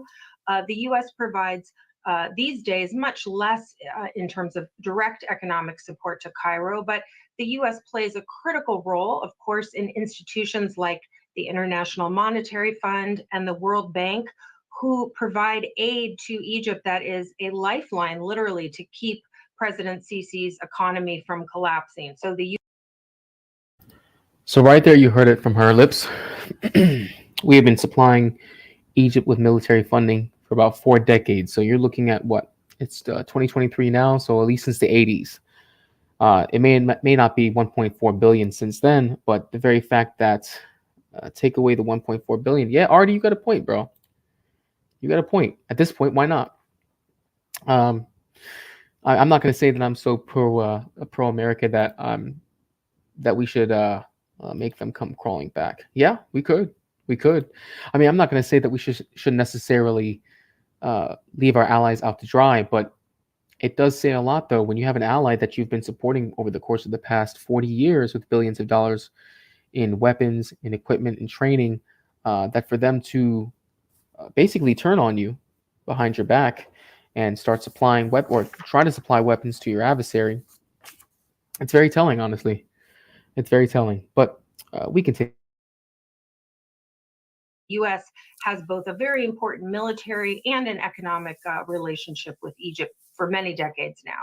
President Biden's national security strategy for the Middle East makes a point of partnering with countries that subscribe to a rules-based international order. How does Egypt fit that description? Well, that's an excellent question. As soon as I read the Washington Post report last night, I actually went back and looked again at the national security strategy that the Biden administration issued last fall. And I was reminded that, in fact, when it comes to the Middle East and North Africa, the Biden White House has stated that its first principle, its first priority in the MENA region is supporting and strengthening relationships with partners, quote unquote, that, quote, uphold the international rules-based order. Now, it seems to me that the United States and Europe, at least, believe that Russia's illegal invasion of Ukraine and the war crimes that Russia has committed and continues to commit in Ukraine are a very, very serious challenge to that international rules-based order. So Egypt, if this report is correct, was seeking to be on absolutely the wrong side of that U.S. priority. And I also found it very notable that the Egyptian government, in its response, has stressed that Egypt's official position on the war in Ukraine is basically to maintain almost like a neutral and independent position. This sort of neutrality or independent position has been a source of disappointment for the United States and for Europe, but certainly seeking to manufacture and provide arms for Russia for use in its Ukraine war, it would not leave Egypt in a position of neutrality. It would put them squarely on the side of Russia. So it's quite shocking. Shocking. And I'll throw this one out at you too, Amy. The U.S. Defense Secretary Lloyd Austin, he was recently in Egypt pushing for the production of artillery rounds for Ukraine because Egypt has the capacity to manufacture Soviet-style munitions. Now, we have to let that sink in. Is Washington really convinced by the backing it's getting from al-Sisi in Egypt? Well, if I were serving in the Biden administration at this time, which I'm not, I would be asking very, very serious questions about our relationship with Egypt. The Biden administration is very clear-eyed. It knows, as did the Trump administration, as did the Obama administration, that Sisi has been pursuing much closer relations with Putin's Russia for some time. And I believe that the Biden administration, like its predecessors, has sought to manage that and see what it can do with its influence and leverage to keep Sisi more or less on side. But this, the game changed completely when Russia illegally invaded Ukraine last year. And so the idea that that the Egyptian leader would potentially be providing military support to Russia, puts Egypt in a very it raises some very uncomfortable questions about whose side Egypt is on when it comes to, not just U.S. priorities, but also European priorities. Yeah. Europe is a very important supporter and partner of the Egyptian regime, and the war in Ukraine is Europe's top priority as well right now. Yeah, those are some very important questions that are demanding answers right now. That is for sure. Amy Hawthorne, Deputy Director of Research at the Project on Middle East Democracy. Amy, we appreciate your time and your insights tonight. Thank you. Well, I'm joined. All right, all right. So the rest of that really is just them going into more of the same detail as far as how U.S. and Egyptian relations are going to manifest over the next few years, or whether or not they will. So yeah, for those of you who are still in the chat, or for those of you still in the stream, by all means, please, if you're just joining us, please like, comment, share, subscribe. We are trying to get 500 subscribers by the time we reach July the 4th. If we do, we will be raffling off a $50 e-gift card to a company of your choice. Please make sure to hit that subscribe button, and when we do the raffle, one lucky subscriber will be getting themselves a $50 e-gift card. Now, for those of you still with us, if you have any topics that you want, by all means, come up. You can drop them in the back chat. I'll hit that link, and then we'll be able to cover a topic if you have something that you want us to cover. So I will drop the StreamYard link for those of you who have anything you want to show. In the meantime, I do have some footage. I actually have some war footage here that I would like to show. Let me see, view in Telegram. Let me see if I can bring it up. Huh. I guess it's not working as well as I wanted it to. This is from War Leaks. Usually it works better than this. Doesn't seem to be popping up just as well as I'd like it to. No matter. Let's see. I was hoping it would pull up easier than that. By the way, Muslim guy, if you are still there, give me a holler. Otherwise, I'm going to be pulling up a different video, and this is just for fun, really. Let's see. Actually, I do have something here. I do have another video here. For those of you who are enthusiasts, whether that be of wrestling, whether that be of UFC, whether that be of certain combat sports, this actually was a topic that I wanted to cover a few weeks ago, actually. Actually, no, I think it was either the last stream or the stream before last I wanted to cover. And this isn't so much more of a hard-pressing topic. It's more of like a supplementary topic. I see you. I see you, Muslim guy. I see you there, bud. You're good. This is more of a supplementary topic. It's not so much of a doom and gloom kind of topic or much of a political topic. It actually involves the UFC and the WWE combining together in a merger. Now, for those of you who like the UFC or if you like the WWE, I grew up as a WWE fan. It wasn't until I think I was maybe 12, 13 years old when I stopped following it and I realized it was fake. I mean, because let's be honest, if you're a kid, you're like 6, 7, 8 years old, probably up until you start hitting your teenage years, and maybe a few years after that. When you watch wrestling, you think it's real. It's the glitz and the glamour, it's the hype. It's the music. You see the crowds, the energy. They're professionals, and they even call it wrestling entertainment. They really do script it very well. It's great choreography. It's a great storyline too. It's almost like a really gymnastic or a really athletic soap opera when you think about it. I know when I was younger, anytime I saw blood, I always thought that wrestling was real. I mean, because let's be honest, head wounds bleed like a bitch, and most times anytime you see somebody who is injured, usually they got a cut in their forehead and it'll bleed a lot, and they do that for dramatic effect. A lot of people also don't know that under the ring, usually they have a microphone to make the slams sound louder than they actually are. I remember seeing a documentary about the magic behind the production of wrestling shows and wrestling episodes. And there's a whole lot of production value that needs to go into it to make it more believable than it actually is. Well, for those of you who may or may not know, Vince McMahon actually earlier this year announced that he had sold the company to a Saudi investor, and I believe the company was Endeavor, who was actually partnered up with the UFC so that way both of these companies can conglomerate into become an even bigger company than they already are. And this is very common, actually. If you look at the WWE now, you see that there are elements of the UFC. You're fired. I'm fired. Red Illusion. What's going on here, bro? We do see elements of the WWE that have gone into the UFC, and you've seen elements of the UFC going into the WWE. And we know that because Brock Lesnar, who growing up as a kid, I mean, like 10, 11 years old, I was a big Brock Lesnar fan when he first came out in the scene. I remember seeing him on I remember seeing him when he first showed up on Monday Night Raw back in the day. It was Monday Night Raw and Friday Night SmackDown. And he eventually would bounce between the two of them. And I was a fan of his back then. I don't really watch wrestling. I think he's still involved in it, but I ended up seeing him transition from the WWE world, and he ended up going to UFC. And Brock Lesnar, I believe, he actually became a champion, a heavyweight champion in the UFC actually for a time. And I actually did enjoy seeing him then. So it was a little bit nostalgic to have that kind of fandom rise up again.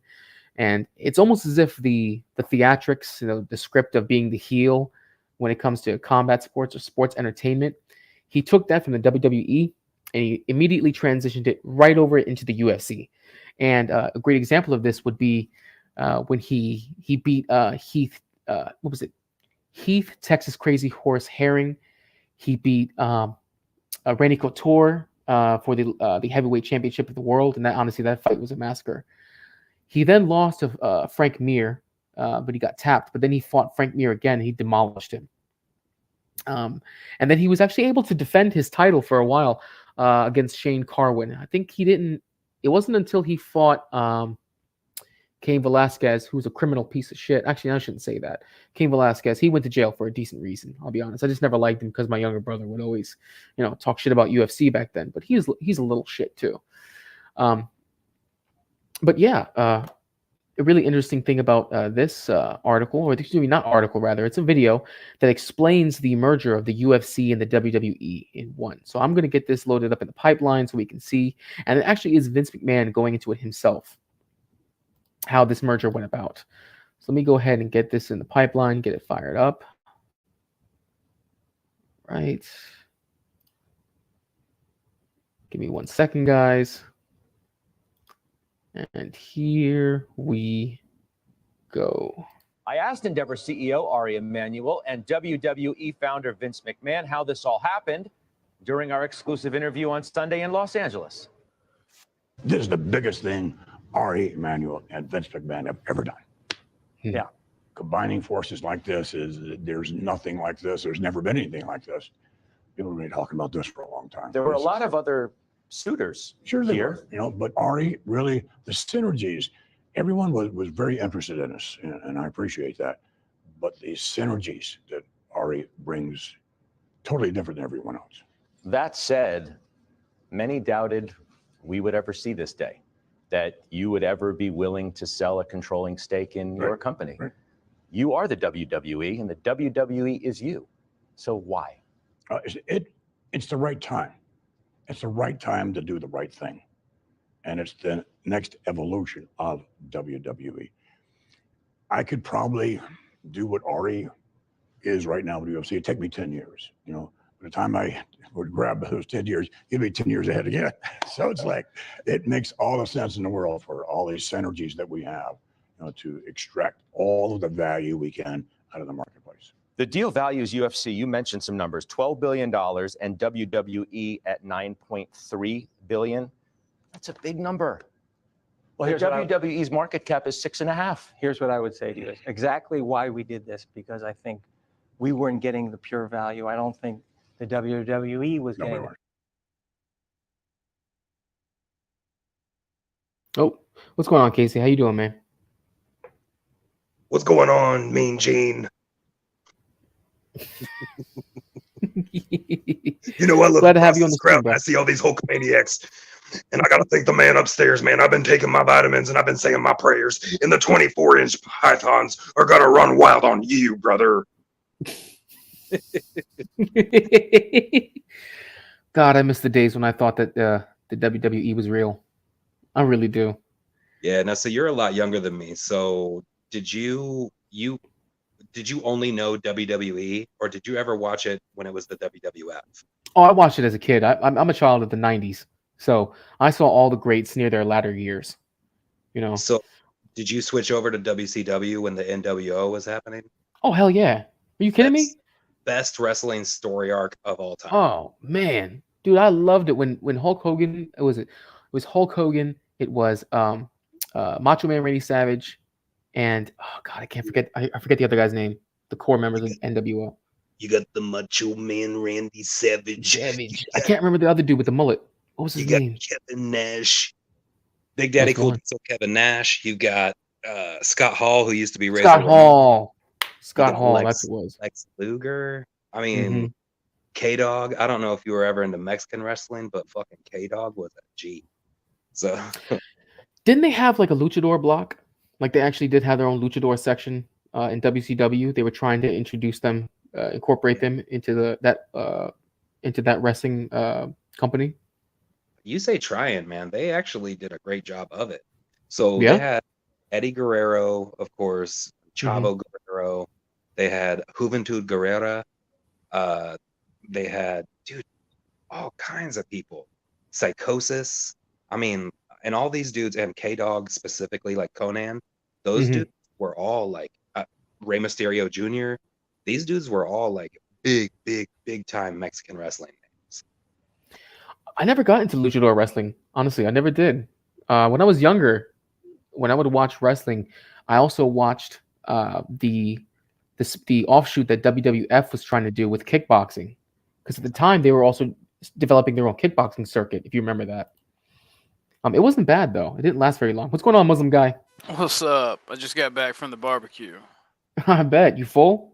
Oh yeah, my brother is half Mexican and half Italian, so he was like, "Yo, man, try this, try this, try this." I'm like, every time we have a barbecue, you make me shit my pants. Oh my god, Jesus.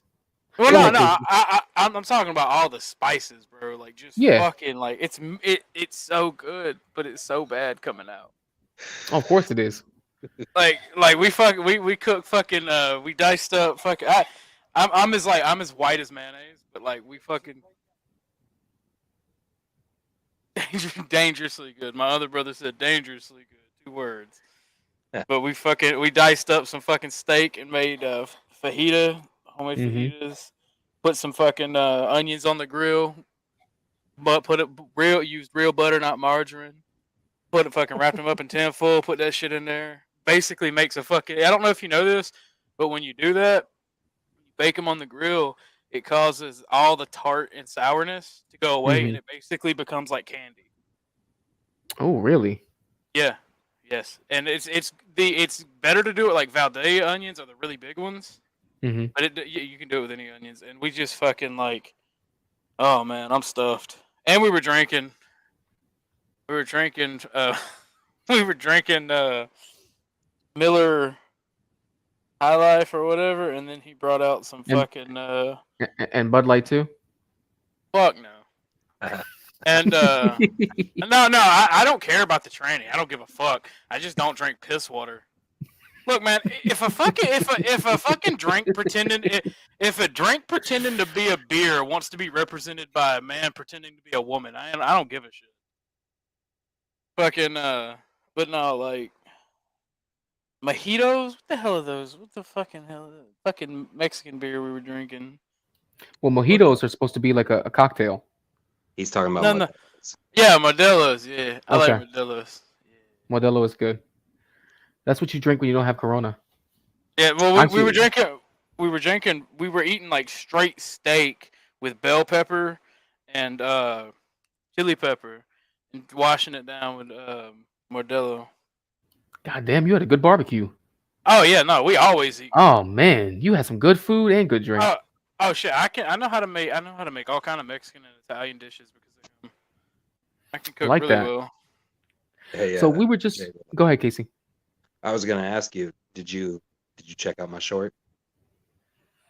I wasn't able to check it out yet. I was in the middle of topics when you dropped what the short was. If you drop it in the back though, I could pull it up.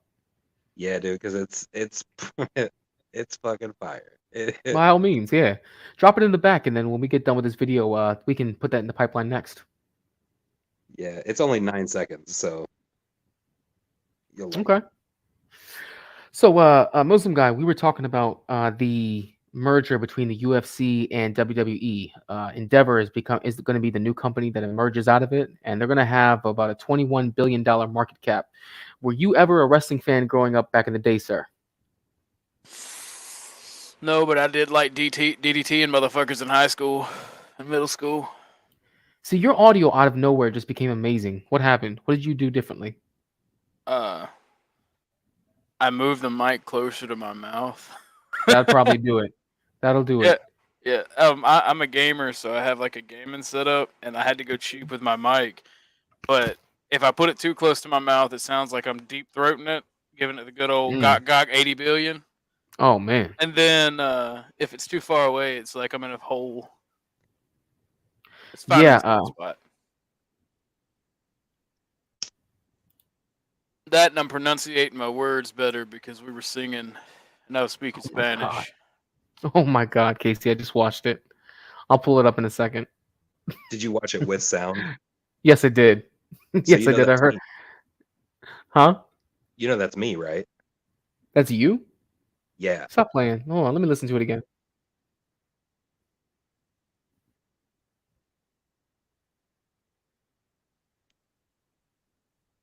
I don't do the best job of hiding my inflections in my voice. What? Doing voices.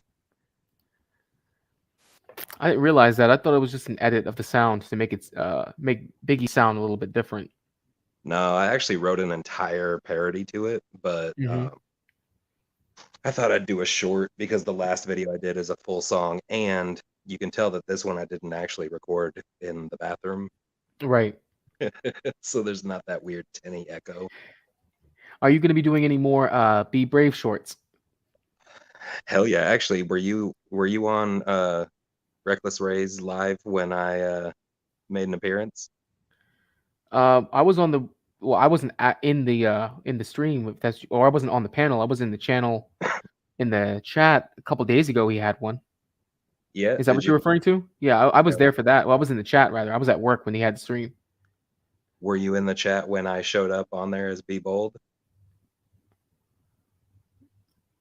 Oh no, I don't think I was then. I was in the chat. I guarantee you that because I was chatting away, but I was also at work, so I was in and out. You did you cammed up and you were Be Brave? Yeah. No so, shit. Man, I missed it. Right after, I ended up making Nightish leave. God damn. Dude, That's cool shit, bro. It was fucking. All right, let's I'll pull up your short in just a minute. Let's go ahead and finish out the rest of this this video, and then we'll recap the topics we've been over today. Cool. Combined, it's rarefied air, the two of us, and I think the analysts will be able to do it. It's good for the shareholders of WWE and for the shareholders of Endeavor. How much of this video have you already watched? Back, I don't believe that the Endeavor shareholders were getting pure play for the rest of the asset that we have. We've gone through a minute 55 of a 5-minute 30 video. Okay, So, I'm go sorry ahead. I'm sorry for interrupting. It'll probably answer my questions then. No, you're good. In case you're wondering, these are the two CEOs who are joining forces. It's Vince McMahon and Ari Emanuel are two CEOs. Go ahead.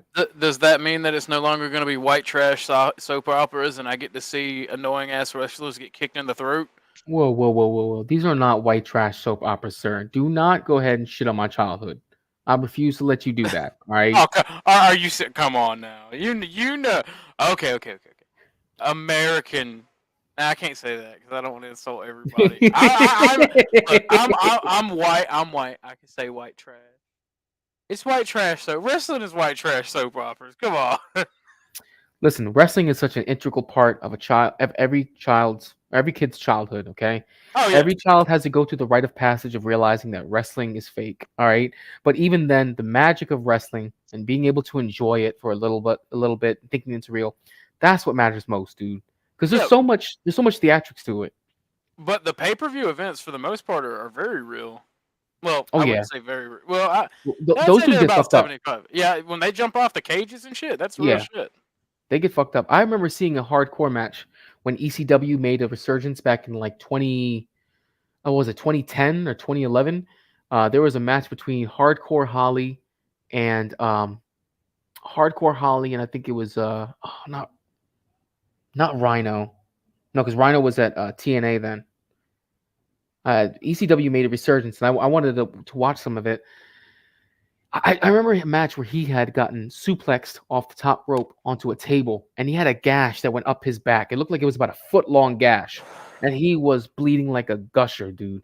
I knew that shit was real. There was no way they faked that. Yeah, there's about for the pay-per-view, about 75% of it, I'd say 70 to 75 is real. Oh, one of the best matches I ever saw was a Hell in the Cell match between The Undertaker and Rikishi, if you remember him. He was a big dude, big Samoan dude. And he choke slammed him off the top of the cage into a truck that was full of bags of, I think it was bags of hay, right? Or bags of wheat. But you got to figure, yeah, it's wheat, it's hay, it's something soft, right? But you're getting thrown off what, like 30 20, feet? 30 feet? Yeah, 30 feet. That's like, 3 stories off the ground. So you know he felt that, you know? And that's the thing. Why the fuck would you hurt yourself when you're not making that much money compared to when you're making big bucks? I don't know Even how much- losers walk away with big bucks at pay-per-view events. I don't know how much money they actually make, to be honest. I've never really delved into the salaries of WWE superstars. I'm sure they make a lot of money, especially the ones who are well renowned, because then they're gonna get sponsorships. They're gonna be highlighted in more. I hate that they call everybody a superstar, because let's be real, you're not a superstar. Everybody don't get a trophy. We know who the superstars are. It's only a few, yeah, but I mean, these guys tour a lot though. They go worldwide, and they're very well known. And these like second world, third world countries, they sell that shit out, man. They always do. It's the modern, like, that in UFC is modern gladiatorial combat. It is. It's the closest thing we have. And honestly, I would prefer a UFC match to seeing somebody get killed in the fucking ring. That's very true. It's very true. But let's finish out this video, and then we'll talk more on it. And I think for the first time, you now have the ability to do that in both situations. And that's a win-win, which is what Vince and I have always talked about.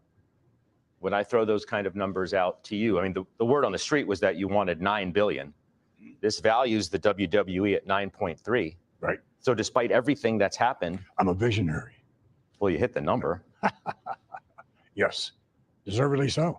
But here's what I also say to you. Wait. We paid a fair price.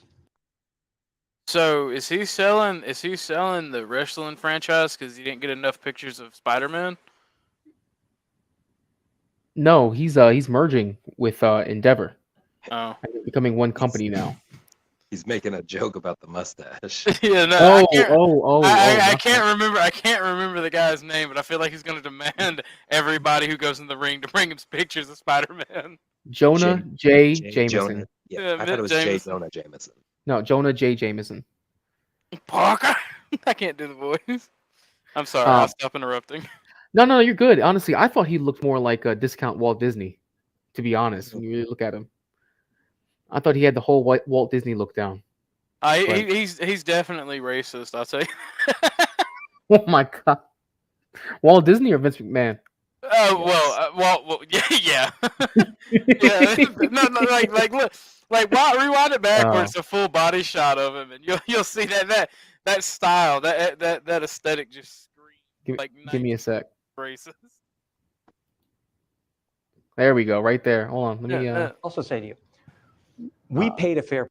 3. Right. So despite everything that's happened, I'm a visionary. I'm trying to. Well, you hit them. There we go. There we go. Right there. Yeah, straight up Himmler, right there. Oh my god, he said Himmler. Oh hell no! I am not dealing with this tonight, Barney. I am not dealing with this. Either come correct or not at all. I'm not dealing with this tonight. Is he trying to come up as Jay Rilla's cousin? No, he's El Luchador this time because we're talking about wrestling. Barney, I am not. You know what? Jesus Christ. Because I know Barney needs friends.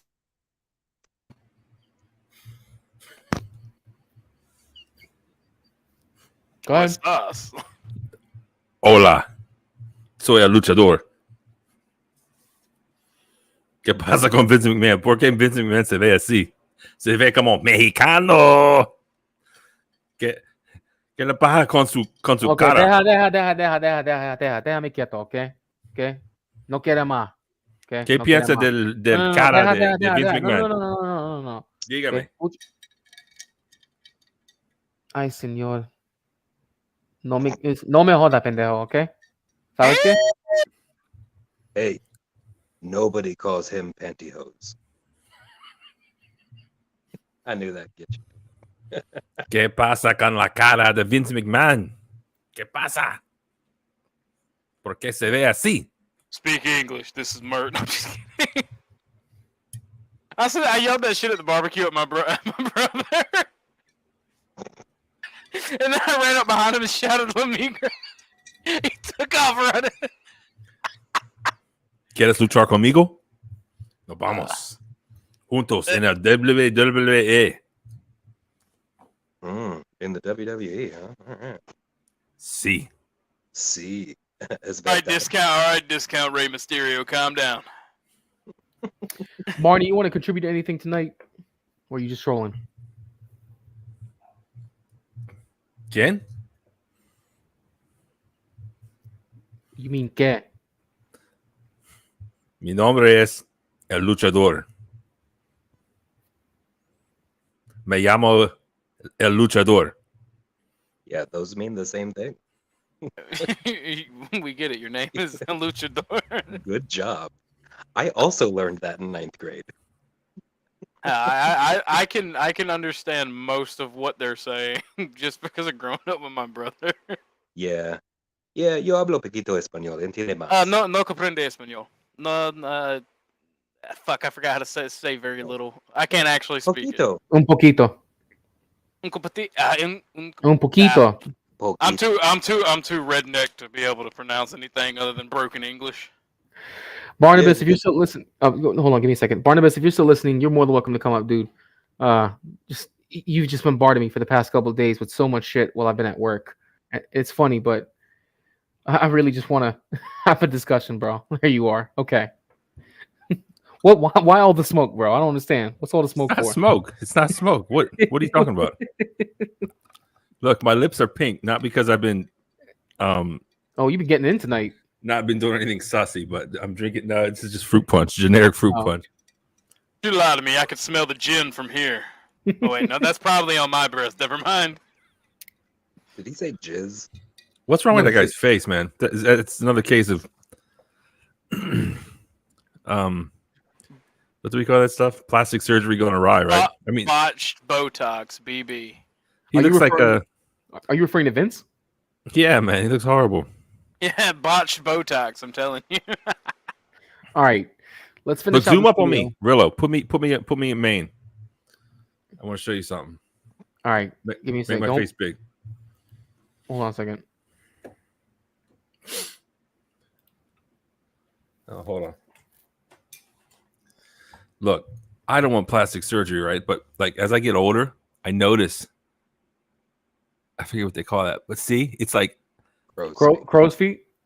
No, it's I don't know what that's called, but it's like falling over. It looks like I was a boxer. It's like droopy eye. Yeah. Yeah. It's called Forrest Whitaker eye. Well, I'm dehydrated there. All right, give me a screen. I mean, in the future, maybe if I have money and I look really ugly, I'll get plastic surgery. Just get you some Botox shots. I would have preferred the hat. I know I'm ugly, but it's hot, man. I can't wear a hat. Sorry. All right, bro. All right. Not everyone has beautiful hair like you, Jay Rillo. Actually, me and Jay Rillo's hair and beard's about the exact same. Is it really? Well, cam up, big sexy. Let's see it. How about no? I'm ashamed. I can't. I'm a shy. This guy's poor face. It's like I didn't say I had a pretty face. I said our hair is the same. I don't want to break your shit. I'm talking about Vince McMahon. Oh. All right, let me finish this video. Go ahead. See what you got to say, Barney. Go ahead. I mean, it's embarrassing, right? It's like having a freaking cold sore, only worse. It's like how are you supposed to look at that? Like, dude, you don't look normal. And then remember, apparently he's like fucking all those girls. Oh, excuse me. He's banging all those girls and You can say the F word. It's okay. Just don't Yeah. don't go over the top. Sure. It's all right. Yeah. He had to pay like zillions of dollars, right? Mm-hmm. I mean, what's the point of getting rich if every time you have sex with someone, you got to pay them zillions of dollars in the end? It's like, Jesus. That's why you gotta be rich but act poor. It's like Well, being see- married. See, the thing about it is, like, I can't believe these bitches are allowed to lay on their back, spread their legs, and be like, "I need money." I know, Like, right? Yeah, that's retarded. Maybe you shouldn't have gave up the cooch to Yeah, everybody, but that's and how then you'd have money. that's how easy it is these days, though. All you need to do is meet to somebody with money, and you get money. No, That's what they should literally how do is easy it just, what is. they should do is just be like, no, I don't. I literally do not give a shit. I do not respect the law of the legal system of the United States. You know what? It's interesting you say that because Drake. I read an article actually. I think this was either last year or the year before that when Drake brings groupies back to his place or wherever he's staying at, they have to sign an NDA before they even go in there. They have to sign a contract. Yeah, I'm dead serious. If No, they're I going believe to it. party with him, they have to sign a contract and sign an NDA that says they're not going to say that they had any wrongdoing, that they were not held against their will, that they were not forced to do anything they didn't want to do, and that their actions are their own if they choose to consume any kind of alcohol or narcotic. The only problem with that is that the girls that he's into aren't old enough to sign a legal document. Yeah, yeah. Oh my God. Is he accused of that? Oh yeah, Drake?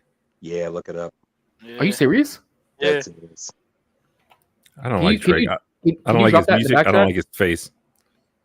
Casey, can you drop that in the back chat? I could try. Yeah, if you could. We'll Him, go and, over it. him and R. Kelly have a competition going on. Oh Remember my that goodness. that other guy? That he's some older rapper named he's called The Game. Oh yeah. He got like a $17 million lawsuit because he was trying to have sex with some girl on some. Apparently, he's on some TV show like 10 years ago or something. Like 17 million or I forget the exact number, but it's like, dude. I mean, it's like out of control. These women are out of control. These motherfucking bitches overvaluing pussy by a lot. Yo, for real. For real, for real. I mean, That's like, what- bitch, be a groupie and shut up. That's what groupies do. Now groupies just get you and they sperm jack you. It should honestly just be. It should honestly be thrown out because everybody knows these whores what the fuck they're doing. Like, fuck them, literally. All right. Let's finish out the rest of this video and then we'll go into some other topics. I'm moving see Casey Moe's short. Number. Yes, deservedly so. But here's what I would also say to you. We paid a fair price, and I'll tell you why. We paid a little bit for control premium. With our cost cuts, their new deals coming up, which is right now, and our cost savings that we think we can extract from the business right now and grow the business with all of our levers, whether it be international sales, domestic, sponsorship, gambling, all the things that we do. I think it's right. I would also say to you is when I bought IMG, everybody said I overpaid. It was actually one of the cheapest deals in sports. For sure, when I bought the UFC, everybody was like at 4.2 billion. And they were like crazy. We've tripled the EBITDA in that period of time. And now with this is going to be UFC 2.0 as it relates to all the things in the flywheel that we can bring to them. And we have unbelievably attractive economics. The balance sheet's incredible. Our debt ratio is less than 3 times. Our free cash flow conversion is unbelievable. So I think when people look at this business on a combined basis and also look at the remaining assets for both shareholder, it's incredible. Now, the new company will have Mr. Emmanuel as CEO, with current WWE CEO Nick Khan staying on as president of the brand, Dana White continuing as president of the UFC, while Mark Shapiro assumes the role of president and COO of both Endeavor and the new company. The wild card throughout the bidding process was what role, if any, WWE founder Vince McMahon would play in a new company after a sexual misconduct scandal. McMahon was forced to retire thereafter. He left the company for nearly 6 months before returning to help lead a potential transaction. Most had assumed McMahon would leave altogether if a deal happened. He is staying on as executive chairman of the board at the behest of Emmanuel himself. Even so, I asked McMahon about the emotions of parting with a business his father founded in 1953, and whether the scandal that rocked the WWE and McMahon himself ultimately led to this moment. I can't help but wonder, and I have to ask you, had the scandal not happened, Right. would we be sitting here today? Absolutely. Why? Because it makes sense. You take nothing's ever happened like this before. And again, I'm always looking what's best for our stockholders, what's best for the company. This is the best thing that's happened in a long, long time. All of the WrestleManias combined have been 39, including tomorrow. Does it really equal to the magnitude of what we will do together? Did that event push you towards this day faster than you thought you'd ever be here? No, it didn't really in and of itself, no. But it's great that we can combine all of this news together at the same time.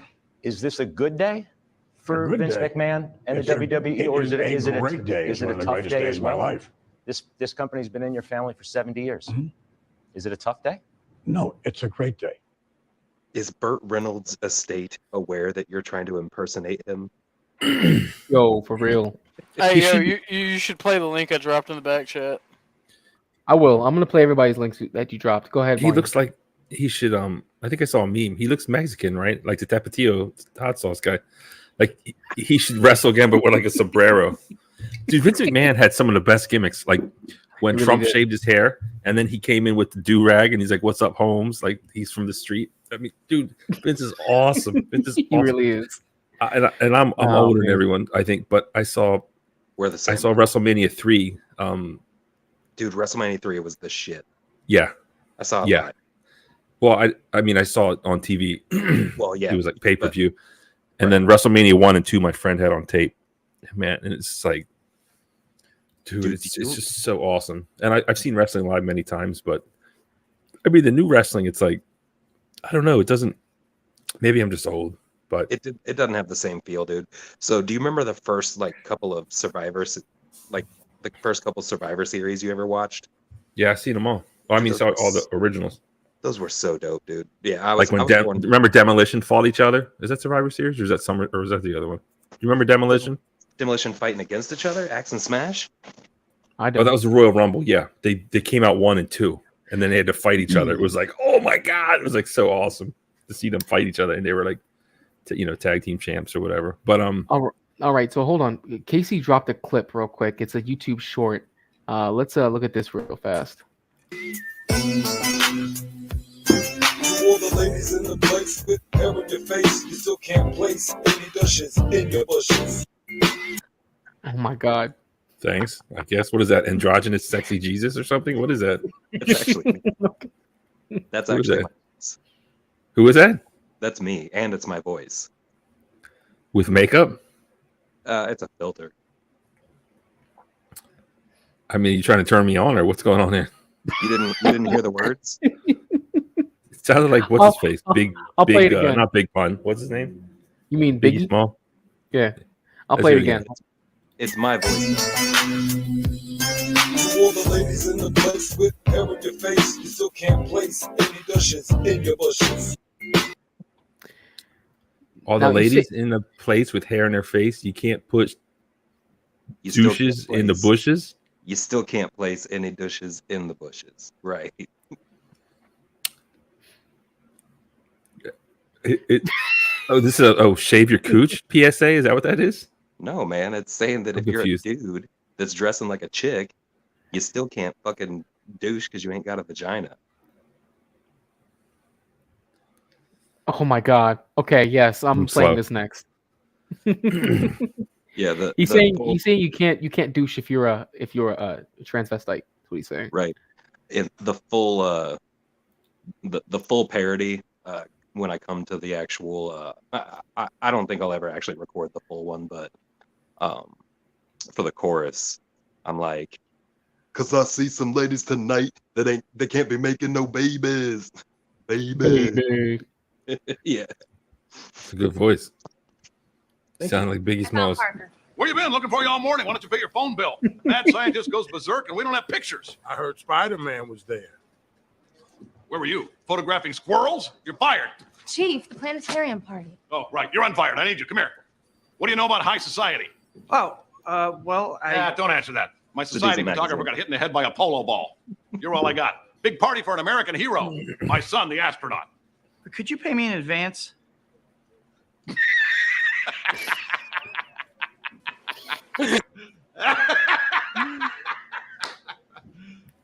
You serious? Pay for what? Standing there? The planetarium tomorrow night, 8 o'clock. There's the door. Oh my God. Hey, That was the synopsis of that interview. It really was. What were you going to say? Barnabas, have you gone to my channel at all? No, I didn't know you had one. Dude, I mean, I jump guess over everyone there. has a channel. Is it called Casey Mo? Yeah, go over there and look at my other shorts, because I think you'll really appreciate what I did there. I'll check it out. I'll subscribe. Because you've had interactions with the guy that I am caricaturizing. Oh, I know exactly what you're talking about. I don't think he knows B. Do you know B Brave? He's Barnabas? definitely. Santa? Yeah, I know him. Okay. He's too much. Yeah, wait till you see those. He's over on New Frontier last I saw. I What think is he had a that? mask on. I'm not Next familiar with that one. It was tonight. He was on tonight. Yeah, he had a Next mask time on. Next time he jumps on CT, and I'm not working on an exterior, I'm Oh, gonna be bold and stink. yeah, dude, check it out. You're gonna all love the it. time, and I kick ass. I've lived in a trailer park my whole life, and yeah, I've never read a book, but I don't need to. Oh, Jesus, dude. That's too hard. No, you're going too hard on him. You're mean. Dude, next time I give that a thumbs down. It's too mean. Dude, next time I see him on one of CT's panels, I'm gonna argue with him as him. That'll be good. It's gonna be so dope. I almost did it when he was talking about Lizzo, but I just couldn't pull away from the exterior I was working on. Be brave was It's too much, yeah. All right, so I'm gonna read this article. Apparently, Barnabas, I don't know if you were here when he dropped it, but I think you were actually. Hey, is it about wrestling or not? No. This is about Drake. Yeah, because he brought up an article about Drake. Go ahead. I think you should play the last clip I posted, if we can, before you move on to the next topic. How long is it? I'll pull it up. It's 2 minutes. It's 2 minutes. Okay, start from where you set it at, because you have it a minute 10 seconds in. Just start it over, if you don't mind. From the beginning. Yeah, it's only All 2 right. minutes. I got you. Give me 1 second so I can. It's gonna be the next election. Oh my God.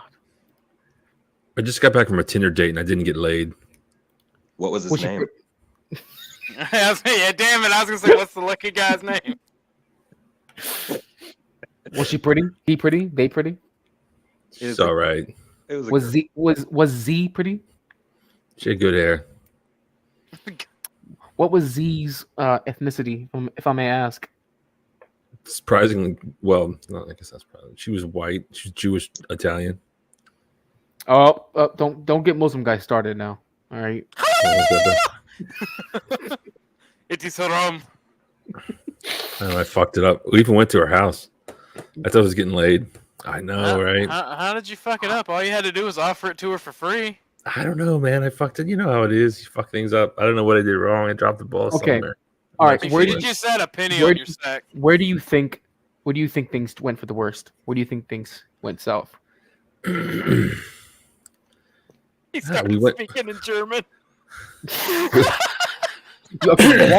Okay, she invites you back to her place. You walk through the door. You're having conversation. Where was the turning point? No, I met her at a restaurant. It was a hot pot, a Korean hot pot. I love that place for first dates. Like you have to. You been to a hot pot before? Yeah. Okay. Kinda like So a melting pot. no, and then it was like going well, and I was talking about some TV show, and I was like, yeah, it's like I'm looking for someone to watch this new series with. And so basically, like, invited myself to her house, and she was game, and I was like, yeah. Plus, she had dogs, right? So if you have dogs, you have to, let them out. But she lived like 20 minutes away. It's fine. I went over there, and I'm like, I don't know, the mood kind of changed a little bit with them dogs in the home. I don't know. Maybe I was picking the wrong shows to watch. I don't know, man. You were actually like you went for Netflix and chill and actually watched Netflix. Well, I started making out and everything. And I thought it was on, man. I was ready. I was ready. She was like, stop fucking with my dog. See, I get it. Okay, so you were making out, and then what happened? It's like you know, this is the thing with these women, man. It's like, okay, fine, you're gonna make me wait the second, third date. It's a fucking point. Like, it's just like waste of time. It's like we both want to fuck. Let's do it. I'm not gonna think you're any less of a hoe if you don't fuck me on a first date. I'm just gonna think that you don't like me that much, or that I'm not that attractive to her. You know what I mean? That's how I feel. Because I already know that you're a hoe. That's why you went on the date. I mean, you know, once you get my age, it's not like you're, you know, whatever. But we're the same age. Well, I mean, so you remember when you're younger, it was a bit harder. You know, when you get older, you know, adults are adults. They do adult stuff, and I don't know. I just felt like sharing. I didn't get laid. Yeah, but what happened though? You said you were making out. Did you just get up and leave? Oh no, she was like, you know, we were looking at some stupid shit, and then she had some guitar, so I played guitar a little bit. Just getting, you know, warmed up. They like that shit, and then and then we were looking for something, and then we just started making out on the couch, and then Okay. it was good, you know. I was on top, and it's going good, and then she was like, you know, she had to come to Jesus. I'm not gonna fuck on a first date kind of thing. Sucks, man. Sucks. You gonna call her back? I told her I'm not. No. Hold on. Wait. Chad move. Power play. Wait. No. I said. I told her that she has to call me. I mean, then we sat there and laid there and, like, you know, it was awkward. What? I wouldn't say awkward, but it wasn't like obviously what I wanted. But it's kind of hot too, and she didn't have AC on for some reason. I was like, you know, but I told her, well, if you want to see me, call me. Well, we'll see if she calls me. How hot is it in Baltimore right now? Can't be that much hotter than where I'm at. You see? Well, you know, when you're in a house and you're like two horny people, I don't know, 70, 80 degrees maybe. You know, Barnabas, I keep saying that we're the same age. I was born in 79. Yeah, I'm 46. Oh, okay. So you're just a little bit older. More or less. Okay. But I know what you mean though, because after my youngest son's mom, it was like a different world. 62. Okay. So what? We split in like 2015, and I was with her for 10 years. Ugh, it's tough. Dude, and the world had just changed. I mean, you know, like I know, like we didn't grow up with cell phones and all that bullshit. Like if you were a real cool motherfucker, you had a pager. Yeah. So yeah. This whole like internet thing, man, I went on like 3 or 4 dates with strangers, and I'm like, I just don't feel this at all. So then, you know, you go back to the well, people you used to know. What's that? The organic produce section? What? No, the roller skating rink? Produce section? No, you know, like that's where the thick yoga girls are, man. Yeah. People you went to school with, you know that. Yoga pants are my weakness. Oh my goodness. Well, you're in luck because everyone wears them. Everyone. I don't care about the guys. I'm talking about the nice thick booty chicks that do yoga. Oh, we were on a different page. You can say what you want. I want a skinny girl, man. This one wasn't really skinny. I had a skinny girl recently, and it was so nice, man. God, it was so nice. But I don't know. She's crazy. Barnabas, you know you banged out some fatties. Don't lie. You know I didn't say I didn't, but I said it recently. I had a skinny girl, and when you listen, when I was with that skinny girl, I was just like thinking in my head, like, this might be the last time I ever fuck a skinny girl. Do you know what I mean? No, I'm not there yet. And I had to be like, because you can say thick and this and that, and like, look, I can make a thick girl work, whatever you want to call it. You know, I'm not complaining. But man, this girl is skinny and fit. Oh, but see, she don't like me. She doesn't like me. She just randomly calls me from time to time. But she hates me personally. But she doesn't call me that much. That's the problem. But God, it's so nice, man. Like a skinny girl, you can just pick them up easily, and it's just like, it's just so nice. So I mean, yeah, thick girls, you know, all applications are accepted, but no, please.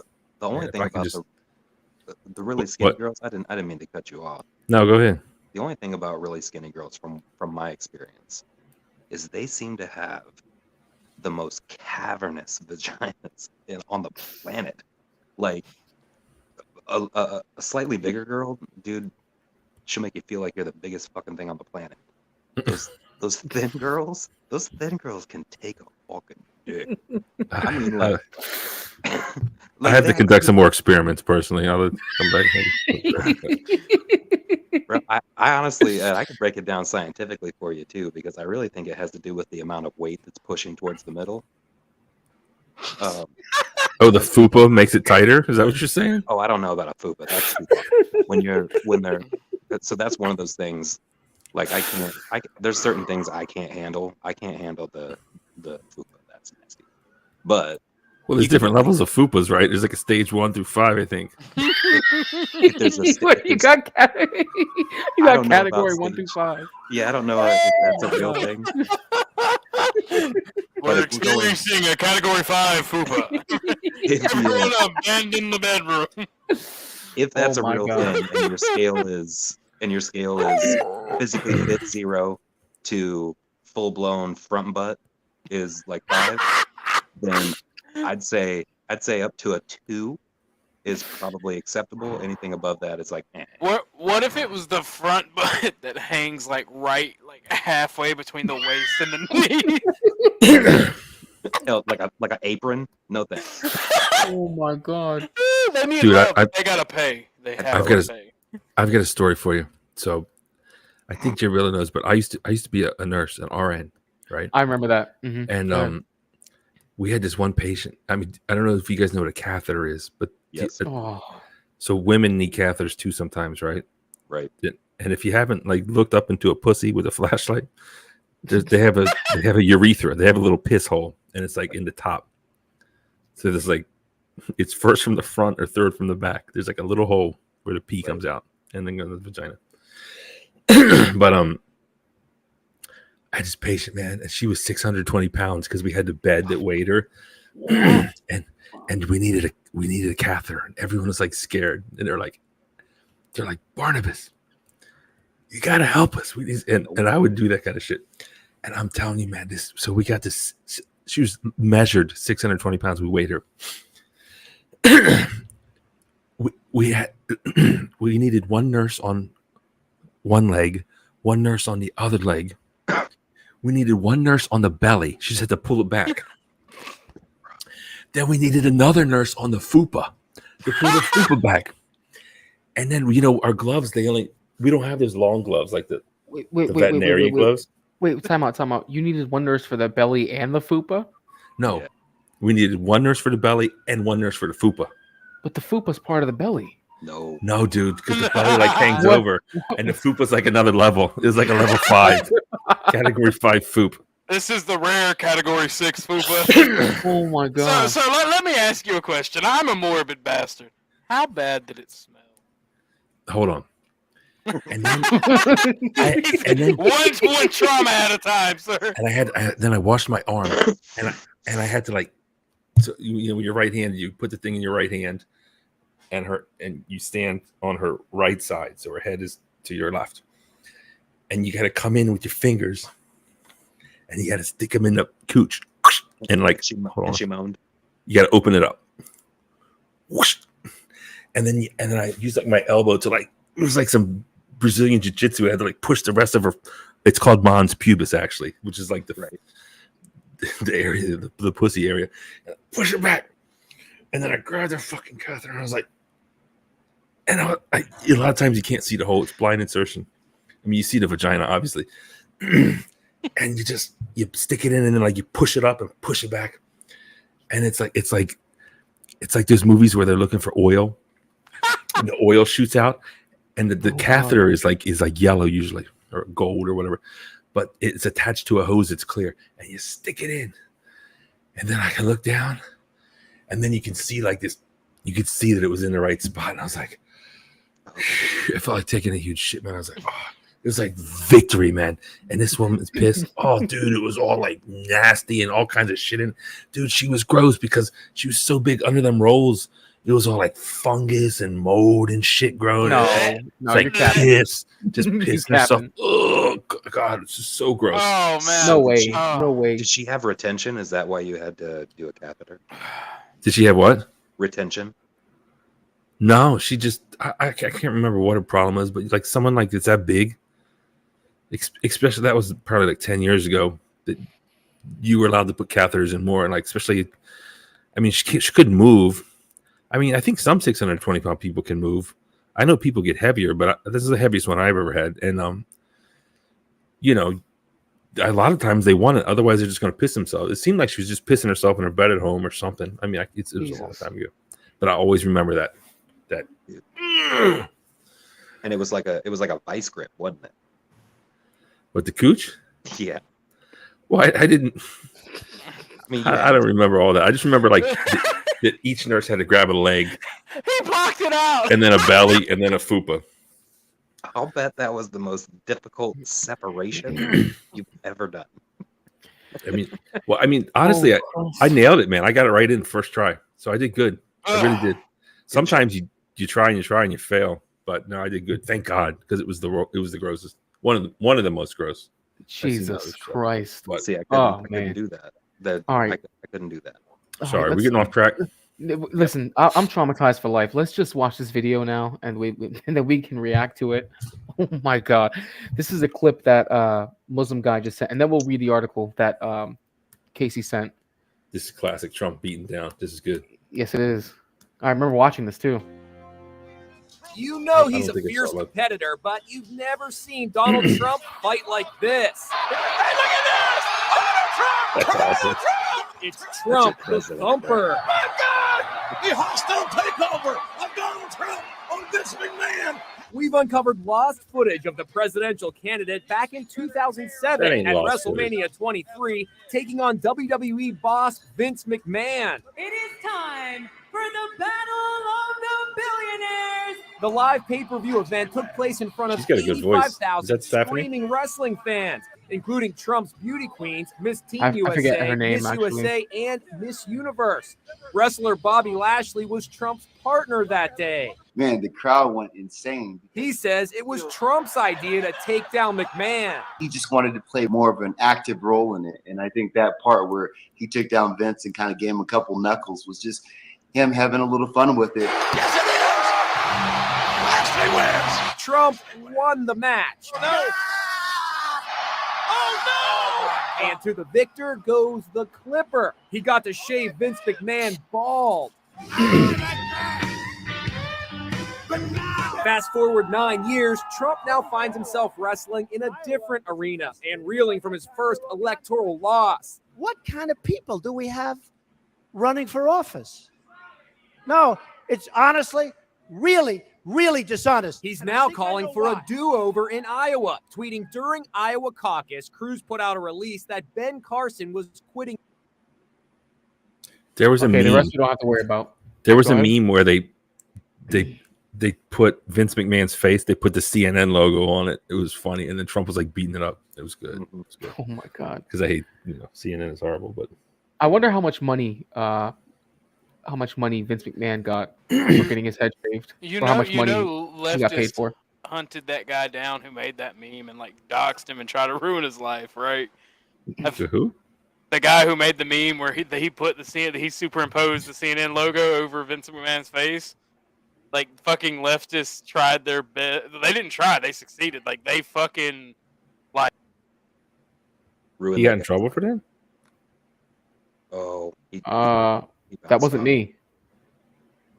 That wasn't me. I'm sure he'll come back. All right. It's Well, good. Muslim It's a good guy, meme. if you can come back, by all means do so. He probably had his internet cut out, or he hit the wrong button. Vince All didn't right. get paid because he was the owner. Yeah, but I mean, I guess he was just okay with getting his head shaved then, because they script these yeah. fights. Yeah, Yeah. you weren't gonna get Trump's hair off. Oh no, I mean that thing's but, already gone. Yeah, no, but I gotta jump out, man. I've got a full day tomorrow. But All right, Casey. yeah, it was good talking to you guys. Appreciate you being here. Yeah. Barnabas, did you check all 3 of those shorts? I mean, I didn't get a chance to watch them, but I subbed. I'm gonna check it out when I get a chance. All right, I think you'll really like it. You should also check out that video I've got on there too. I'm gonna watch everything. It's a Green Day parody. I'm gonna start doing more parodies. So I'm basically doing all this as a build up because Reckless Ray and that's my brother. So we're getting ready to start a show. Okay, well I'll check it out for sure. Oh yeah, man. But all right, you guys have a good night. Talk to you soon. See you, Casey. See you. Yeah. All right, let's pull up this article that Casey dropped in the back. By the way, before I read this, Barnabas and Muslim guy. Well, Barnabas, I don't know what you were up to. Well, you said you were at a date, so. But we went over some other topics, and we're gonna read this this article because I didn't know this about Drake. But I went over things tonight. We went over the leaked document suspect that got arrested. We went over the Bud Light backlash. The individual Dylan that you were thirsting over. We went over the abortion pill controversy. We also went over the industrial fire in Indiana. We went over the 18,000 cattle that died in the Texas fire. The family that sued the magazine supplier of the 2021 FedEx distribution center shooting. And those have been the topics mainly that we've covered tonight. Are you gentlemen familiar with any of the topics that I mentioned? No, but I want to comment on something. You guys were talking about the meat going to waste, and then somebody had said, "Well, they could have given it to the homeless." Not really. No, they couldn't. When you cook meat like that, when it gets boiled alive and you don't skin it, you don't process it, it's ruined. It's fucked. Can't do anything about it. Unfortunately, even you have to gut and process meat properly, or you'll get fucked up really bad. If you've ever hunted a deer, you would know that. Especially if you hit the fucking shit sack, this fucking bladder. Well, it's terrible. It ruins the meat. How about you, Barney? The topics. I mean, I saw that there was an explosion. I didn't look into it. Is that where the methane gas blew up or something? What's the explosion from? It was an old chemical processing plant that was caught fire in Richmond, Indiana. Actually, I wish Snowman was here. I don't know where he went, but I guess he's editing or he went to bed. It blew up and 18,000 cows died? No. In Indiana, there was a chemical plant that blew up, and the chemicals had been burning. It was a huge fire. They'd been burning for a day and a half. And then in West Texas, I think it was called Dighton, Texas, there was a farm fire that killed 18,000 dairy cows. Excuse me. Dairy cows? Yeah. It was a dairy farm. That sucks, man. I mean, it sucks for the cows, and it sucks for the farmers. I guess their life is over. And I mean, do they have insurance on cows? I have no fucking clue. I don't know. You can get insurance on them. Look, if you can get pet insurance, you can probably get livestock insurance, I imagine. It's like a business insurance, I guess, but it's still unpleasant. I don't know, man. Who are we blaming? We don't know. Right now, I covered in the We're article. blaming the right because the relaxed corporate restrictions on unfettered capitalism or something. I don't know. No.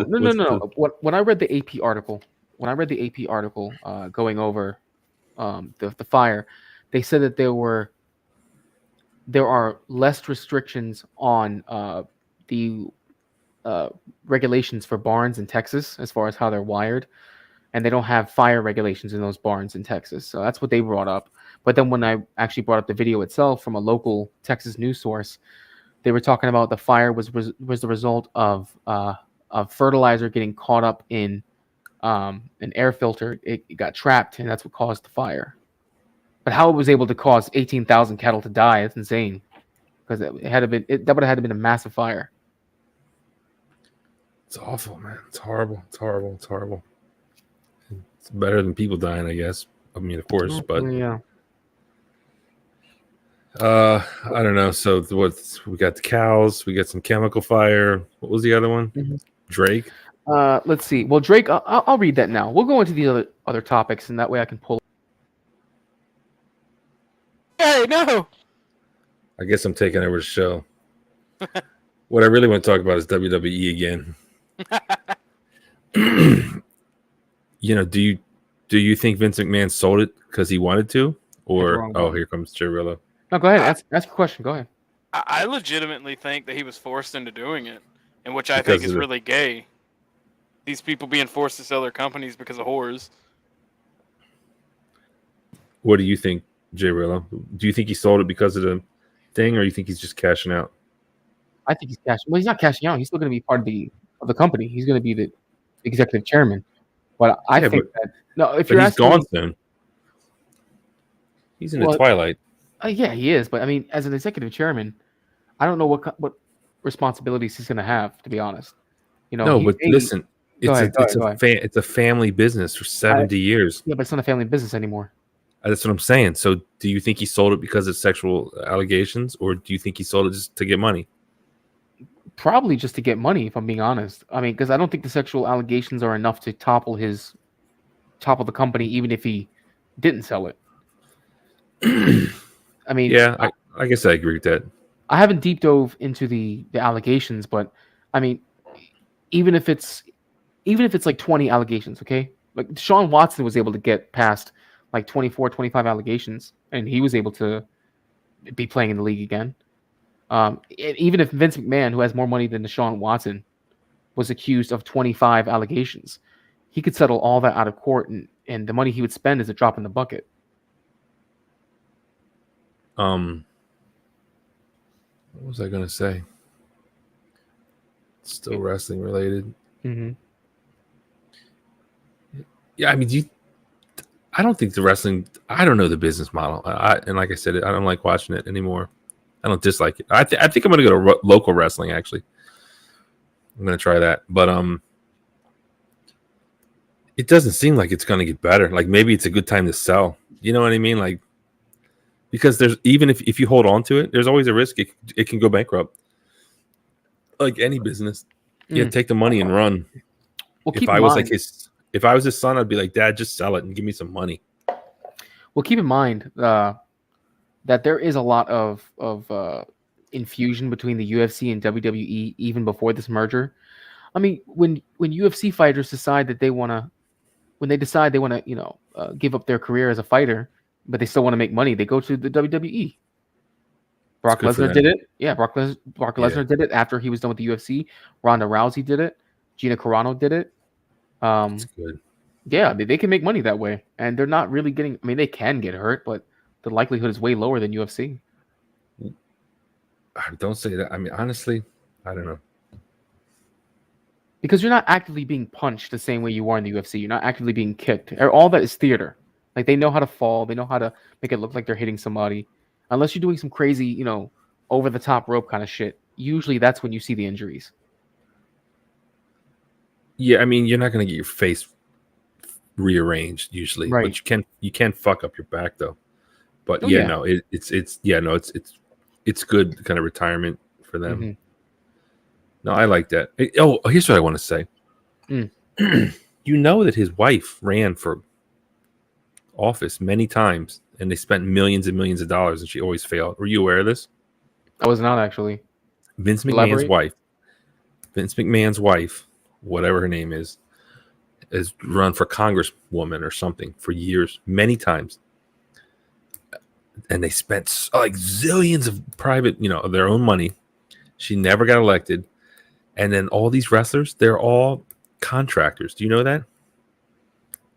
Well, they have private contracts, yeah. Yeah, but they're not an employee of WWE. They're like third-party contractors, and they don't even give them like health insurance. And I mean, they don't have health insurance. I understand that. Because go ahead. It's evil, man. It's evil to me. It's evil. You're going to spend millions of dollars on your stupid wife to become a congresswoman, but you can't give these guys some damn health insurance or something. I mean, it's insane to me. It is kind of ass. They do all the work. People come to watch them, not him. That's true. And it's a monopoly. Well, I guess it's not a monopoly, but it's. Yes, it is. What other wrestling promotion can you think of that matters? TNA doesn't. TNA's defunct. AEW. I mean, I don't know how many people are watching that. I see it every now and then on was it TNT? They're showing AEW, but this. I mean, there is AEW. Yeah, but that's what I just said. But AEW is with TNT, and that's a big network to have contracted. But Vince McMahon still has contracts with USA, and I think he still has contracts with Sci-Fi, and I think he has another contract with Where's I don't know where they where play the that fuck? shit. Fox. He has a contract with Fox to show SmackDown. Okay, he's fine. got- So it's a monopoly. I mean, he's a dick. Well, no one said he wasn't, but he that's why there's a reason why he's a billionaire. He's not a billionaire for being nice. Right? Yeah. What an asshole. I mean, But he had a good product back in the day. but how many nice billionaires can you think of? None. You only get that rich by stealing from people. It's just rough, man. Because you see these wrestlers, man. They have like the lowest life expectancy of any career. I think. Really? Dude, they die all the time. Who dies more than wrestlers? I would argue football players. No. Because of the CTE epidemic that occurred during the 90s and 2000s, early Football 2000s. players are not dying like damn wrestlers. Well, okay, keep in mind, wrestlers are also, they're usually not regulated. I know that there was regulation because there was a big scandal back in the 90s for roid usage, because just about everybody was on gear. I mean, fucking A, even Vince McMahon was on gear for a while.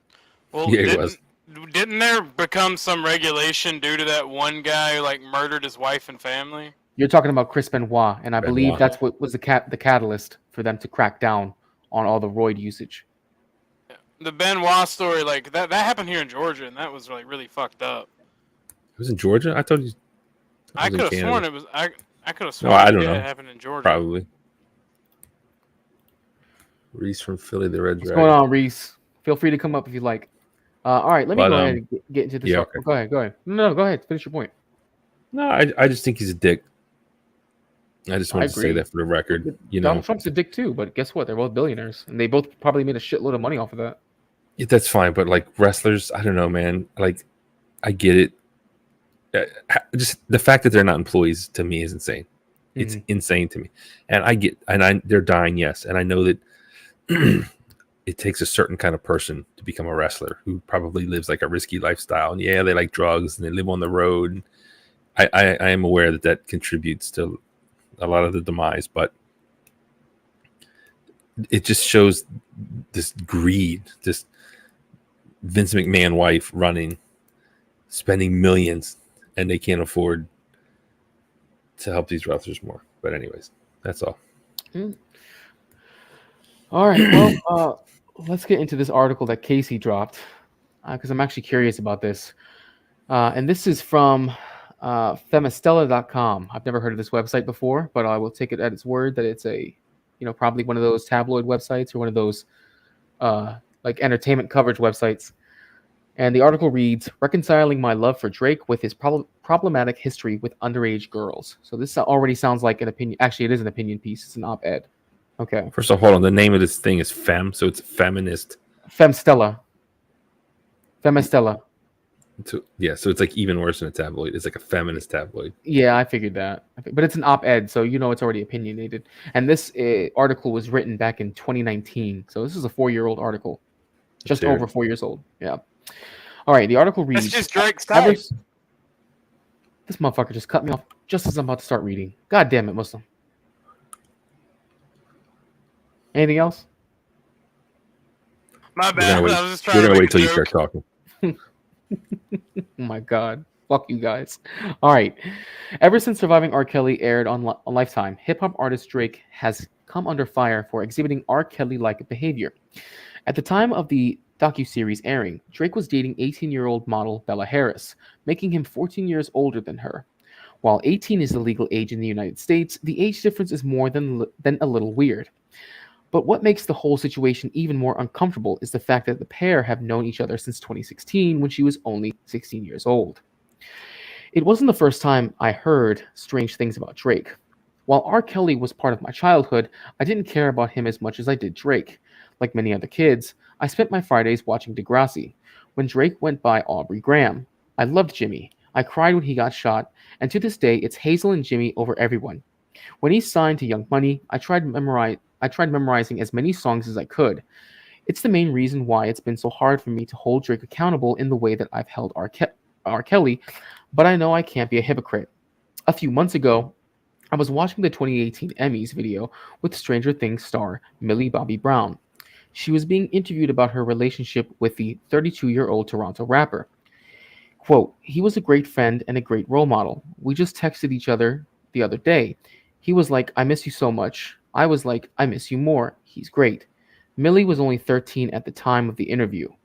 I don't know how celebrities work, but there is no reason for a 30-something-year-old man to be texting a 13-year-old girl, and why would he tell her he missed her?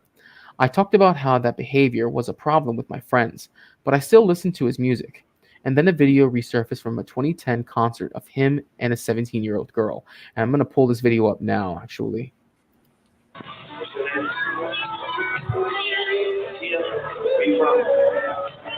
make some noise for Tia from Denver, yeah.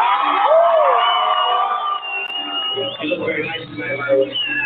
I like curly hair, I like you. Stand right there.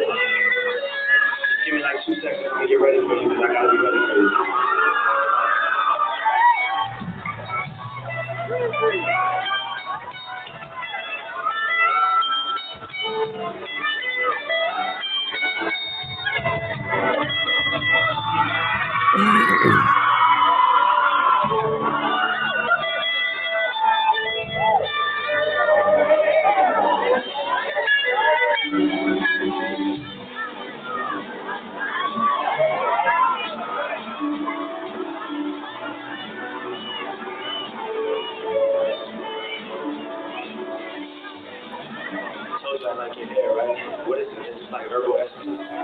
I don't want to see this. I mean, whatever he did, okay, fine. You know, he's on stage. Not like he fucked her.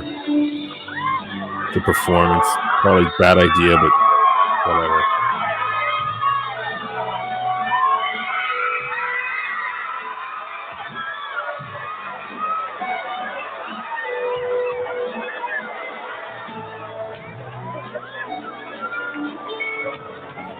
Y'all gonna have me get carried away again. I get in trouble for shit like this, but how old are you?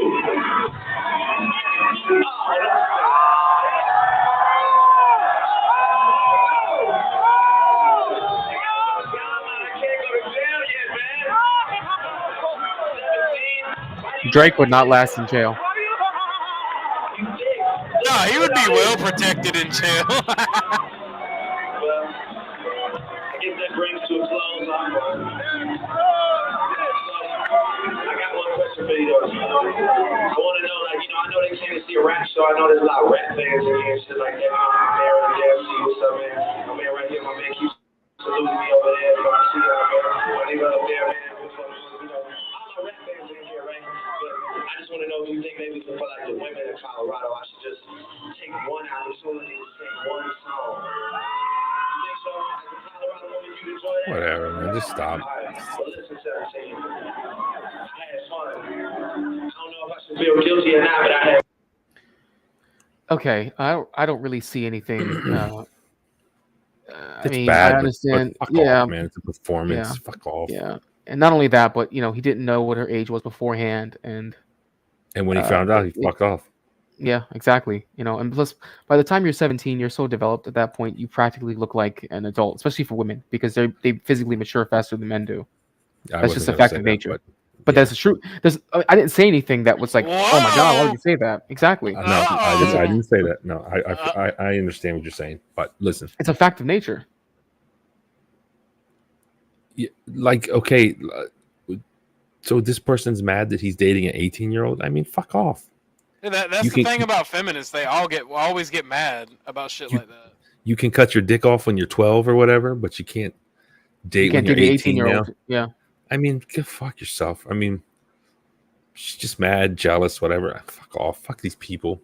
Just trying to stir up some shit. All right. So then it goes into basically a recap, the rest of the article, it seems. He invites her on stage, kisses the back of her neck as he dances with her and touches her breasts, which I didn't see him touch her breasts. He hugged her from behind.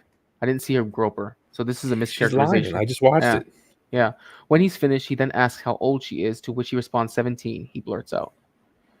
Okay. I can't, quote, I can't go to jail yet, man. He gets really gross and says, look at this shit. He gets really gross and says, why do you look like that? You thick. Look at all this. I don't know if I should feel guilty or not, but I had fun.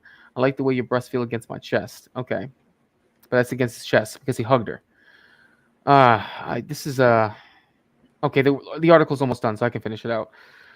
What? I was completely grossed out, not just with Drake, but with myself. I'm normally the annoying friend that blurts out, quote, your fave is a problematic. Your fave is a problematic. Every chance I get. Why couldn't I follow my own standards? Why didn't I listen to my gut when I heard Millie talk about him back in September, when I knew it was creepy for a grown ass man to be texting a little girl? I let my love for his music and what he meant to me when I was younger cloud my judgment, and for that I'm sorry. Even though there has been no sexual misconduct or assault accusations against Drake, we need to remember his behavior and make a mental note of it. We can't pick and choose who we hold accountable. No matter how much we love a certain celebrity, we can't pick and choose who we let slide. Men like Drake, R. Kelly, and so many others need to be held accountable for their actions, no matter how. Okay, this is just feminist bullshit. All right, so that was basically Waste of Life. So there's been no Remember- accusations. Hold on, give me a sec. There's been no accusations. We saw this video right here. I didn't see anything that was over the top. I mean, let me ask you this: how much difference can you tell between a 17-year-old and an 18-year-old? I don't take it to no weird shit because that's not where it's going. But I'm asking you guys a serious question: if you put a 17-year-old and an 18-year-old, and you put them side by side, you're gonna be like, I can clearly tell she's turned 18 by her development, and I can clearly tell she's 17 by her development. I'm not answering that. I mean, it's a logical question though. Like, there's nothing here that's like, as I said, there's nothing here that's been meant to say to justify. Oh, I know yeah, that. be a I know map. that. You're There's not nothing here that's saying guilty. that. You're not guilty. But I'm not going to say anything. That's all. it's a legal thing. Like, it's a legal distinction, and people are overly protective on this issue, and rightfully so. The thing is, like, you're right, Jay, but the thing is, the thing about it is, right, is he shouldn't be acting that way in general, right? It's I disgusting agree. to act that way in public. But you can't No, sit here and no, tell no, you no. can't sit here and tell me that every female in that audience wishes that they were not, that they wish they were her. That they were in her place. Yeah. Look, she shouldn't do it. 17-year-old, obviously, but isn't no. that his brand? Doesn't he Yeah, make yeah, like that's what sexy I'm getting music? at.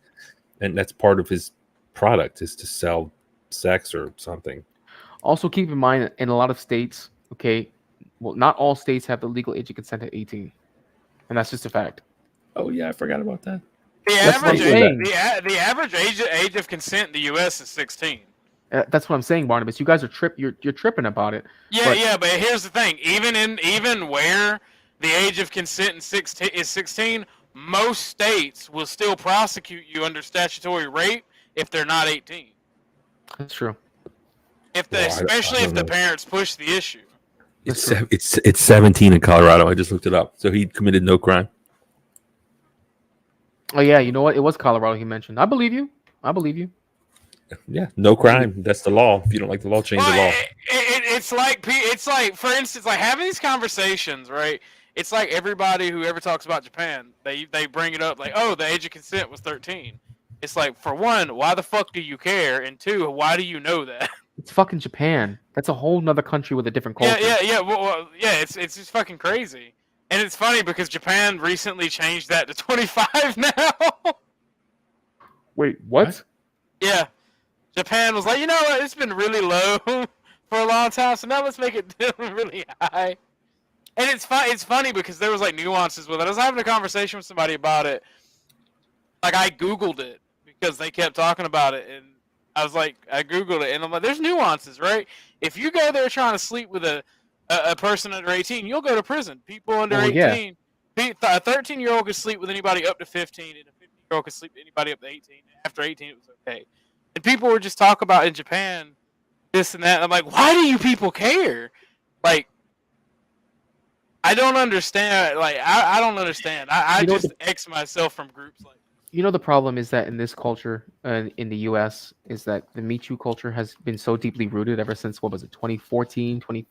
It's like 13 or 14 when the Me Too movement started because of Weinstein, that basically anything and everything that can be misconstrued as SA is considered that, you know?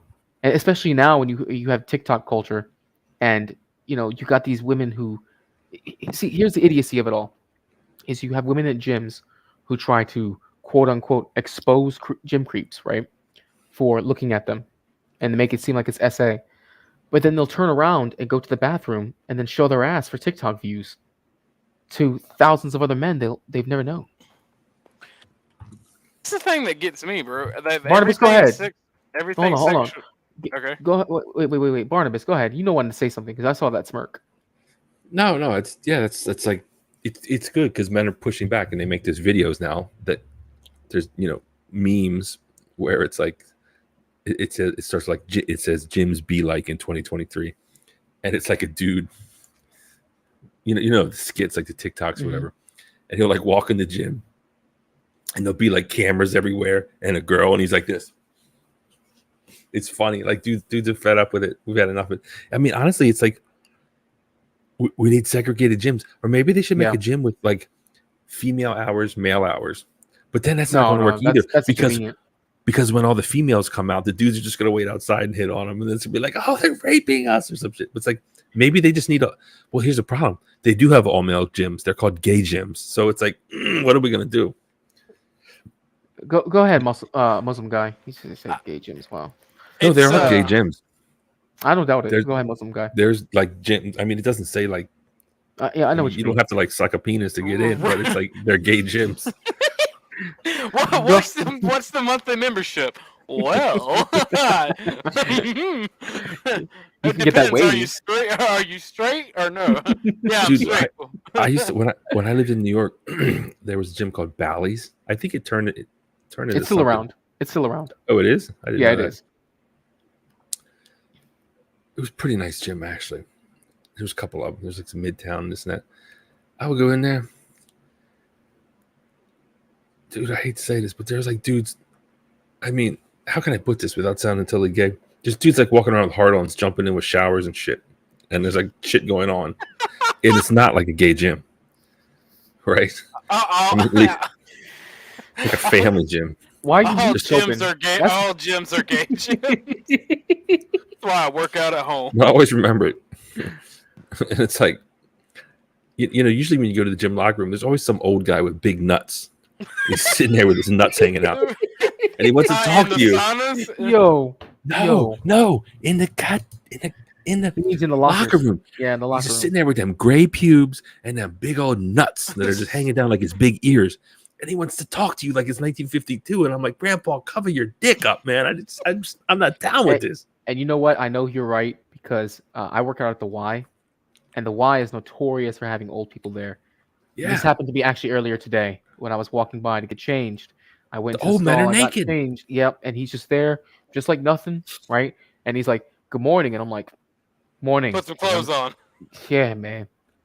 What the hell did they use? You know to do what? back then? It's because. Go ahead, Muslim guy. Go ahead. And they look at you like you're the weird one when you say put some clothes on, or you like don't want to talk to them. No, I don't. I mean, I don't say that. I'm just thinking that. I'm just like, it's like when there's an exposed dick, I'm just like, dude, what the fuck? Let me get away from this. Let me protect myself at all times. I don't want any part of those big old nuts with the gray pubes. Like, get the fuck away from me, I'm thinking. And dude, like, wants to talk about the game. I'm like, motherfucker, I don't even watch sports. Cover your dick. Yo, I don't know. It's too much. keep in mind the reason why they're so comfortable is because a lot of these guys are boomers or like early Gen Xers, right? And around that time period, you had high school gyms where you showered after you were done, and the boys' showers were all exposed, so it was nothing. Like everyone knew back. Well, I'm assuming everyone knew back then they weren't gay, so they weren't scoping. And today's maybe it is weird today, because now you got dudes who want to fucking meat scope all the time. It's like you actively want to see another man's junk. Meat scope? I never heard of that. Yeah, they do. They're all out here meat scoping. It'll be meat. You never heard that? You never heard that term? No, dude. That sounds like some gay shit. I posted a clip in the Don't back. fucking play with me. Don't play with me. I posted. No, I've really never heard it. But thanks for teaching me. I'm going to use it. By all I means. posted a clip related to the gym talk. Back. You should play it. Hold on. All right, what are we gonna say, Barney? What were we talking about, really? Oh, the women.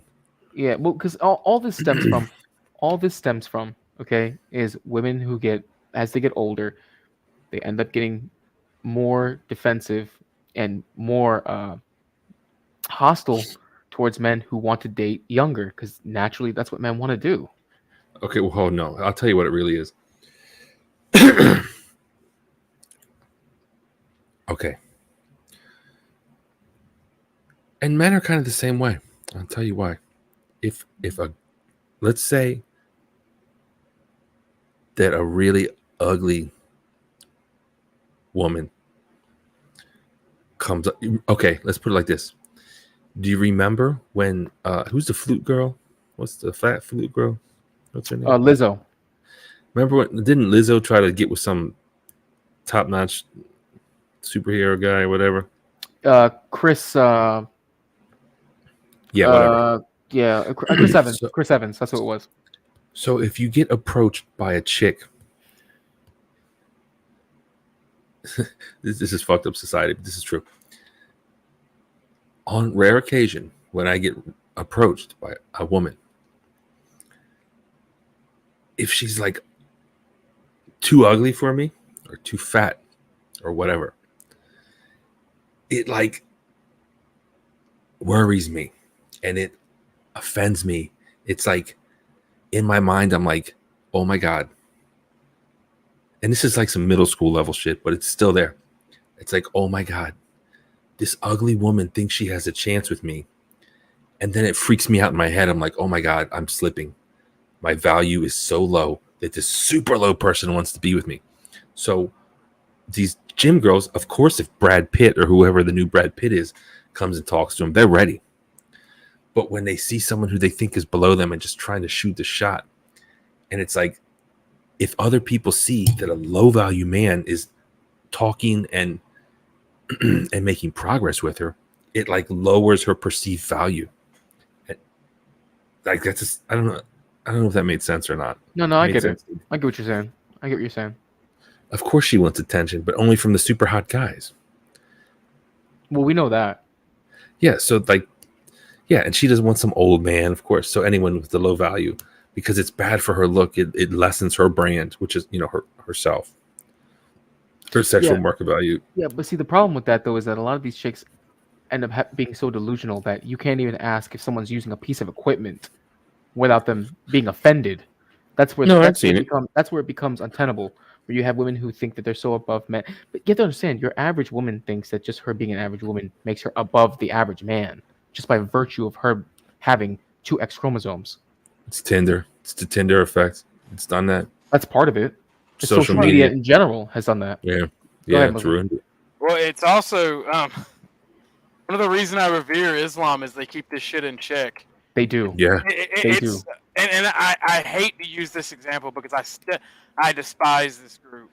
But around the world, especially in Islamic countries, they have militias and like self. Hey, I'll be right back. Keep it rolling. I'll be right back. They have like self-policing groups that will like beat the shit out of men who just like randomly are simps basically and sleep with women and are degenerates. And America was the first Western nation to like basically outlaw these groups. Because essentially, the second Klan, that's what they were. They were to keep men in check and do other shit, and there was a lot of shit.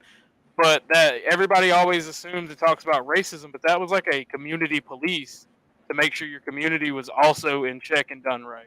I hate using that group because the Klan's like a bunch of pieces of shit, but I mean, like in Saudi Arabia, they have the police of vice and virtue. Yeah. No, they make sure women are covered and wear dresses. But it's not just men. If you randomly approach women and are caught simping, they'll beat the shit out of you. It's not just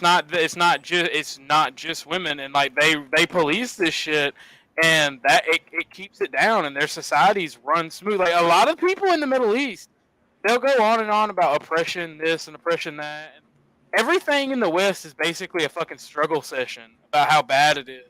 But these communities where they're supposedly oppressed, they're full of some of the happiest fucking people. The majority of people are happy.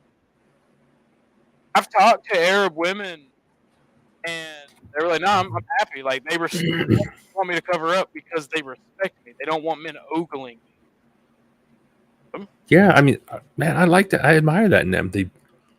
Their women ain't out here dressed in, like they're selling themselves. They cover up.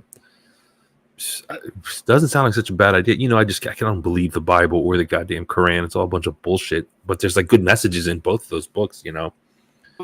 But I just can't believe all these stupid like magical stories. It's like, dude, come on, like who Well, believes that shit? I can understand why you believe that, but I'm a hardcore Christian, so I'm not gonna. Okay, well, I don't mean to offend you, but you know, I can't believe all no, that stuff.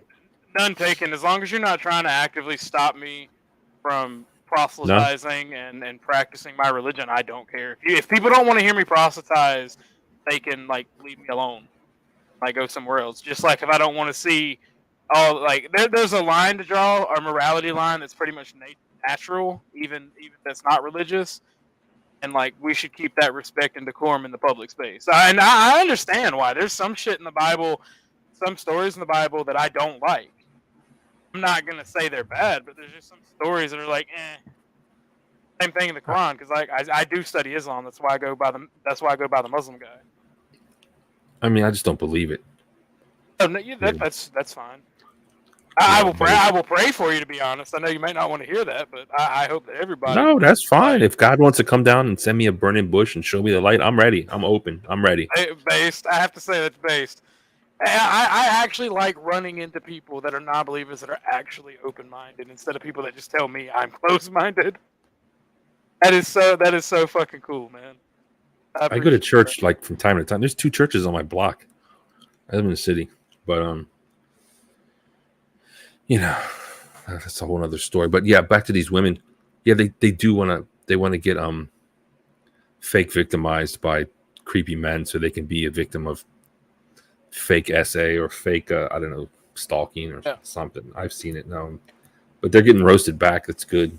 Yeah, with these women. Well, I mean, a lighter version of this type of like police force or militia would be best for the U.S. So some light force where it's not like we're gonna behead you if you fucking do wrong. It's like, nah, maybe just fine you because Americans love money.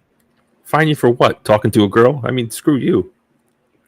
I didn't say that. Wait, That's being an extremist. Is that what that militia is you're talking about? Like, He wants a morality police. Yeah, I was talking about a morality police. They have that?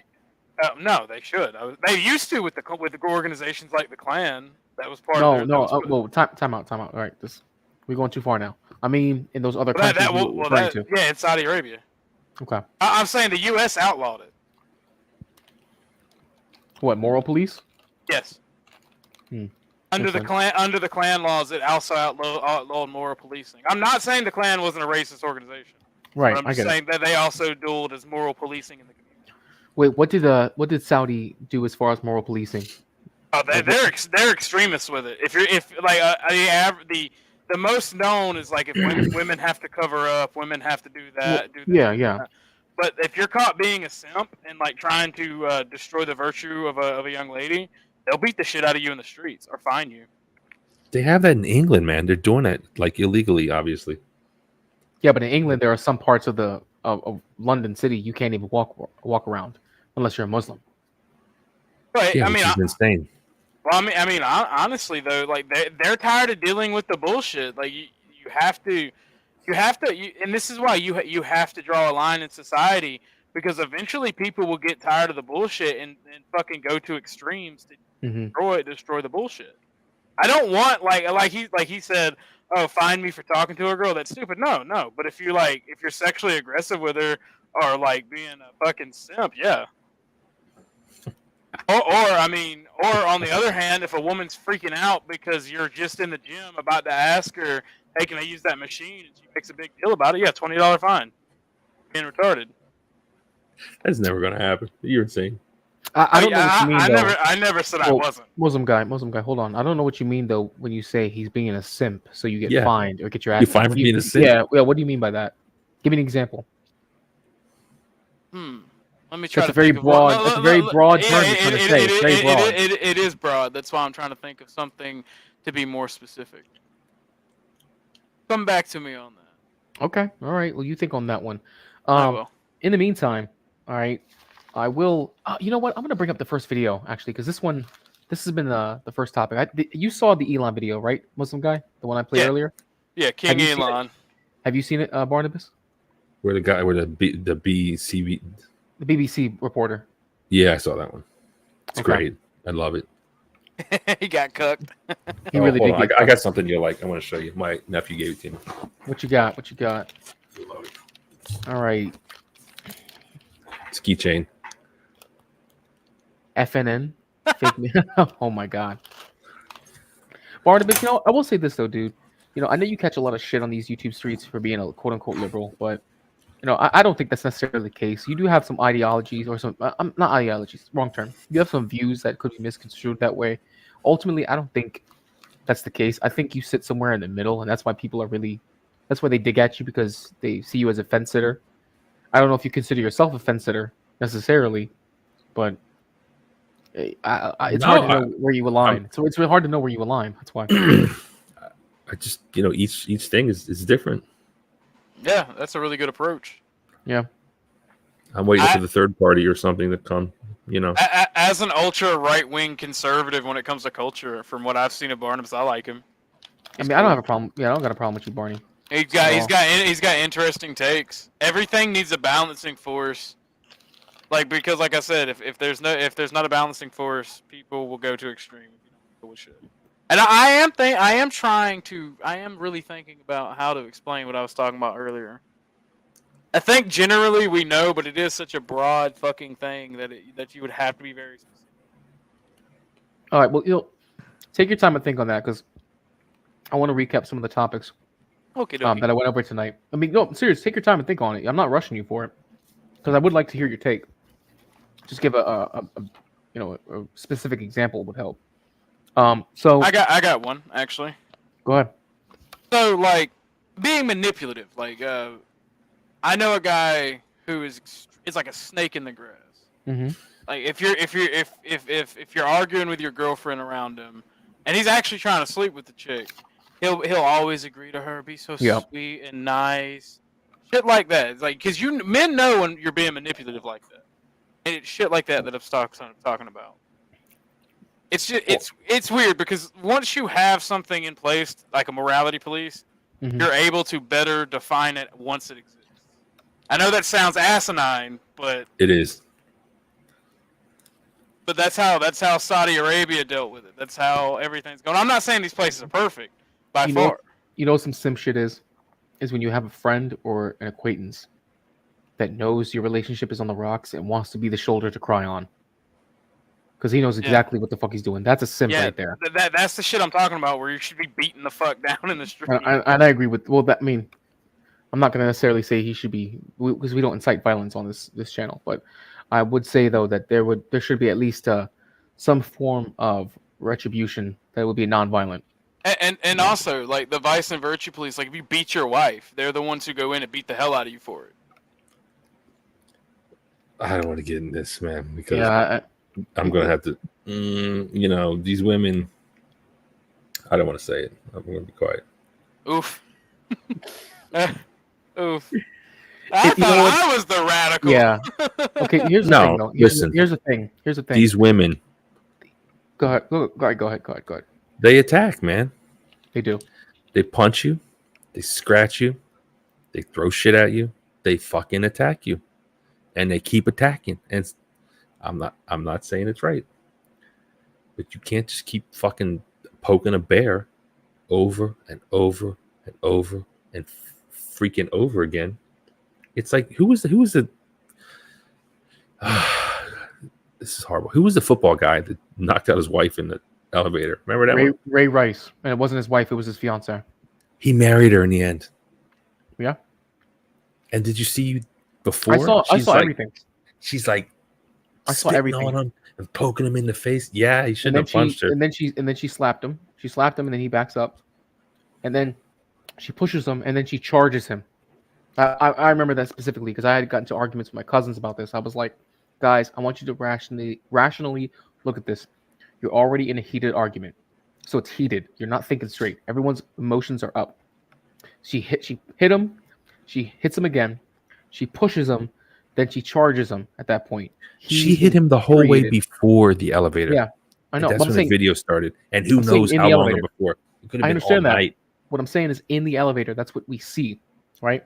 And because he hits her once and he puts all his force behind it, it's a one-hitter quitter. And that's what people focus on. That's what people decide to harp on. Because you're a man, and because you're a man, you should never hit a woman because it's okay for her to beat the shit out of you, and you just sit there and take it because you're bigger and stronger, and you should be able to handle getting beat on. And they've been getting away with it for so goddamn Exactly. long. They Yeah. know they can do it. They just keep at it. I'm not going to say all though, because I'm in a very healthy relationship that I've been in for the past 5 years. No, so I'm not going to not all women, and and some dudes are, who knows, violent fucking drunks that just beat up on women, like, which is very true. Just because they're fucks. Well, I mean, that trope is not a made up trope. I mean, there are men out there. I mean, it's existed before, so that's why we know that trope still exists. The problem today is that the laws as a whole in our society have been so skewed that it really is meant to for lack of a better word, castrate men from being able to stand up for themselves, especially in situations like this. That dude never played football again, I think. No, after that, his career was over. And he still married that bitch. If you destroy the men in a society, you render it weak and ineffective to defend itself. Correct. And that's why, even though some shit that I say may sound asinine and it may sound extreme, but it's necessary. Not everything makes sense in this chaotic world, and sometimes the solution isn't something that's logical. The problem is in our society, another problem I should say, is we're so focused on freedom. There's a point where freedom goes from being freedom to chaos. Yeah. Like the more freedom you introduce to a society, the closer you are to chaos. Well, that's the truth. That's the truth. You know, our founders also believed in responsibilities along with freedoms, right? But that's fair, though. They talked extensively about them. That's why people say that America. That's why when like extremist communists say America was fascist, like it was old school Roman Senate type shit. That's what America was founded on. That's where you get the basis of fascism. Real fascism under Mussolini was a modern concept, but he drawed from inspiration from original Rome. And that's the thing about our founders. We have the same thing, and it's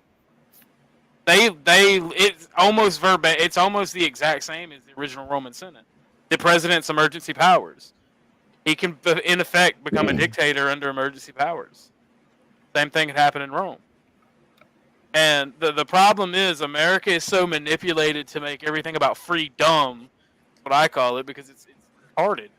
Like, try talking to a conservative about doing anything rational that's necessary. They're like, freedom, even if it would benefit them, hurts them not doing it. What kind of freedom are you trying to take away from me now? What freedom don't you have? What freedoms don't you have? I don't like the government is spying on me constantly. I don't like that. Oh, you mean your personal situation?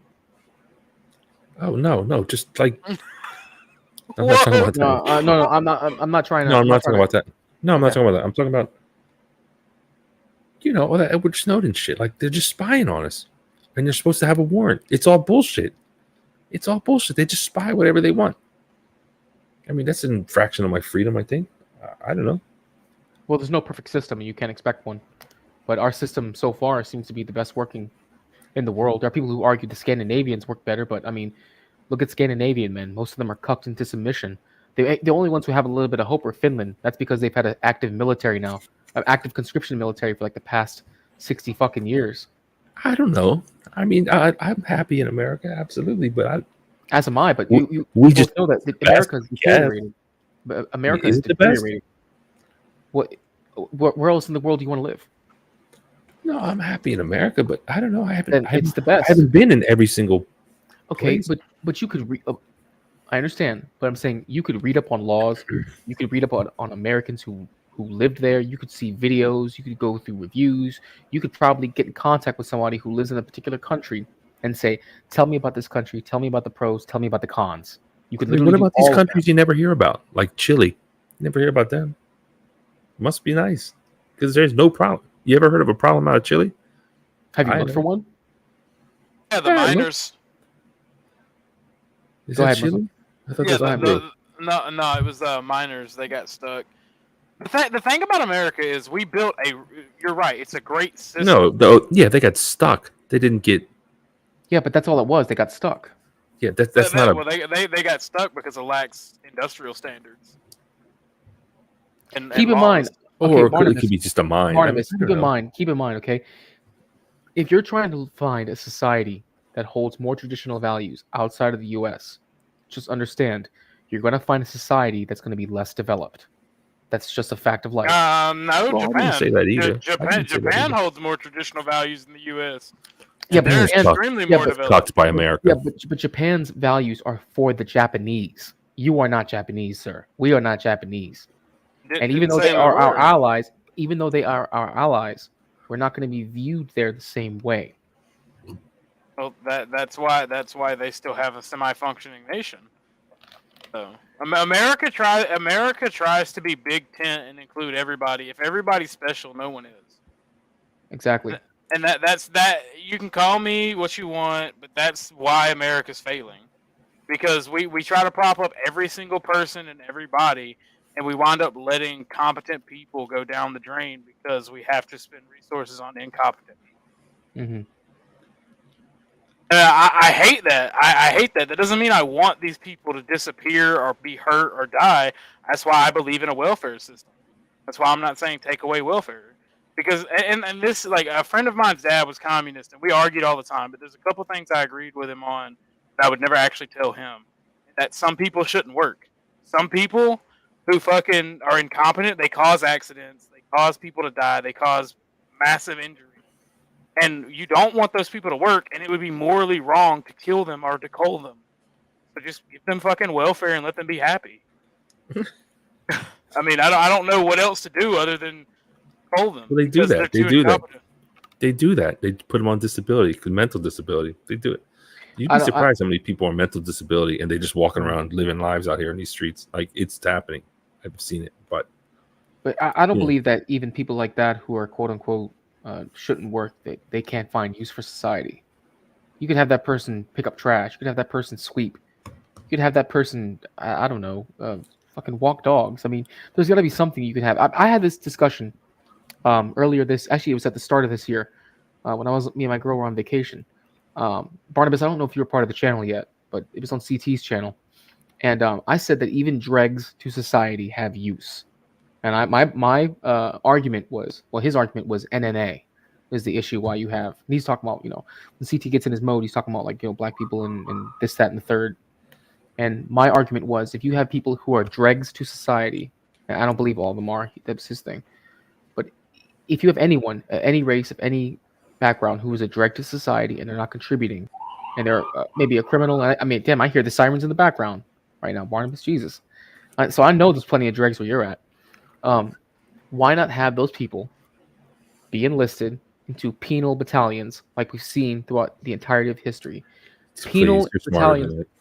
Okay, Barnabas, they're doing it right now in Russia. They're literally doing it right now. Where? And I called it with the Wagner Group.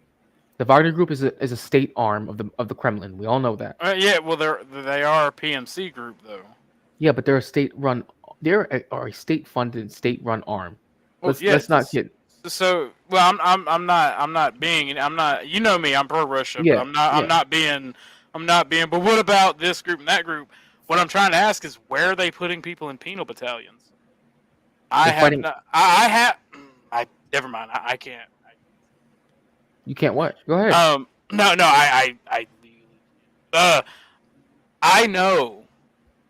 I know that they're not like forcing special needs people and highly, like, just naturally incompetent people into Wagner as bullet fodder. That's not what I meant, though. I didn't mean people with special needs. I said dregs to society. Well, okay. I'm sorry. Maybe that would be extreme, but that they would be considered dregs in society. Well, when I think if you want to create some type of workforce, I don't want them in the army. Yeah, but my point is, though, when I say a dreg to society, that's someone who actively creates chaos and does not contribute to that society. And you could argue, sure, people who are special needs could create chaos, but they're not actively trying to. They don't seek out to create chaos or to break laws.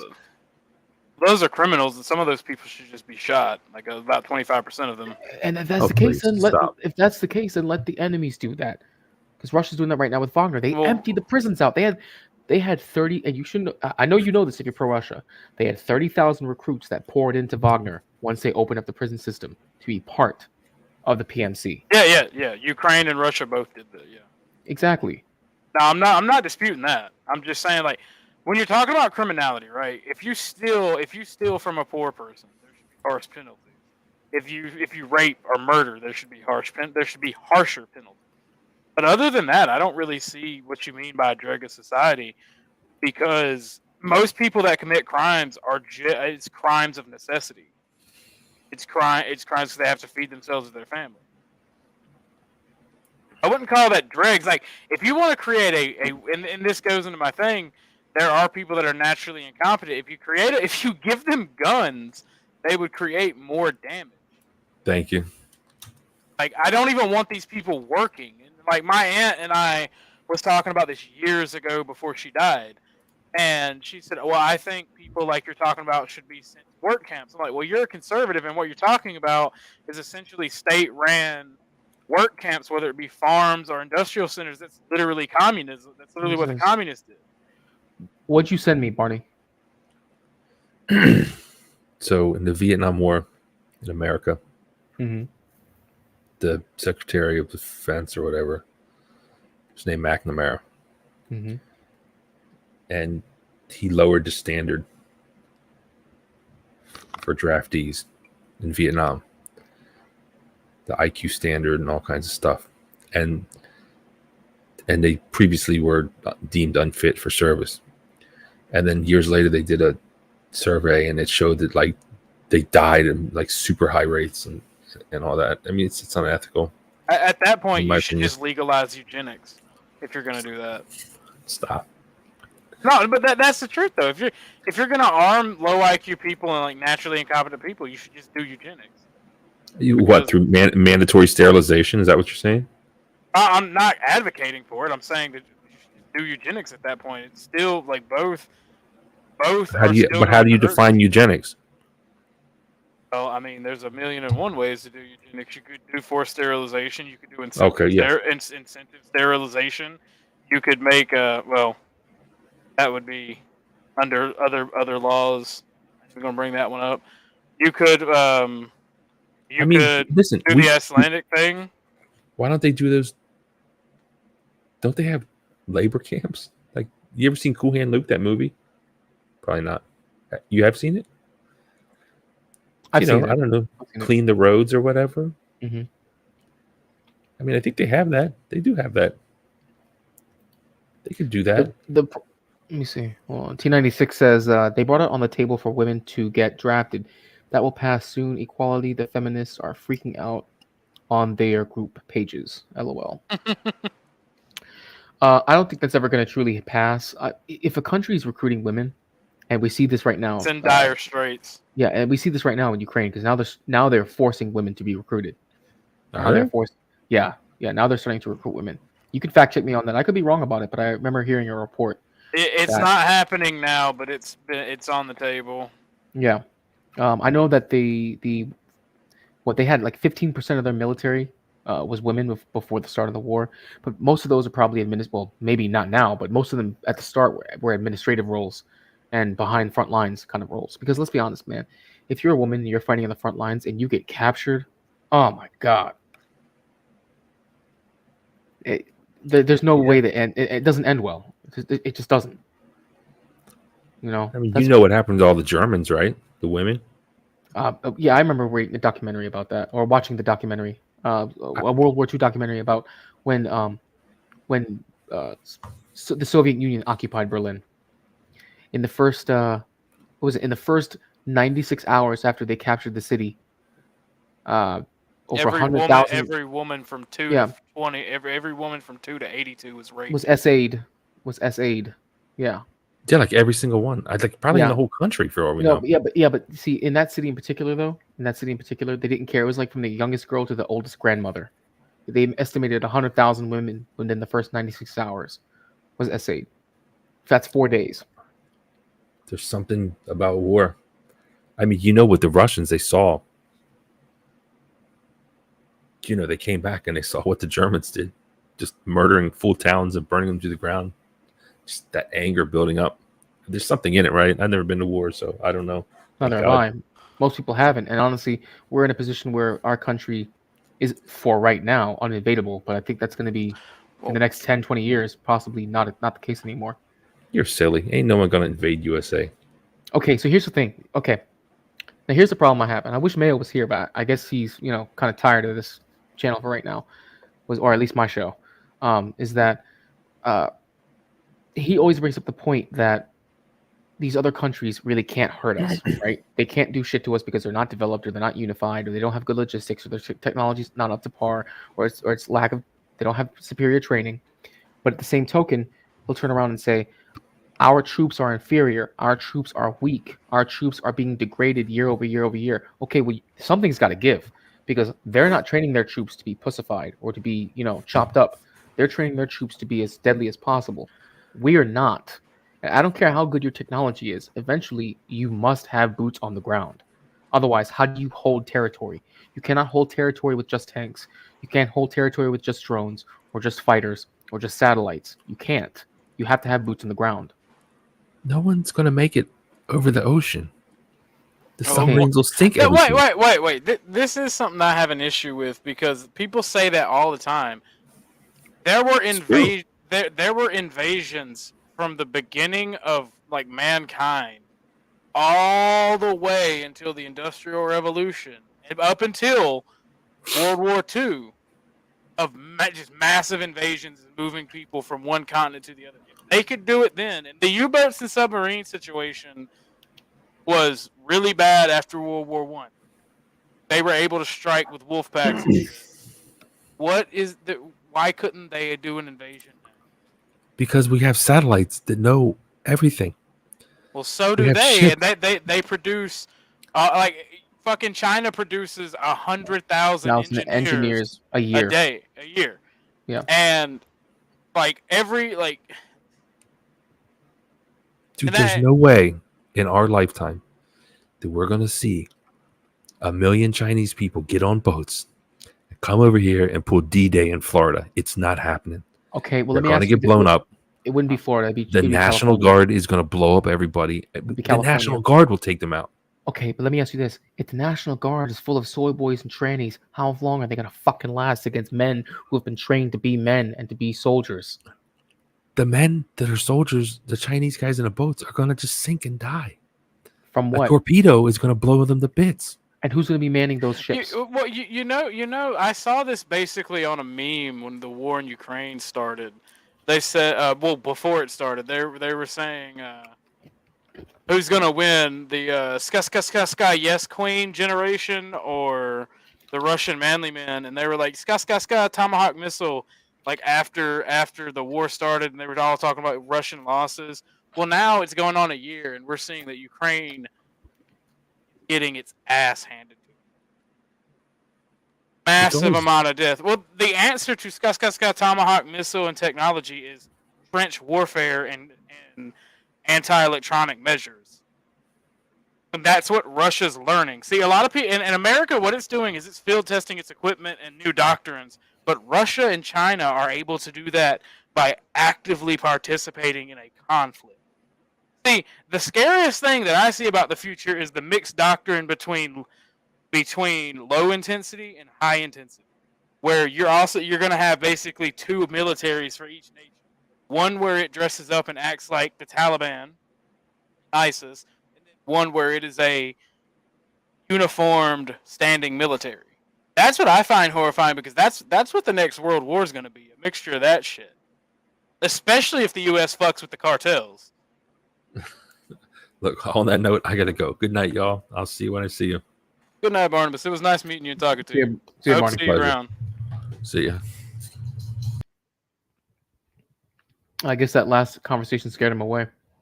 Well, I mean, I like Barnabas. I don't know the guy very well. Maybe he don't like me, but I think it's gonna. It's not that. If conversations get too spicy, he's out. But I understand why. He's got a personal situation. I'm not going to delve into it because that's up to him to go into. But I know why he doesn't get into spicy combos. Even still, though, dude. And I don't want us to get too echo chambery, to be honest. But you know, I always hear this talk though that, and it's reinforced by the military, that we're not making recruitment numbers. We're lowering the standard for recruitment. We're lowering the standard to move on to become an official soldier or to get certain positions. If you're not getting the numbers, and if the numbers you are getting are below the standard, and our adversaries are not changing their standard, and they're getting the numbers, then how can you say that in 10, 20, 50 years that this country doesn't end up getting weaker? That's what I always tussle with when having these discussions with other people, because then it's like, oh well, we would see them coming, and then Scud missile, and then Patriot missile, and satellites, and then artillery, and then F-16s, because America. It's like, so your answer is America? Like that's the answer? We are already being invaded. 1 million illegal, all the illegal immigrants on the southern border. We don't know who's coming in. They found members of ISIS, members of Chinese people, members of the actual Chinese military. Like, the smuggling operations on the southern border could, in essence, deliver weapons and other supplies to any type of military cell for an invasion. All they have to do is cause a big enough distraction for like God knows how. I don't know how long exactly. I'd say a distraction for say a month. Then they're going to be able to do something bigger and bigger and bigger. Especially if Mexico or Canada sides with them and doesn't declare war and lets them build up soldiers within their borders. Canada won't because that's America's cousin. Mexico might though, because Mexico has gotten the shit end of many sticks from the U.S. So they more than likely Canada would, and plus Canada was was birthed from the old British Empire. And that's why they're still part of the Commonwealth. Mexico might though, because I mean, let's be honest, dude. And I hate bringing this point up, but I do give credence to some of the hoteps who say that there's the racial hierarchy, and that hierarchy is still followed to this day. I hate even agreeing with that, but I do believe that's the case. And when push comes to shove, after you've had hegemony over the course of the past 600-700 years, there's gonna want to be another racial group who wants to take center stage, and that's, if I had to guess, it's probably gonna be China. Asia's gonna end up being the next world power again. Well, see, here's the funny thing, right? I don't know if you know. I think you got to know by watching New Frontier my political background, right? Here's the thing, like, as somebody who has that political background, you would think that I'd be an ignorant motherfucker going race. But I studied history from the lens of a scholar, not a wignat, right? And it's not really, race has played a part, right? People understand their race, but it has been mainly ethnicity, nationality, and religion that were the center stages. Like the main focus is on these things. Like whenever Europe, like the Crusades, race played a huge part in that, because white people were being kidnapped and sold into slavery and raped by Muslims all the way up. And like the furthest Muslim pirates raided was up into Iceland, believe it or not. I thought it was Ireland. No, they made it all the way to Iceland and taken slaves. Is that where because the term barbarians comes from Barbary, the Barbary Bay raids, if I'm not mistaken. Barbary Bay, where's that located at? Do you know? Barbary Bay, that's Mediterranean. Okay. I forget. I think it's Tunisia. I think. Might be. I'd have to look it up. I'm not 100% sure. But like, race has played a part. But the funny thing is, the more closer we came to modern times, like our times, the more race has played a part because of multiculturalism and multi-racial nation states, multi-ethnic states. And the thing about it is, right, China in the old world, I think I talked about this on the stream a while ago when I was referencing Europa Universalis. Like, China has been the focal point in Asia on on that part of the world and a world dominating economy throughout history, like a balancing act to Europe for the longest, because they are racially homogenous. They just have a shit ton of ethnicities. 'Cause you know you have The ethnicity, you have race, ethnicity, and the national tribe. the only time it wouldn't have been probably, well, the only times I'm going to say plural would be when they were invaded by the Mongols. And Yes. then but Chinese culture was so strong that they absorbed the Mongols. Yeah. And then when they were basically, I'm not going to say invaded, but they were definitely turned into a client state by the British Empire. Mm-hmm. Because I mean, they didn't put thousands of troops there, but they put enough there to turn them into a client state. And then when Japan invaded China during the turn of the 20th century, and then shortly after that, when the U.S. and the newly formed NATO essentially economically kept the boot down on China for a while, and they caused China the Sino-Soviet split. They caused that. So I would say that for most of history, yes, China has been dominant as far as an economic power, but there have been spurts throughout history where they had to endure, and they have endured. Where they've just been completely fucking broken and ravaged by civil war. And that's the thing that a lot of people don't understand. China may break apart, but China is a racially homogenous state. It is the oldest continuous state in the nation, and a Chinese In the world. people. Well, yeah, my bad. I said nation. I'm sorry. But China, like, you're not going to get rid of China No, you're not. because they- China will probably be the reason that humanity goes to space. As much as I hate to admit that, as much as I wish it would be the white man and shit, China and or Japan will be the reason we go to space. Starts colonization. You know what, man? For someone who said that you were a former, you didn't say you were a former No, white man. I still am. I still am. Oh, I mean, you've been very. I mean, you haven't acted like that towards me, though. I the consider entire you time. white. Really? Yes, I Why consider is that? Hispanics. Why? I consider Hispanics white. All of them? Everyone except for people that are majority native. I'm cool with Andre though. That's the thing. Like I don't hate them because they skin color. I don't never even seen hate him. them. Well, I don't. That's the thing. I don't hate. No, I'm not saying you do, but I'm saying I find that interesting because you said anyone except for natives, but I mean technically natives would have been like the first. Well, not really, because Hispanics come from that term comes from Spain. Yeah. But would you consider the people in South America? You consider them white as well? Yes, most of them consider themselves white. Some of them ain't white. Like I mean, Well, some of them are. Go ahead. Race isn't just the color of your skin, and in fact, and this is how I explain it to people, because like most, and I don't want to do too much talking on this on Snowman's things. I don't know how he feels. Go ahead. But No, he talks about race all the time. You're good.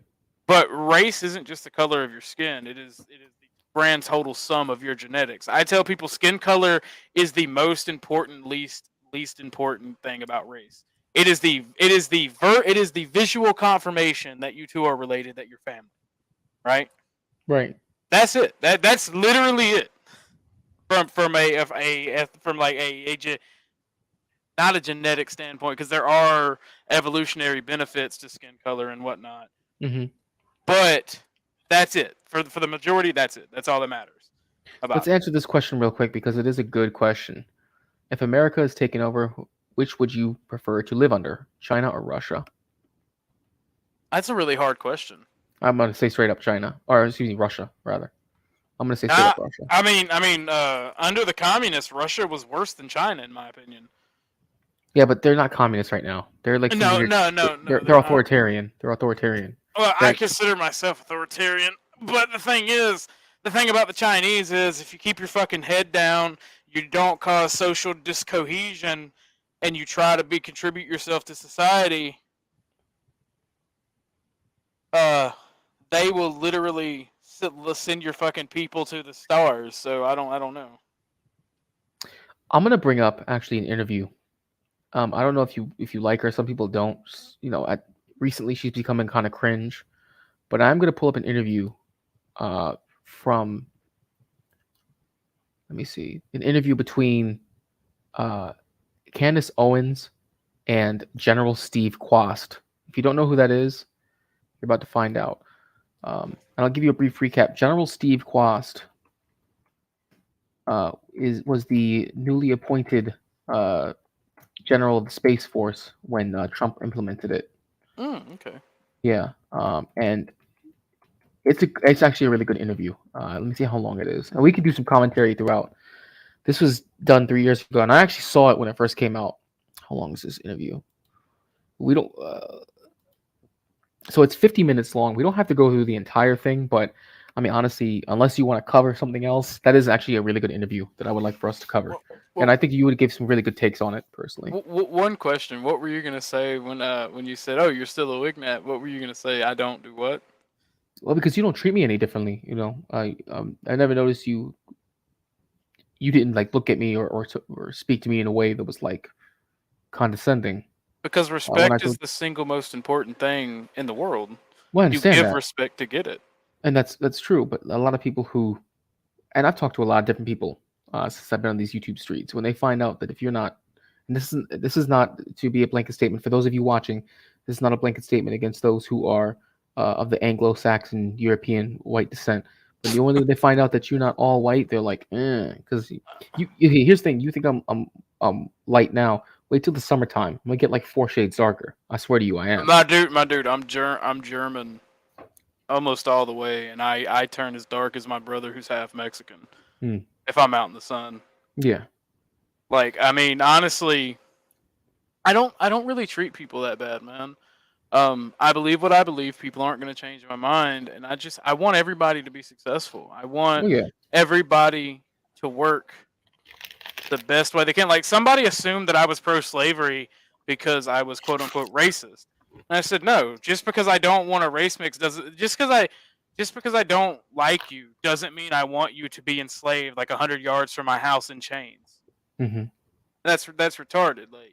Like America's just fucking retarded. It has gotten pretty bad. It has gotten pretty bad. But no, I will never. I treat individuals with respect and despise groups until that individual shows me that it's a willing participant in it. I've never heard the term. I've never heard that term until you brought it up. That Sunday you showed up on my stream. I've never heard that term before. You know. What term is that? The Wignat. Oh, it's because I'm poor. I'm a lower class I'm a lower class white man. I'm a working class white man, and most upper class white nationalists, they literally just want to replace the current bourgeoisie with themselves, and they're mad that they're not part of a ruling class. That's literally it. Me, I'm a nationalist. I tend to favor socialistic policies, but I'm also extremely pro personal property, private property. So I have a mixed system that I believe in personally. Let me see this video that you put up real quick because it's the 33-second video. I do want to look at that. I was hoping Barnabas would be here to see it involving the gym thing. Let's look at it real quick because I do want to see it real fast. It's been chilling in the pipeline for a while, and then we'll go into this interview. Hey, Toots, can I help you with your form? No, I just want to work out. No!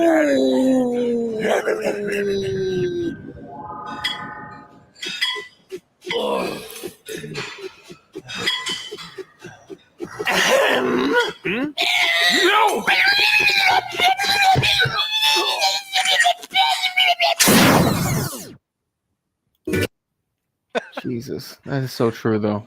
That's Yeah, painfully accurate. That's Freedom Tunes, by the way. Like, he's a libertarian Catholic. He's a funny guy. He's very well known. Like, he's getting pretty famous on YouTube. Funny guy. I disagree with him on a lot of things except for Christianity, and I still find his work absolutely hilarious. And that's just the type of person I am. Right? I can see across the aisle, and I can support people when they're correct on things.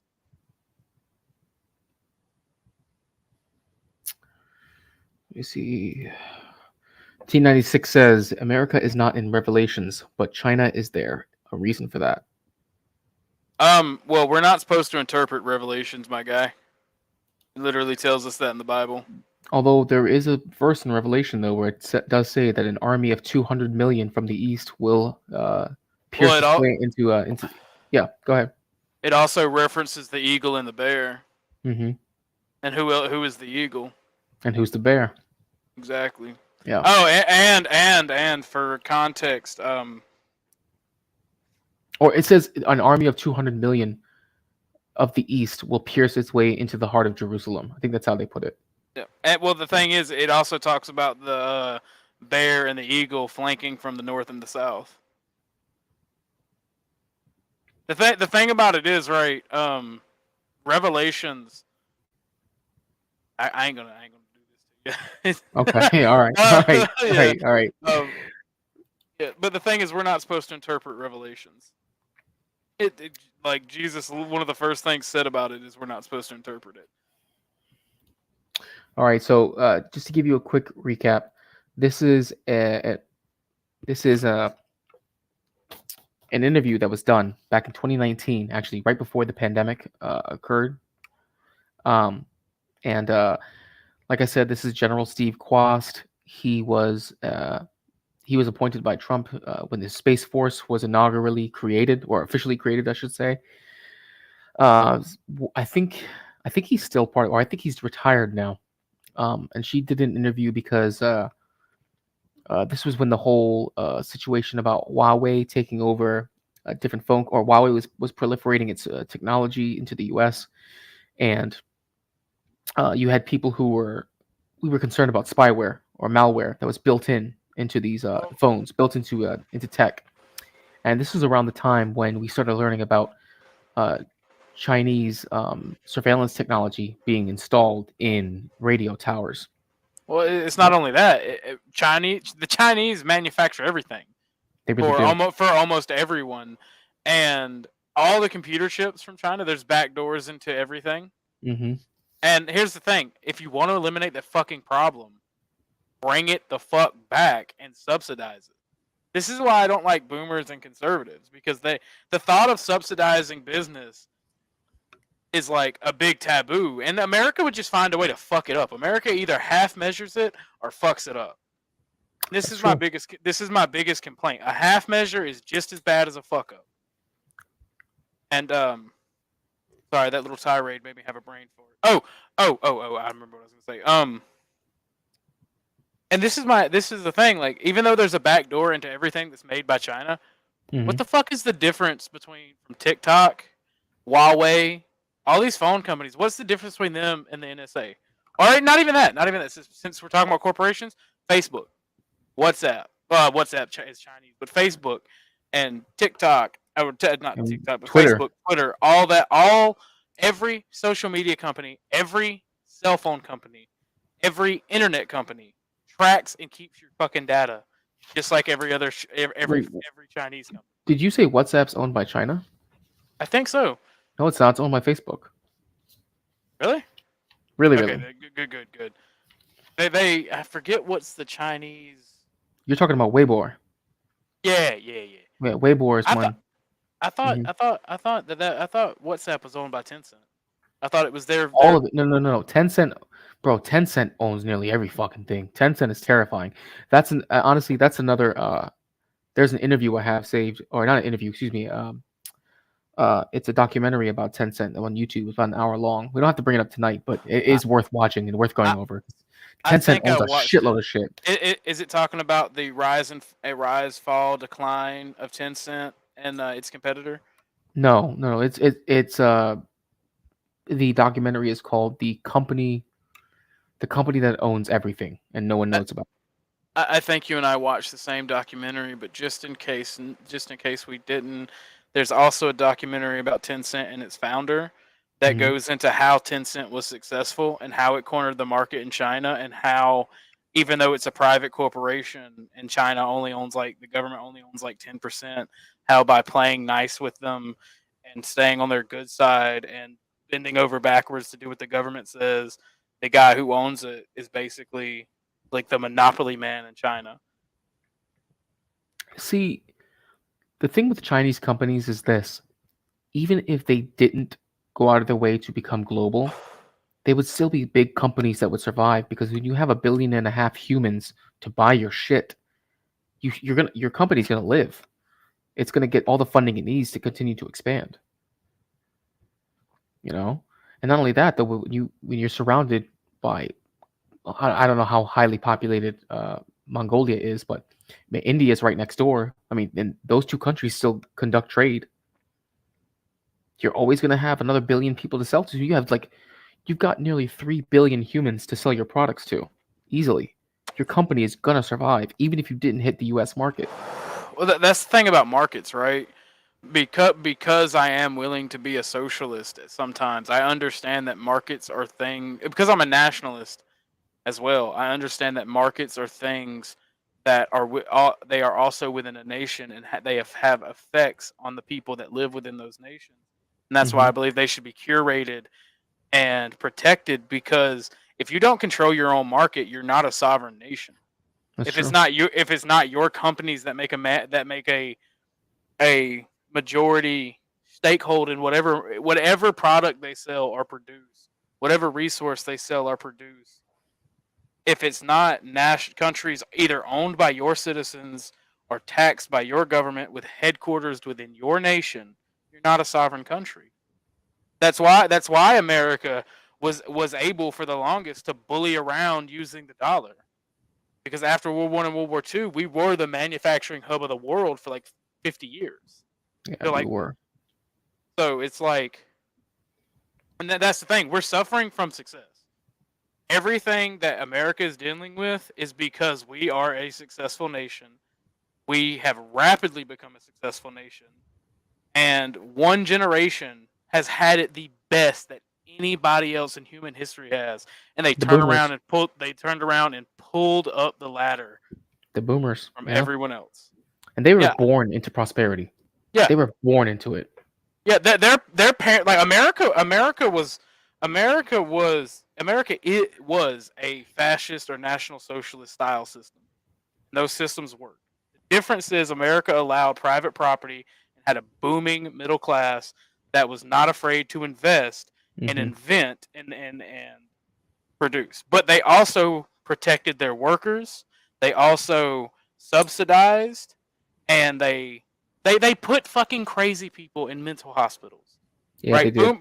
Boomers were handed this system that worked and produced success and good results. And they go, well, how can I make more money? Oh, well, I cut costs by shutting down the mental asylums. Throw these people on the streets. Well, I can make more money if I gut this company and sell it to a foreign competitor. Okay, well, let's gut that. Fuck those people who don't have jobs. The minute boomers became the generation in power and the decision makers, they started gutting America. And they said, oh, well, we couldn't afford it. We couldn't afford it. Yes, we could. We were affording it just fine. You wanted more. And I got in an argument with boomers about loans and whatnot. I'm like, you shouldn't take a loan to buy something. Because when you do that, you artificially increase the price and make taking out more and more loans profitable for these businesses. Mm-hmm. And in the long run, it would have made our country stronger and richer had we kept our industry and continued to buy in-house. In the long run, it would have been better for us. Well, pro-natal policies would have fixed the problems that we're facing with, like, the call for immigration, even legal immigration, is stupid. You need pro-natal policies, you need education reform, and that's about that. That would go a long way in fixing America. Mm-hmm. And the thing about it is, right? People go, oh, well, what about illegals and the crop and the farming industry, right? Here's the thing. The only thing, and I wasn't trying to be facetious or obfuscate your point about like the natural incompetent people. But here's the thing: you could mobilize those people to work on farms, or bear with me, with pro-natal policies and returning and economic reform, where we return farms back to families, people who have been farming instead of large corporations that fire people and keep low staff to cut costs and maximize profit. We return these farms to people who spent generations farming, let their large families and workers in their towns harvest crops. And I mean, I'm not even trying to shit on illegal immigrants or Hispanic people, right? Because a lot of people say Hispanic people do those jobs. I've met people that I don't care who does those jobs. If you do those jobs, you deserve a living wage, and you probably should be farmers. Probably be the owners of those farms. You know what would happen if the U.S. Annexed Mexico? What? We would have industry, and we would have reestablished industry overnight, and we Yeah. would have a workforce that was skilled enough to not only keep that industry running, but to proliferate it throughout the rest of the country. Well, And that's why. and My because you have bad. mostly no, you're good, and because you have right now, I think it's creeping up on. I think we're creeping up on 40% of the population is Hispanic. That transition is very easy because the U.S. population is already close to. I think it's about no, not 40%. No, I overshot that. I think it's close to 30% rather. About 30% of the U.S. population is Hispanic. So if that was, and this is obviously pie in the sky, but if it was like we talked about last time, annexing countries and just becoming a unified American continent, that transition is so much easier because then you're already going to have Americanized Hispanics, and you're going to have non-Americanized Mexicans who are going to. The culture gap isn't there. See what I'm saying? It makes a smoother transition. Well, And that's true for all of Latin America, both Central and South, because Right. and even mostly the Caribbean. I think Cuba's the only nation. Cuba and Haiti are the only nations that aren't Americanized, and that's because Haiti is a hellhole and Cuba's a communist dictatorship. it is. And the thing about it, well, the funny thing is, fucking Cuba's still Americanized. It's communist American culture. It is. Honestly, if you think about it, they drive fucking 1950s Fords and play baseball. And they allow tourism to this day. I don't know if Americans are allowed to have tourism there, but That's more of the American government's fault. Like they Yeah. force it, and then Castro even stopped letting people do it who said they were going to Canada, but then booked a flight from Canada to Cuba because of the CIA trying to kill him like 5,000. Like, they hired one of his mistresses to try to kill him, and he says, "Well, come at me." He wound up fucking the shit. He wound up fucking the shit out of her, and she told him everybody who was involved in the plot. Based. Yeah. All right. Let's jump. Excuse me. By the way, guys, for those of you who are still in the chat, for those of you who are still just watching, like I said, we're going to be going into this interview now between General Steve Quast, who was appointed by Donald Trump during his administration as the acting general of the Space Force during its inception. Candace Owens gave this interview about 3 years ago, probably I think closer to 4 years ago in 2019. So if you're not a big fan of either her or Space Force or things of that nature, you're probably not going to like this, but we're going to do some commentary on this interview. It's a really good one, and it does delve into the possibility of not only the American future, but the possibility of China's future and our race towards space. So let's get into this real But quick. before we dig into that, I do want to say this. When I was on New Frontier and on here, Mhm. I'm not being facetious when I think that America, not under its legal system, but under the Constitution as the legal system, should Mhm. annex Canada, the Caribbean, and everything up till Colombia. Panama? Oh, All the way Colombia. no, up until the border of Panama and Colombia, like from Panama up. So basically, unify the North American continent. Because Yeah, keep in mind, Central America is not its own continent; it's part of Yeah. North America. A lot of people don't know that. They don't. Bro, listen. Most people think everything south of Texas is Mexico. Yeah, They think yeah. everything is. Like It's the whole fucking continent funny. of South America is nothing. Oh, it's all Mexico. Most people don't realize that. Most people could not even tell you what that Dubai. I was on another stream, right? And they were talking about, oh, the government of Dubai, they're Muslim, and look at that, they're a first world country. These people were fucking talking about Dubai as if Dubai is its own country and Dubai is a city in the UAE. Do you even know what UAE stands for? United Arab Emirates. Thank you. Most people don't That's know why that. that's why I chuckled, because it's like Exactly. I think it's the capital of the UAE, ain't it? It is, but most people don't know that. They think Dubai is its own city state. It's funny as fuck because that's where the tribal councilors go and meet. And so I think it is the capital. And what's funny is the UAE is the wealthiest country because of Dubai. Everywhere else is like a third world hellhole, Yeah. except for these tribal lands. All right, so guys, we're gonna jump into this interview now. So let's get to it. She's worried that your outfit and my tie are too coordinated. Too coordinated. They just think it's planned. Blue Yeah. and black. By the way, Muslim, whenever you decide you want to stop it somewhere and talk, give some commentary, let me know, and we'll stop it. I'm going to do the same, so that way we can bounce off our takes on it. No one man should have all that power. I'm gonna go take a piss real quick. You go ahead You're and good. start it. Okay. Okay, ladies and gentlemen, we are rolling into another episode of the Candace Owens Show. And I wonder if I'm the only person that loses sleep at night about Western civilization.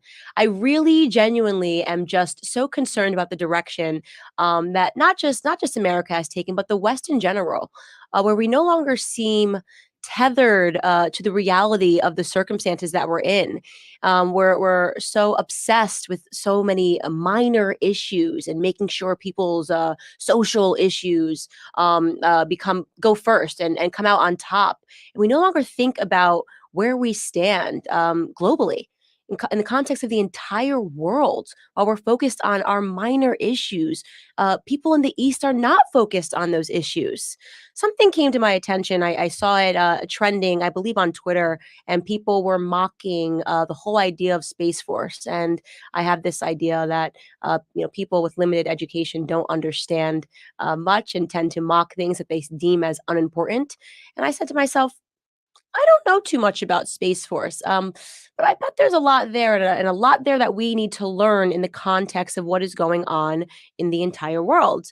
So here to discuss that with me, I am so honored to have retired United States Air Force Lieutenant General Quast. Welcome Thank you. to the Candace Owens Show. Thank you very much, and call me Steve. I can please. call you Steve. Of Okay, course. great. If I can call you Candace. You certainly can. And I'll start off by telling you what I said off camera. I am Mhm. so ignorant about this topic. And these are my favorite episodes to do because I know that there's a lot more that I need to know about this in terms of what's going on and why it's so important. And I hope that everyone watching this can really understand that. So just kind of take me through I guess even the conceptual pieces of Space Force. Where did this even come from? This idea come from? We see the president being mocked routinely about this. Right. Well, the mocking comes with any idea from anybody. It's an easy sport to mock something you don't understand or you haven't thought deeply about. But this is so exciting for me to be able to unpack this a little bit and talk about what really is going on around us. Because this sense making of what's really going on really helps us be effective as a nation to move in the right direction. And what's going on is something that has happened throughout history. Pause it real quick. And at its root, it's the reason why civil. I know it's a bit early, and I'm not going to try to do this often. Go ahead. But I have a lot of friends in the military, and some of them are very high rank, and that's where I get my information from. That's why I argue with Mayo about the military. And one thing that a lot of people don't know, and I don't think it's going to mention it in this interview based off the way he kind of obfuscated the question. He said a whole bunch of something without saying anything. Is Space Force is not actually about space. Right? Go on. Space Force is actually our technological division of the military. So, as far as like weapons research and like testing vehicles and testing scientific advancements like engines and whatnot, that's still handled by the Navy and Air Force. As much as they try to make Space Force about space, it's about basically cyberspace and cybersecurity.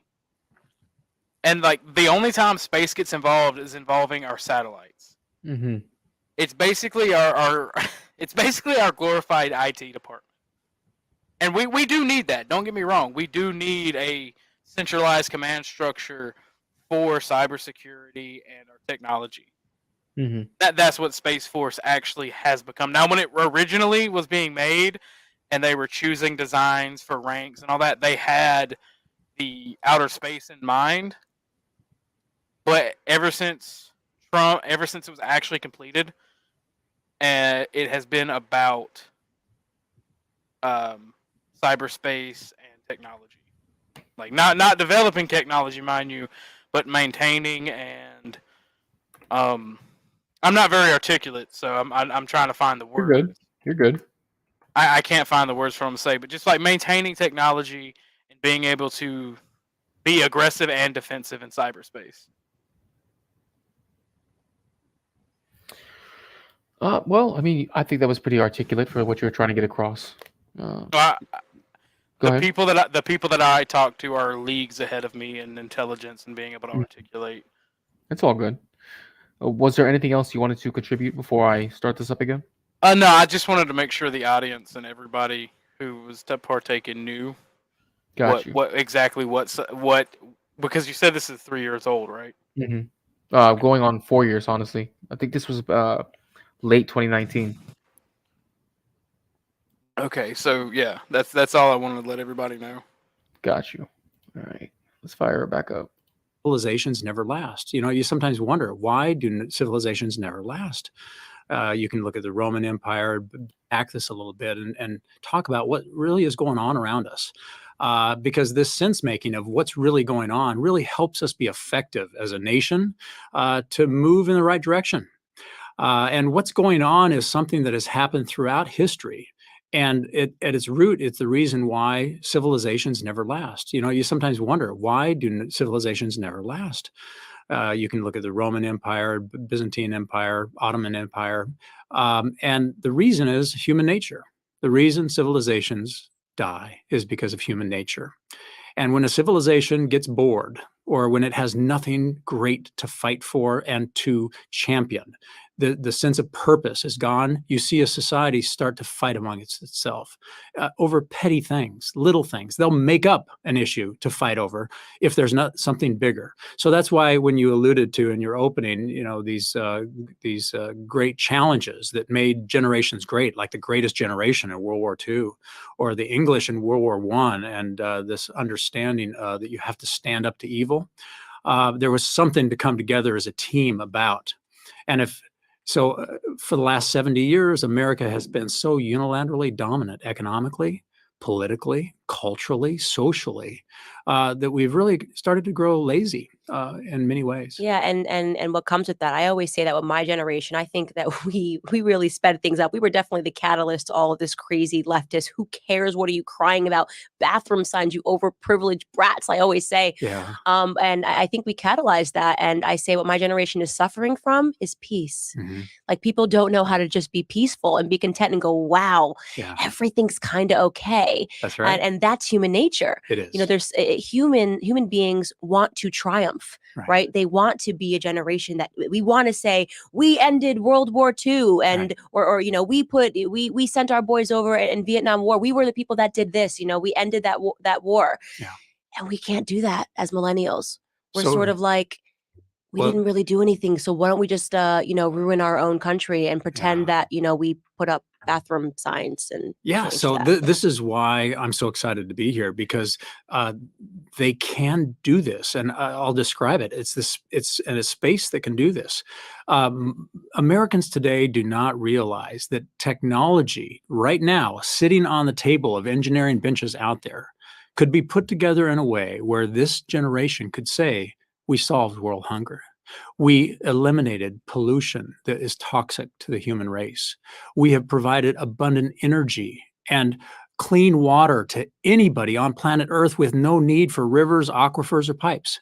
These are statements that most people will say, oh, that's 100 years from now, if ever. And it's just not true. And we're going to talk about this because space is a unique geography that can do things in a networked way to reach every human being and uplift the condition of people in suffering. And it can bring the values of America of peace and respect for human beings and liberty and equality, the things that are so precious.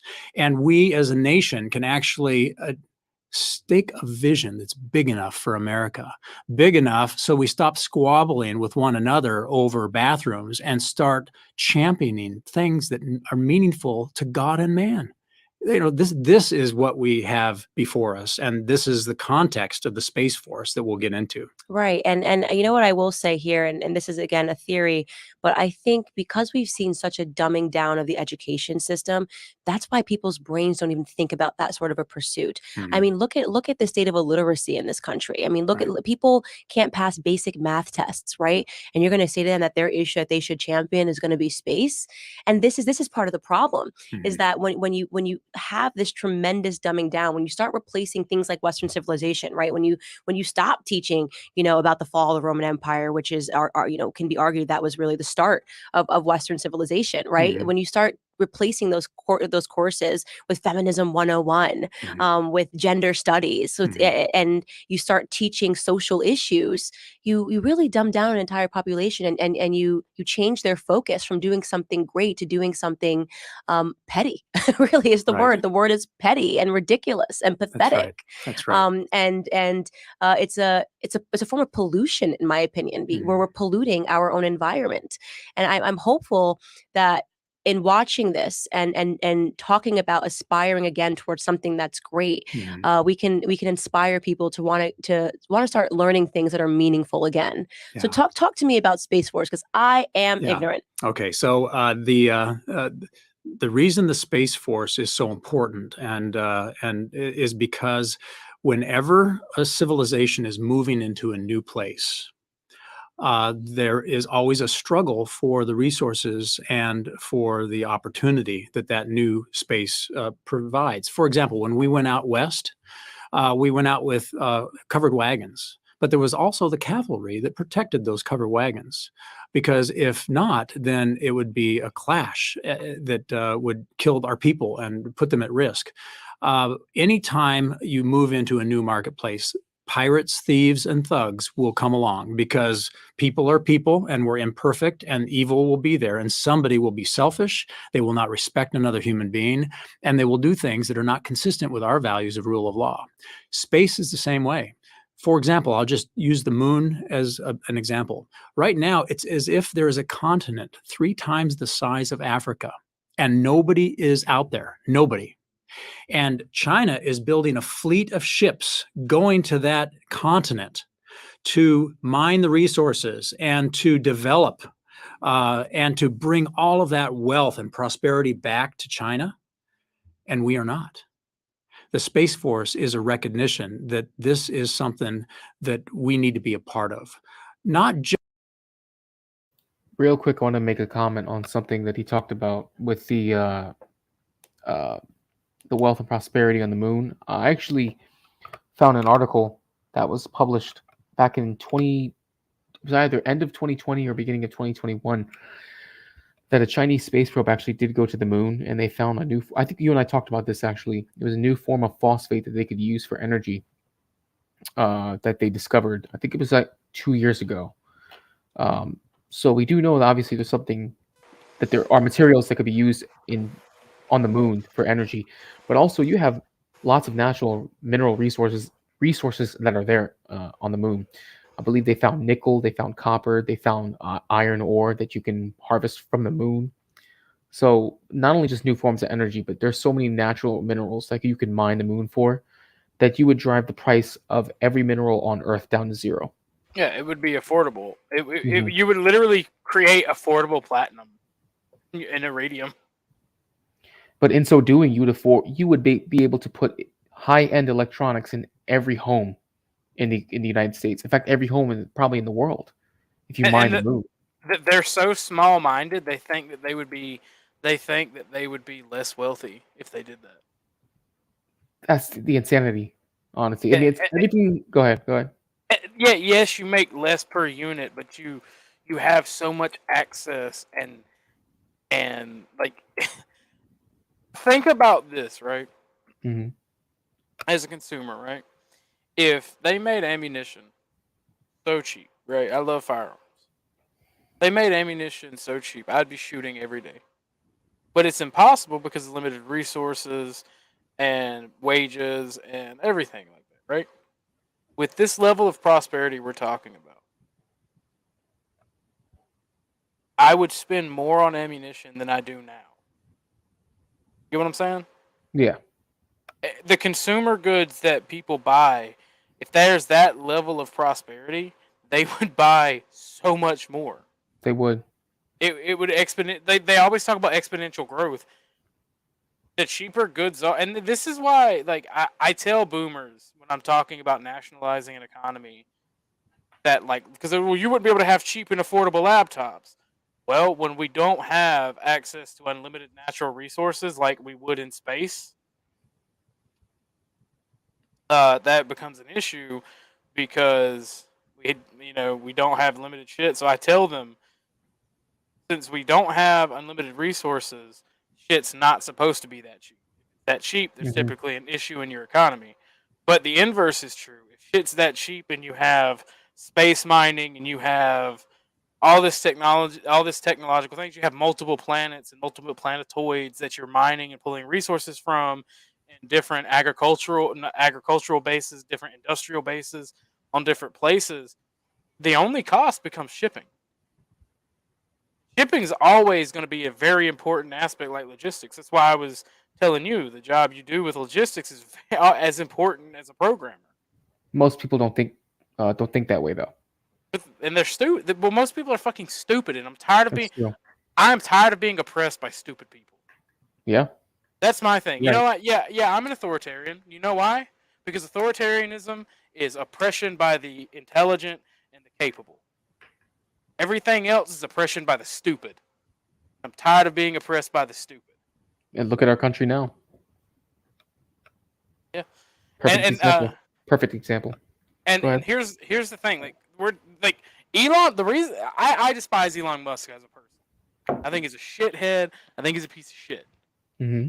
I think all wealthy people are that way because they all suffer from the same fucking mental issues. Seems like you get wealthy and you become an evil asshole. But here's the thing. There's levels and types of evil. Right? Elon Musk is evil in the sense that he doesn't really give a fuck about humanity. Not that. He doesn't give a fuck about individuals. Right? He doesn't give a fuck about the health and happiness of individuals. And that's evil. But as far as humanity goes, he sees that he can make a profit off of benefiting humanity technologically, Right. putting us in the stars. The commercialization of space is a momentous occasion, and he's pretty much done that with SpaceX. We're on the cusp of greatness with SpaceX. But here's the thing that a lot of people don't understand. SpaceX would not exist without NASA. There has to be a large government investment before anything is profitable. The internet would not exist without a large government investment. Because capitalism does not innovate. Corporations do not innovate. They use what technology is available to turn a profit. The most important innovations that we have come from government-funded research institutions. Now, what corporations do is they'll take existing technology and refine it. I guess you could call that innovation. And then during refining it, they may run across a discovery that they can use against their competitors somewhere like the U.S. That's why I advocate capitalism, because even though corporations do not innovate, Mm-hmm. still have some level, there is some exception to that rule, and that's under capitalism. Because corporations and economies are going to exist without capitalism. Hold on. I want to push back on something real quick that you mentioned earlier. You made the statement that every great achievement, every great discovery was done with corporate backing, or excuse me, not corporate backing, government funding, correct? No. You just said that. I said every great technological advancement. That's what I said. I said technological development. It's the only difference I use. Oh, okay. My bad. That's the only different word I use. But my bad. Advancement, development, however you want to put it. But I mean, I wouldn't say that when it comes to the light bulb. That was privately made. Why? Because that was privately made. It was Tesla who developed it with Edison's funding. Yeah, but Edison didn't work for the government. Edison was a government contractor. That may be, but that was through a private company, though. He paid but Tesla privately. Yeah, but that doesn't matter. If you're if you work for if you are employed as a government contractor, you make this big ass amount of wealth, and you're employing other people to do something in your private business. Yes, you're technically a private business, but that's still the government funding it. I mean, if you want to make that argument, I could say the government pays me at my job because the government prints money, and my job Oh gives me well, money. well If no you want no to no. make that, I mean, if you want to extrapolate that argument, Well, minting coinage is a way to be sovereign, right? yes. So we are subjects to the sovereign. We have to use their currency, but they aren't. As far as I know, the company that you work for, they're not. No, they're a They're private not. company. They're not taking public funds, which are government funds, and contractors for the government do take public funds. But Tesla didn't work for the government. He actually didn't even technically work for GE. He was privately contracted between Edison and Tesla. He didn't work for GE. Edison would go to Tesla for his inventions and for his ideas, and he would pay him for his research privately. And the only Yes, reason he would pay Go them. ahead. He would pay him privately for money that came. His wealth came from government resources. Well, okay, but if you're going to make that argument, my point is, if that's the case, then if you're a private contractor with a company and that company gets a bailout from the government, then the government is paying you, and you're a government employee. I mean, I could get that argument, but at the same time, it's not the same thing. How so? Because they're protecting the economy and keeping their economy competitive. The others is investing directly into R&D. Because General Electric has always been an R&D company as well as a manufacturer. Yes, I agree. And if General Electric is taking research money and it's running out of ideas, yeah, they're gonna bring more people in, but that does not make it a private investment. Okay, what about Because the development? because Go a ahead. lot of inventors may think of ideas but don't have the funding to do them, and how they do it is they approach companies who are into R&D, and almost all R&D has a large portion funded by the government and various governments. And honestly, the light bulb wouldn't have been as important as it was if it wasn't for the government investment in the electrical grid and the electrical infrastructure. That's what I'm mainly talking about as well. I'm not saying that every idea came from daddy government. I'm saying that in order to get every industry started that has been on technology, it has taken a large effort in government funding. Look at and it wasn't just technology. I was saying almost Mhm. every worthwhile endeavor started as a government funded thing. The exploration of the New World. It wasn't a private enterprise. It was funding from sovereigns, from kings and queens. And it became once they realized there were resources there and it was worth doing 60 to 100 years after I don't like using discovery because like it was already discovered and shit, but after the discovery of the New World and all these resources and shit they found, it took like 100 years for private companies to start chartering colonies. But yet, if you're going to talk about exploration, that's a. I mean, Well, then we're getting into a whole different topic when we're talking about exploration is versus impossible without development. technology. Yeah, I understand that, but if we're going to talk about exploration, that's a separate conversation versus technological development. I understand that you need technological development to get into exploration, but if we're talking about exploration, we're talking about running before you learn how to walk.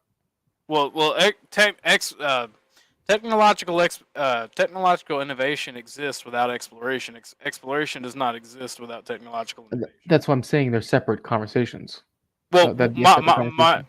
my point is those are two worthwhile endeavors for the economy and for the people, right? And that are profitable.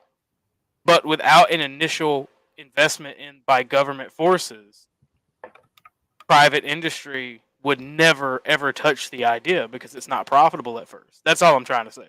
No, I get it. I was gonna bring up the automobile. I was actually looking that up because it was Carl Benz apparently who invented the first gas-powered automobile. But did you know that the electric car actually existed before the gas-powered car did? Yes. Yeah, it's crazy, isn't it? Back in the Yeah. 1830s, the first prototype was developed of an But electric car. that's where function over form comes from. Not that exactly, but that's a exercise in function over form, because the electric car, yeah, it may have existed, but the engine was extremely, Inefficient. dangerous and It was inefficient. inefficient. Yeah, yeah. And, So and to this apparently, day, they're still kind of inefficient. yeah, that's true, especially with self-driving. But apparently, I'm just reading a brief excerpt from departmentofernergy.gov. This is where the source comes from.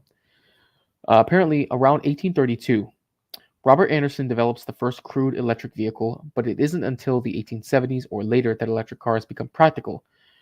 Pictured here is an electric vehicle built by an English inventor in 1884. So there's a picture here of a crude electric car, which basically looks like a carriage without the roof, with wooden wheels too. That has an electric motor. So I really do wonder what the first electric car looked like. It's really hard to find pictures and find you're not going to find any film back then, because the electric car existed before film did. Yep. But it's really hard to find pictures Well, or photographs. you know how they determined what would be the most practical engine design, right? Hmm. They had a massive cross country race. They determined speed, durability, and efficiency.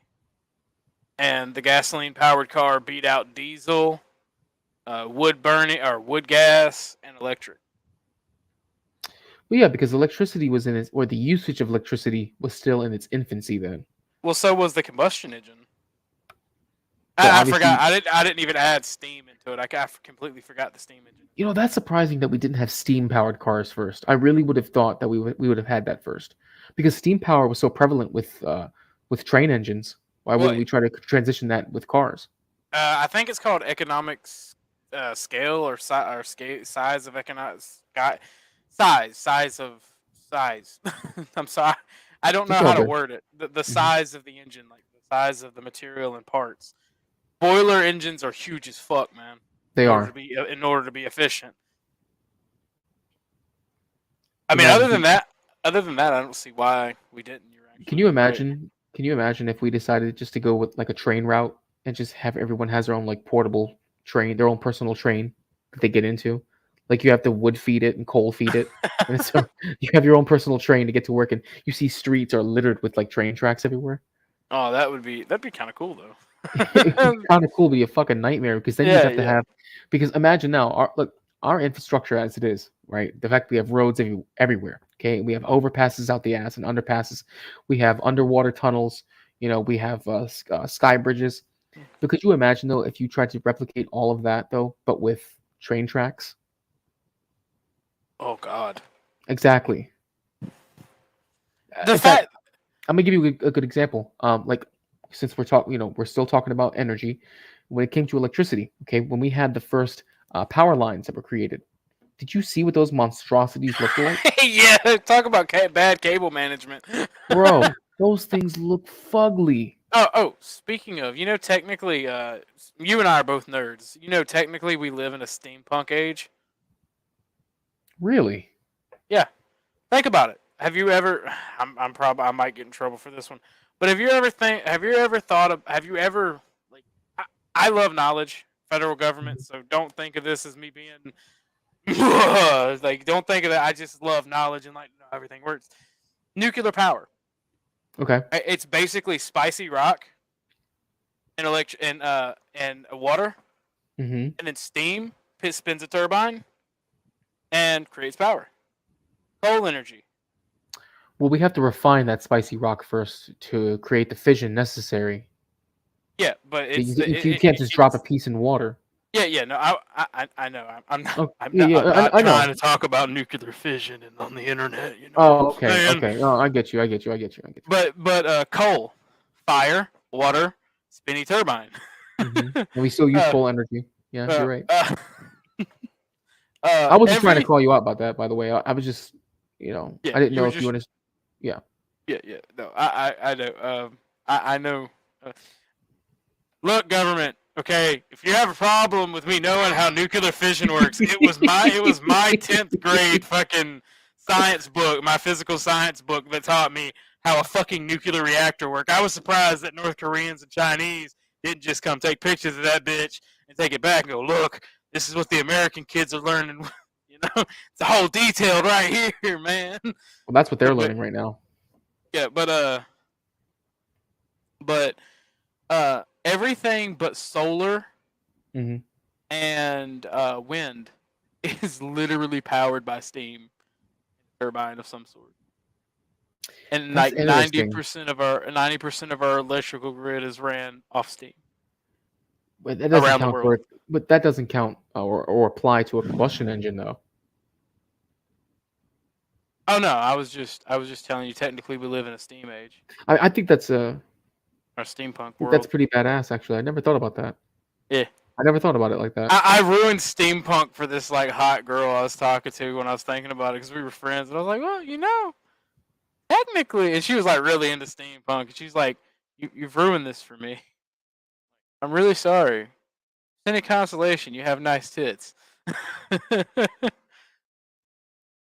That brings back memories. Oh my god, yes it does. I miss Toonami. I miss old Toonami, not new Toonami. New Toonami is trash. I All right, go ahead. liked new Toonami up until like I got in my mid 20s when it came back. I liked the continuation of Samurai Jack. Mhm. But as anything that is culturally relevant, the communists seek to tear it down and rebuild it in their image they can use to push propaganda. Of course they do.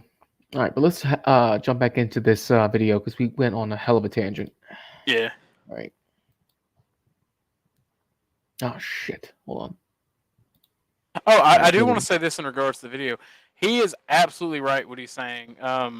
Because even if we're pie in the sky, right, and because of the cost of transporting these materials wouldn't make things cheaper, it would just even out eventually, Mhm. right? We still have resources for future generations to then build upon and explore further and further into space. Because him and Candace Owens, as much as I disagree with the conservatives, they're absolutely right. Humans want to be great. They want to tame and conquer. Imagine what it would be like to have the universe in the palm of your hand. If you feel unhappy on a planet, you can literally go to There we another one and etch out your own destiny, your own colony, your own whatever, right? Yeah, True. yeah. The cowards would be like, "Well, our government says that's illegal. What the fuck are they gonna do? They're gonna waste resources combing an entire planet looking for 5 motherfuckers?" In the future, they will probably. I don't think that will ever be tenable, even with Maybe drones not. and whatnot. Maybe Because not. like getting there, supplying the shit to do it, Mhm. even if it's like 1,000,000 motherfuckers, like it would be All right. no reason to. All right, let's hop back into this. On with gender studies, so it's, and you start teaching social issues, you really dumb down an entire population, and you change their focus from doing something great to doing something petty. Really is the Right. word. The word is petty and ridiculous and pathetic. That's right. And it's a form of pollution, in my opinion, where we're polluting our own environment.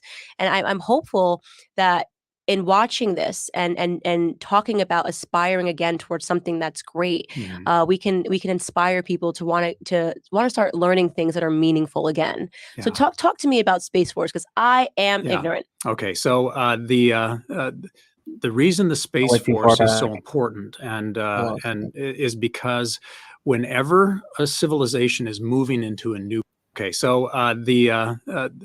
the reason the Space Force is so important and is because whenever a civilization is moving into a new place, there is always a struggle for the resources and for the opportunity that new space provides. For example, when we went out west, we went out with covered wagons, but there was also the cavalry that protected those covered wagons.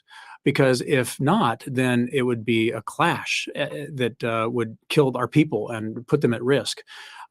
Anytime you move into a new marketplace, pirates, thieves, and thugs will come along, because people are people and we're imperfect, and evil will be there, and somebody will be selfish. They will not respect another human being, and they will do things that are not consistent with our values of rule of law. Space is the same way. For example, I'll just use the moon as an example. Right now, it's as if there is a continent 3 times the size of Africa, and nobody is out there. Nobody. And China is building a fleet of ships going to that continent to mine the resources and to develop and to bring all of that wealth and prosperity back to China. And we are not. The Space Force is a recognition that this is something that we need to be a part of. Not just because we want to go to this continent, and I'll use all of space as this prosperity, because we'll get into some of the technologies that can help us as a human race with the education piece, and we'll come back to that one, because that is where we lost our way. We stopped teaching our children history, human nature, and culture. But we as a nation are now recognizing we need to be on this journey to this new sea of prosperity in space. Because one, we want to make sure the journey is responsible. We don't want it to be disrespectful of the environment or our universe. But for the first time in human history, the technologies exist for the human race to reach the stars for all of our information, our resources, and our energy. We can now tap into the sun as a clean source of energy to power the earth without the need for dangerous, expensive, and polluting techniques. These journeys are never overnight, but that is what's possible. Okay, so there's definitely an irony there for you to say that we could look to space and we could power the world and we could move away from sort of these polluting forms of energy. The same people that mock Space Force are the people that demand that we look to cleaner energy. So there's such an irony there, right? And you brought up China, and this is really important. I talk about China often because people just do not in this country have an understanding of really just there are a lot of threats with China and the way that they're moving. And when I say threats, I'm talking about that historical arc that you just brought up and saying that, you know, 1 minute you're in power, the next minute you're not, right? Yeah. And China is definitely a threat in terms of the way that they are raising their students. They are learning. I saw a video of a kid doing things on a calculator. He must have been 5 years old. The way that he was computing math, I was scared looking at him. I was going, we cannot compete with that. If this is the way that their kindergartens and first graders are learning to do math, our country can't compete with that. That's right. And now you're saying that they're jumping on the Space Force. Can you elaborate on that? Yeah, right. Anybody that studies China will see that they have already built a Space Force, but they've done something else that gives them a competitive advantage. And that is, not only have they built the Space Force and organized around this single purpose, they have made it their national vision to dominate the economy of space in order to dominate the economy of the 21st century. And we'll talk about how they are planning on doing that, because they are unapologetic about talking about it. But the other key factor is they don't have a republic like we do, where we rightfully argue over how the money will be spent. And we have political parties that make sure that best ideas make it through the crucible of controversy and fire before the money comes out. In China, the Communist Party owns these companies, and they fuel them and they fund them. They subsidize them in a way that allows them to compete globally in a way our companies can't. So there's a predatory behavior to this as well, but they are organized to dominate the economy of space, and we are not. The Space Force is the first thing we've done to actually be serious about saying we want a guardian capability to protect American rule of law, the rights of people who put hard work in. If there's somebody that tries to steal it away, somebody will hold them accountable. So this is the first step into this journey. But you're right. The reason people scoff at this and laugh about it, and it's ironic, like you said, is because they don't understand what is about to happen. It would be like you were sitting here in 1900, okay? The airplane has not been invented yet. You know, the Wright brothers in Dayton, Ohio had not yet invented it. It's 3 years away. And most people in America are lighting their homes with candles. They're heating them with wood, burning in the fireplace, and there's no electricity. And they use a horse to get around, and it's mostly trails. There's really no roads.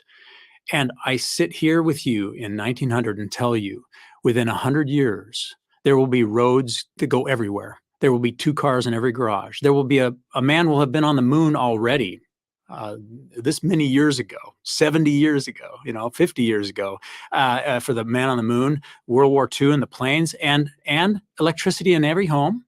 And we fly everywhere that we want to get to.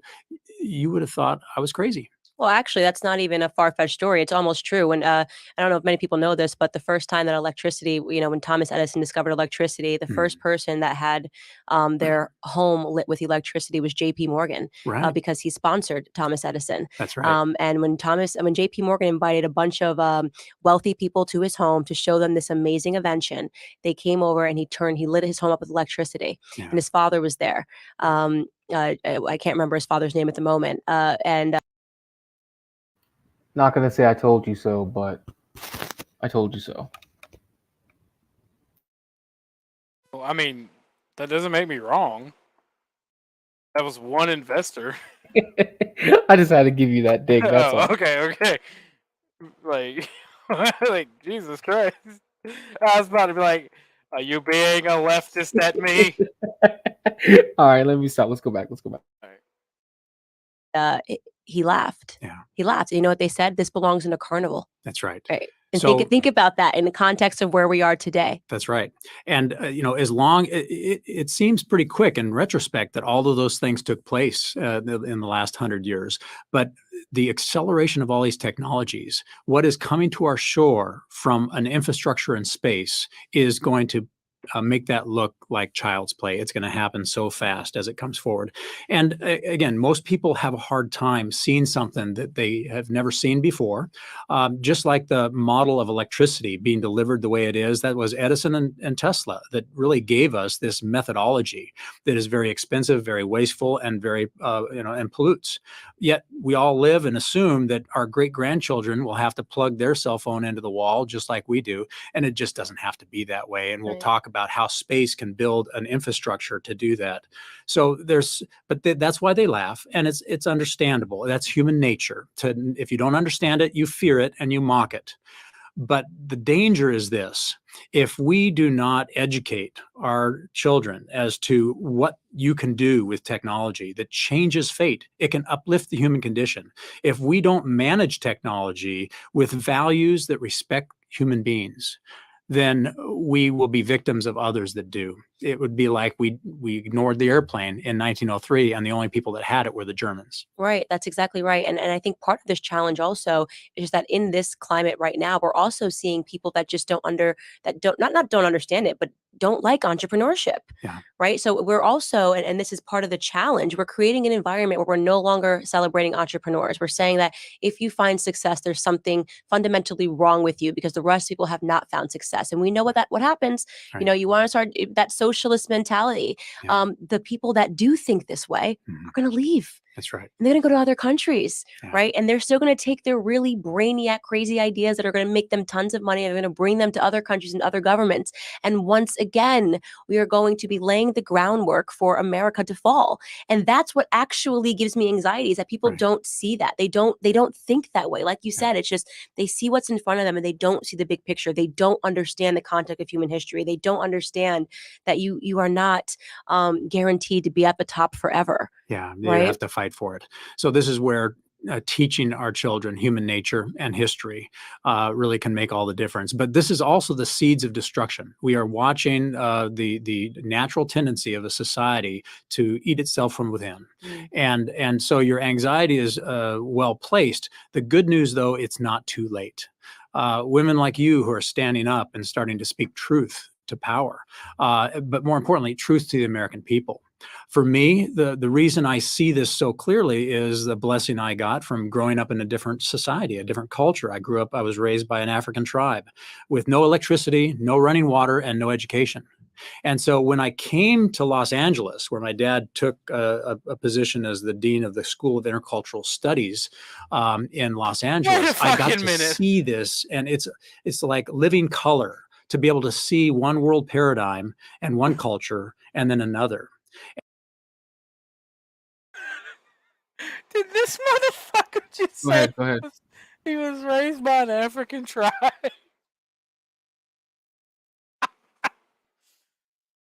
Oh man. I don't believe that for a minute. He may have like lived with like missionaries in Africa. I think that's what he means. I think Okay, I think he goes into it actually. Yeah. I believe he's going to go into it in a little bit. I had to pull up the fair use thing. That's why I came back. Hold on a second, because I think the comments are going to go crazy over that. Let's see. We watch. YouTube says, I think he said he was raised with or in an African tribe. Yeah, I don't think he. Yeah. We watch YouTube has the same idea you do. I don't think it was the case that the African tribe raised him. I think that it was probably they were missionaries, or they maybe were not scientists. What are they called? When the people who study other cultures, I forget what the term is for scientists. Etymologist? Is it etymologist or I think so. or anthropologist? I think anthropology studies bones and Maybe it's an etymologist then, because you have explorers who they just study other cultures, but it was either that or missionaries. So I don't think it was the case that obviously that he was being raised by an African tribe. and that's not shitting on Africans. That's literally your environment shapes your worldview. And if if you were raised by an African tribe, you probably wouldn't even be able to comprehend the shit. I think that's what it is. Yeah, I think we watch YouTube got a sociologist. It might be that actually. Yeah, I think It might be a so. Now that I hear sociologist. the word, Yeah. Was there anything else you wanted to touch upon, or you just exclaimed at the fact that you made that comment? I had to say something about that because if I would have been in the interview, I'd be like, bullshit. Well, Pixar didn't happen. Tell me, man. motherfucker. He probably does have pics though. If his parents were missionaries, at least they would have had cameras to document everything. They almost definitely would have. And if they had cameras, then he would be in it. He would be in those photos. Yeah. Now, as far I actually don't mind that as like a thing for like somebody to grow up in a living situation, because that's pretty fucking cool. Whether it be missionary or like sociologist, right? That's cool as fuck. I gotta say one thing before we move on. Okay. You know my background. The audience knows my politics. One thing that I've always been hated is called a bigot. Does that mean it's somebody who's not open to new ideas, not open to hearing people out, right? It's not that I'm not open to hearing people out. I already know a lot of the shit they're saying, and it's like it does me no well. So I've always hated being called a bigot because like I can understand. I can't speak, but I can understand like 3 languages. I can naturally pick up on somebody's accent and be able to communicate with them if they're speaking English. And like I have a lot of friends from very diverse backgrounds and races. And it's like I've always hated being called a bigot because words have meaning, and the way that modern America uses them, it's like they have no meaning at all, and you can just throw whatever the fuck word you want around. It's like okay. Sorry, tangent over, my bad.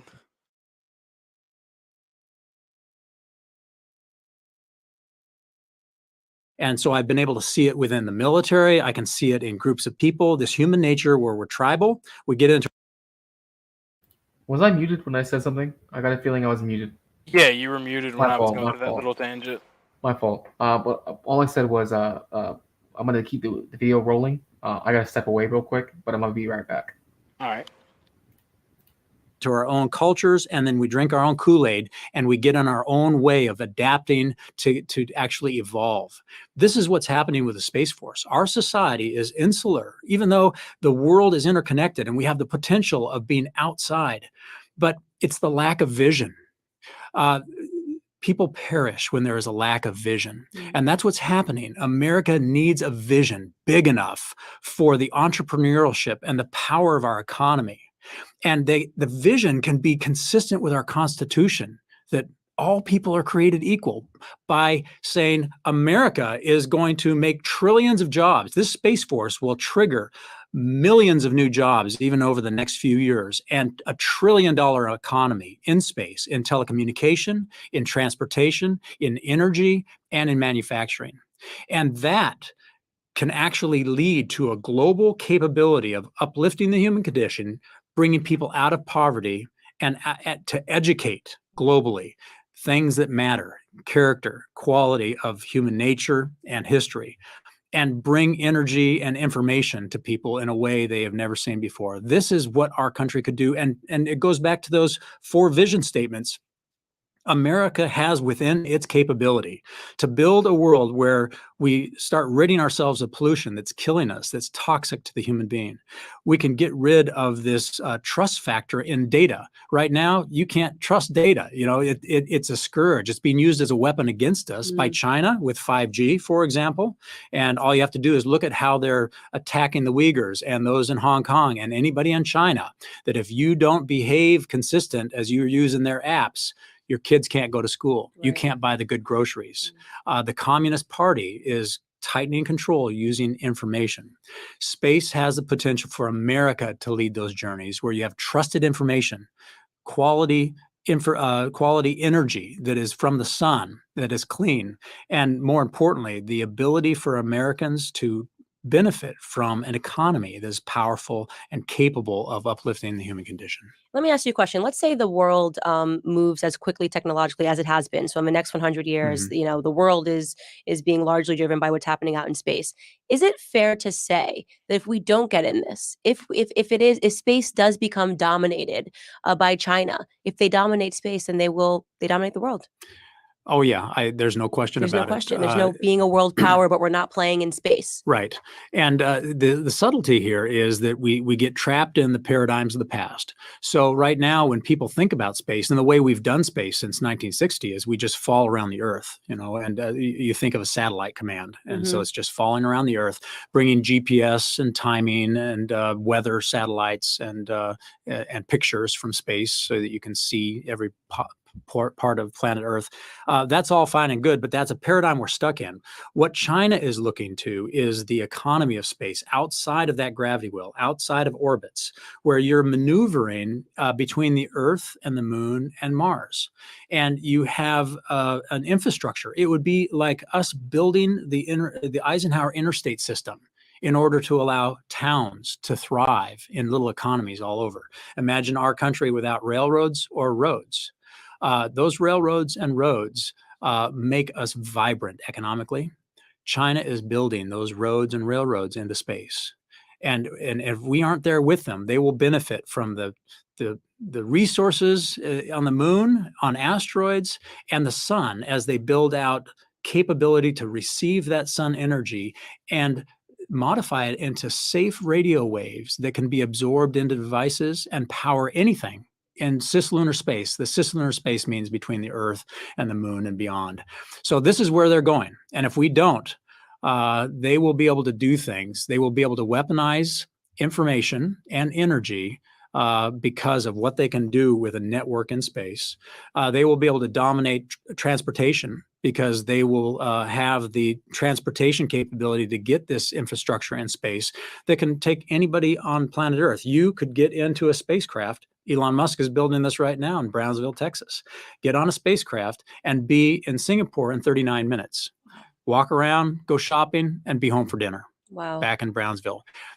This is like telling somebody that an airplane could take them from New York to LA in 4 hours, and it usually takes 4 weeks in a rickety old horse-drawn carriage. Right. And you're so right to say that the reason why so many people balk at those claims is because they don't understand history. They don't study how quickly the world has moved. They don't understand that stuff. And if they did, they would understand how real this plausibility is. Like this could absolutely happen. Yeah. And they should know that because China is so focused on it. And they are tremendously focused in every regard when it comes to technology, right? Stealing our intellectual property, all of these things, because they understand it is invaluable once they have technology and they have the information that they can take over the world, right? Yeah. And that is something that people just do not understand. And I say, you go look in their classrooms, they're not squabbling over what bathroom to go into, right? And we are. And there is no society that can thrive without strong men. And we have weakened our society, weakened people's mentality, of their ability to take anything. And over time, I just see this as so harmful. And you're right, we can turn it around. And I love that you correlate all of this to human nature. That's a fascinating piece of this. Yeah. Well, human nature is a funny thing. And it really comes down to this humility that we are not perfect. and the humility that just because we're on top doesn't mean we're going to always be on top. Just because we are able to protect our society doesn't mean we will always be able to protect our society. And the stories through history of societies being taken aghast at the fact that how could we lose? England is one of my favorite examples. World War I. They were sadly they were wanting to go to war. It had become this narrative of heroes being created by going to war, and they had been the strongest military in the history of mankind since they perfected Napoleon's model and method, and they were itching for a fight. They said, "Germany, bring it on."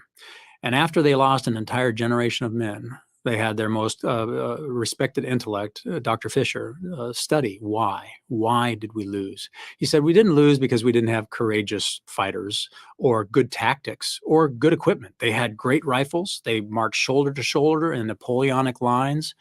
They were the best at what they did. But he said, we lost because we had a lack of vision.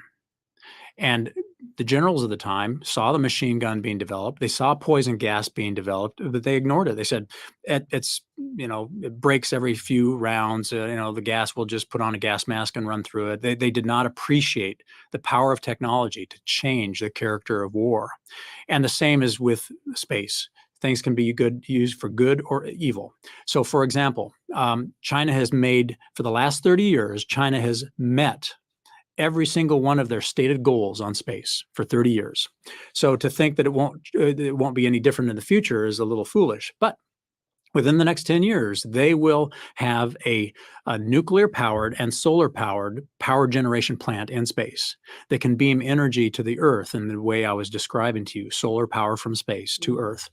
And they claim that it's for peaceful purposes so that you can walk around with your cell phone and you never have to plug it in because it can trickle charge through very safe for human radio waves that propagate through, or they can power a ship or a car or a power plant to propagate electricity to people. But they will be able to deliver clean and unlimited energy from the sun converted into radio waves that are safe for humans, less than the background radiation you're feeling right now from the sun, and energize the Earth anywhere they want. They're building that infrastructure. In a millisecond, they can turn that into a weapon. Absolutely. And they talk about this in their open press. They don't translate it to English, but those of us that have studied everything China has said or written for the last 30 years, I will tell you that they talk about weaponizing the two weaknesses of Western civilization. The first weakness is information. We have built systems that do not allow us to be able to trust information. And our media has taken advantage of that in many cases. And data for your banking, information can be a weapon. And who owns the narrative owns the future. We know this intuitively. Pause it. If you can propagate a lie and the truth can never. One thing that he's talking about is the way China wages war in the modern world, right? Because most people, they've heard of kinetic warfare, which is I think it's traditional warfare where guns, people shooting at each other. Yeah. They've heard of cyber warfare and cybersecurity, but China has books on 25 to 250 different types of warfare, cultural warfare, economic warfare. They are attacking us at minimum hundreds of different ways. And America and the West is just completely unprepared for the vast majority of them.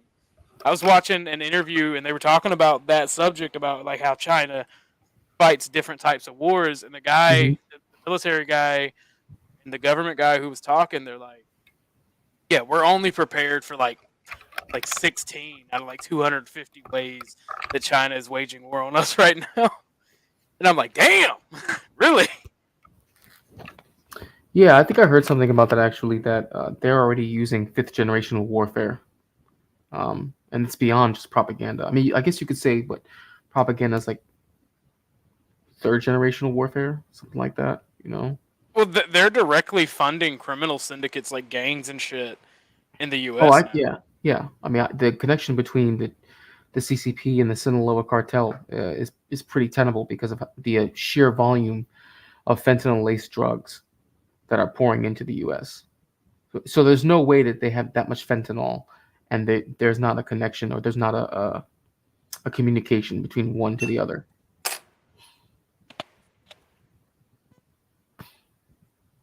You still there? Yeah. Okay.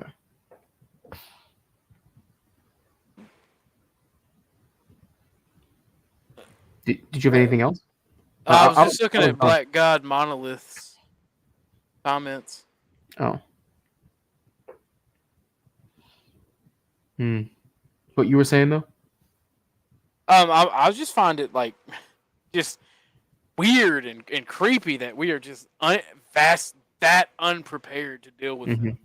And like as a nationalist, I love the like you can see it in the comments. Like I love the national chauvinism, right? But we are living in the dying empire, and it's like like nationalism and force of will are nice and all, but we need like practical strategies to better our position. I mean, this is what happens when you have an adversary that is able to rise up the way that it's doing right now. And because it's survived for so many thousands of years, it's seen so many different kinds of tactics that it can incorporate. It's probably incorporating, honestly, like, very ancient tactics, just placing it in a modern era. And it's been probably a tried and true type of warfare that we can't really adapt to because they've practiced it so many times throughout their cultural history. And people in power do pass down traditions. Like, traditions don't really seem to matter to the everyman right now. But like when it comes to your social elites, right, or those who have been in power for a long time, they practice their cultural traditions and incorporate, I guess you could say, like a style of warfare could be considered a tradition, I suppose. Well, but they will incorporate that. Go ahead. Well, the thing is, like, tactics never change. You just adapt them to what situation you're in. Like, for instance, I hate to keep bringing it up, but like you said, it's the biggest news story in the world, right? Russia. Way and this is the reason I laugh at liberals and I love talking shit to them on any social media is Russian doctrine. They're the most upfront about how they're going to kill you. Russian doctrine is line all their armor and resources up, mass march it to the front, and like then build supply depots when they have positions, right? But they have in their doctrine of warfare human wave tactics, modern blitzkrieg, and feign retreat. Feign retreat is the oldest fucking tactic in human history. It is exactly what it says. It is where you pretend to give up land, and it can vary how much land you give, and then you encircle them on three sides. Well, encircle them on three sides is like a misnomer, but you surround them on three sides, leave one opening for retreat. And then when they retreat, you surround them and kill them. You run them down. That is exactly what Russia did when Ukraine had its mighty offensive. They got Russia went back to fell back across the river, and when Ukraine tried to recross the river, they got kerplopped. And everybody falls for it every single time. It seems very rare that it doesn't seem to work. That's an old school Mongol tactic that they utilize. No, well, it's not just them. That's a human. Well, I know that. I understand it is that. ingrained it is ingrained in the human mind, and that's why it's so weird that people always fall for it. Because people end up getting tunnel vision in those situations. Let's be honest. When you're running down somebody, right? Like if you're in the heat of battle and your enemy showing his back, your idea is to do. You're trying to do the exact same thing to them that they're going to do to you. You're going to run them down and kill them. The only difference is that the retreat, they don't realize that they're getting flanked each time. I mean, basically, it's like it's a double envelop without doing a double envelop, and it actually works beautifully because you give your opponent a chance to escape, and they get a false sense of retreat. Yeah, they themselves get a false sense of it. Go ahead. Nah, I was agreeing with you. It is though. Was there anything else you had? No. All right. Might be getting off soon because I'm kind of getting tired. Yeah, I don't blame you. Well, listen, when you decide to tap out, you let me know, and then we'll just cut it from there. All right. get out, even a lie can win. And so we fight for the truth, free speech in America, all these things. But the second part of American weakness that they are targeting is energy. We were so unilaterally dominant after World War II that we have built an energy grid that is totally vulnerable. I mean, resilience was never built into the idea. So it is very fragile. And all of our bases only work if it taps into the downtown power grid. So those bases are totally dependent on our American power grid. That grid can be paralyzed anywhere, anytime from that kind of power and space that China's building. Oh. Any ship can be paralyzed with that energy from space. And it doesn't have to be a nuclear detonation or this electromagnetic pulse that people talk about. It can be a laser focused directed energy with the kind of power you can build in this infrastructure in space. And so if they're the only ones that have it, then I don't have a lot of faith that they will treat us any different than they do the Uyghurs. Nor should you. Nor should we have a lot of faith. And so as a national security professional, my job is to prepare for the unexpected. I pray we can evolve with China peacefully because competition is good. I want them to be aggressive. I want them to go forward because all businesses benefit, all people benefit when there's competition. But if we are not there with them, it will be as if we could see Germany building the nuclear bomb and we decided to do nothing. Ugh. That's how powerful space is. In fact, as a student of space and of technology and of history, I will tell you that what space will be able to do once China builds an infrastructure in space will be more powerful than the invention of the internal combustion engine, the light bulb, and the airplane combined. That is absolutely terrifying to think about. But- Amazing and terrifying. Or it can be great, amazing. Right. Yeah. Yeah. But you can't recognize the goodness, the potential for good, unless you also tether yourself to the reality of potential for evil. That's right. So I'm like equally terrified and amazed at everything that you're telling me. How far behind would you say we are from China right now? If we jumped in right now and we're like, all right, Yeah. let's do it. We're Yeah. putting all this money in it. How many years behind are we? Yeah, so this is a great question because people think, oh, we have a law now that says we have a space force, therefore we're done. Yeah. We can go home. And this is another piece of human nature. And the story I like best is a story I know well in Congo when Mobutu was the president of Congo. America wanted access into Central Africa in case of an emergency. And so they were giving the military things and they gave them jeeps. Okay. And they gave them jeeps, but there was there was nothing else really. There were no people teaching them how to use it. And this gets to the idea of mindset, which will get back to your question here of how are we doing compared to China? We're in a certain mindset. The mindset of Mobutu's military when they got these jeeps was they didn't know what it was really. They had never driven a car before, and the jeeps came in reverse because the people that put them on the ships put them in reverse because that's the lowest gear, and if the emergency brake fails, the reverse gear will keep the truck from rolling. Right. So they're in, and so the first assistance comes over to check how things are going in the Congo, and all of the military are driving their jeeps in reverse. Okay, so they're sitting there looking back and driving. And they're like, what are you doing? They're like, what do you mean? We turned it on and it went in that direction. So we thought that was the direction it was supposed to go in. So we've been driving around in reverse for months. They're like, hey, look at this first gear. Look how fast you can go if you go the other way. And you don't have to turn your neck around all the way. This is what I'm reminded of when I look at what's going on with space. Yeah, I'm What's gonna tap out if you want to end it. Yeah, it is pretty late actually. What time is it over there for you? I think we're in the same time zone. It's like 4:20. Oh, Give me the bomb. Get my bomb. you about to toke up? No, I don't smoke marijuana. I was just making a joke. Nothing against it, but It is pretty late though. So You wanna- guys, huh? if you want to Go talk ahead. after stream, we can talk a few minutes. But I got you. I'm gonna So- shut up. Yeah, I don't blame you. It is pretty late. So guys, we're gonna end it here. It is 4:21 in the AM exactly. For those of you who are still in the chat, Black God Monolith right now is just killing it. Thank you, bro. You are absolutely killing it. Guys, it's really been a good stream. We got through all the topics today. We had a good amount of viewership, and we got into some very deep discussion. Any last words, Muslim guy? Thanks for watching, everybody. I had fun, man. I think, as always, thanks for having me. Yeah, it was fun, guys. Until then, deuces.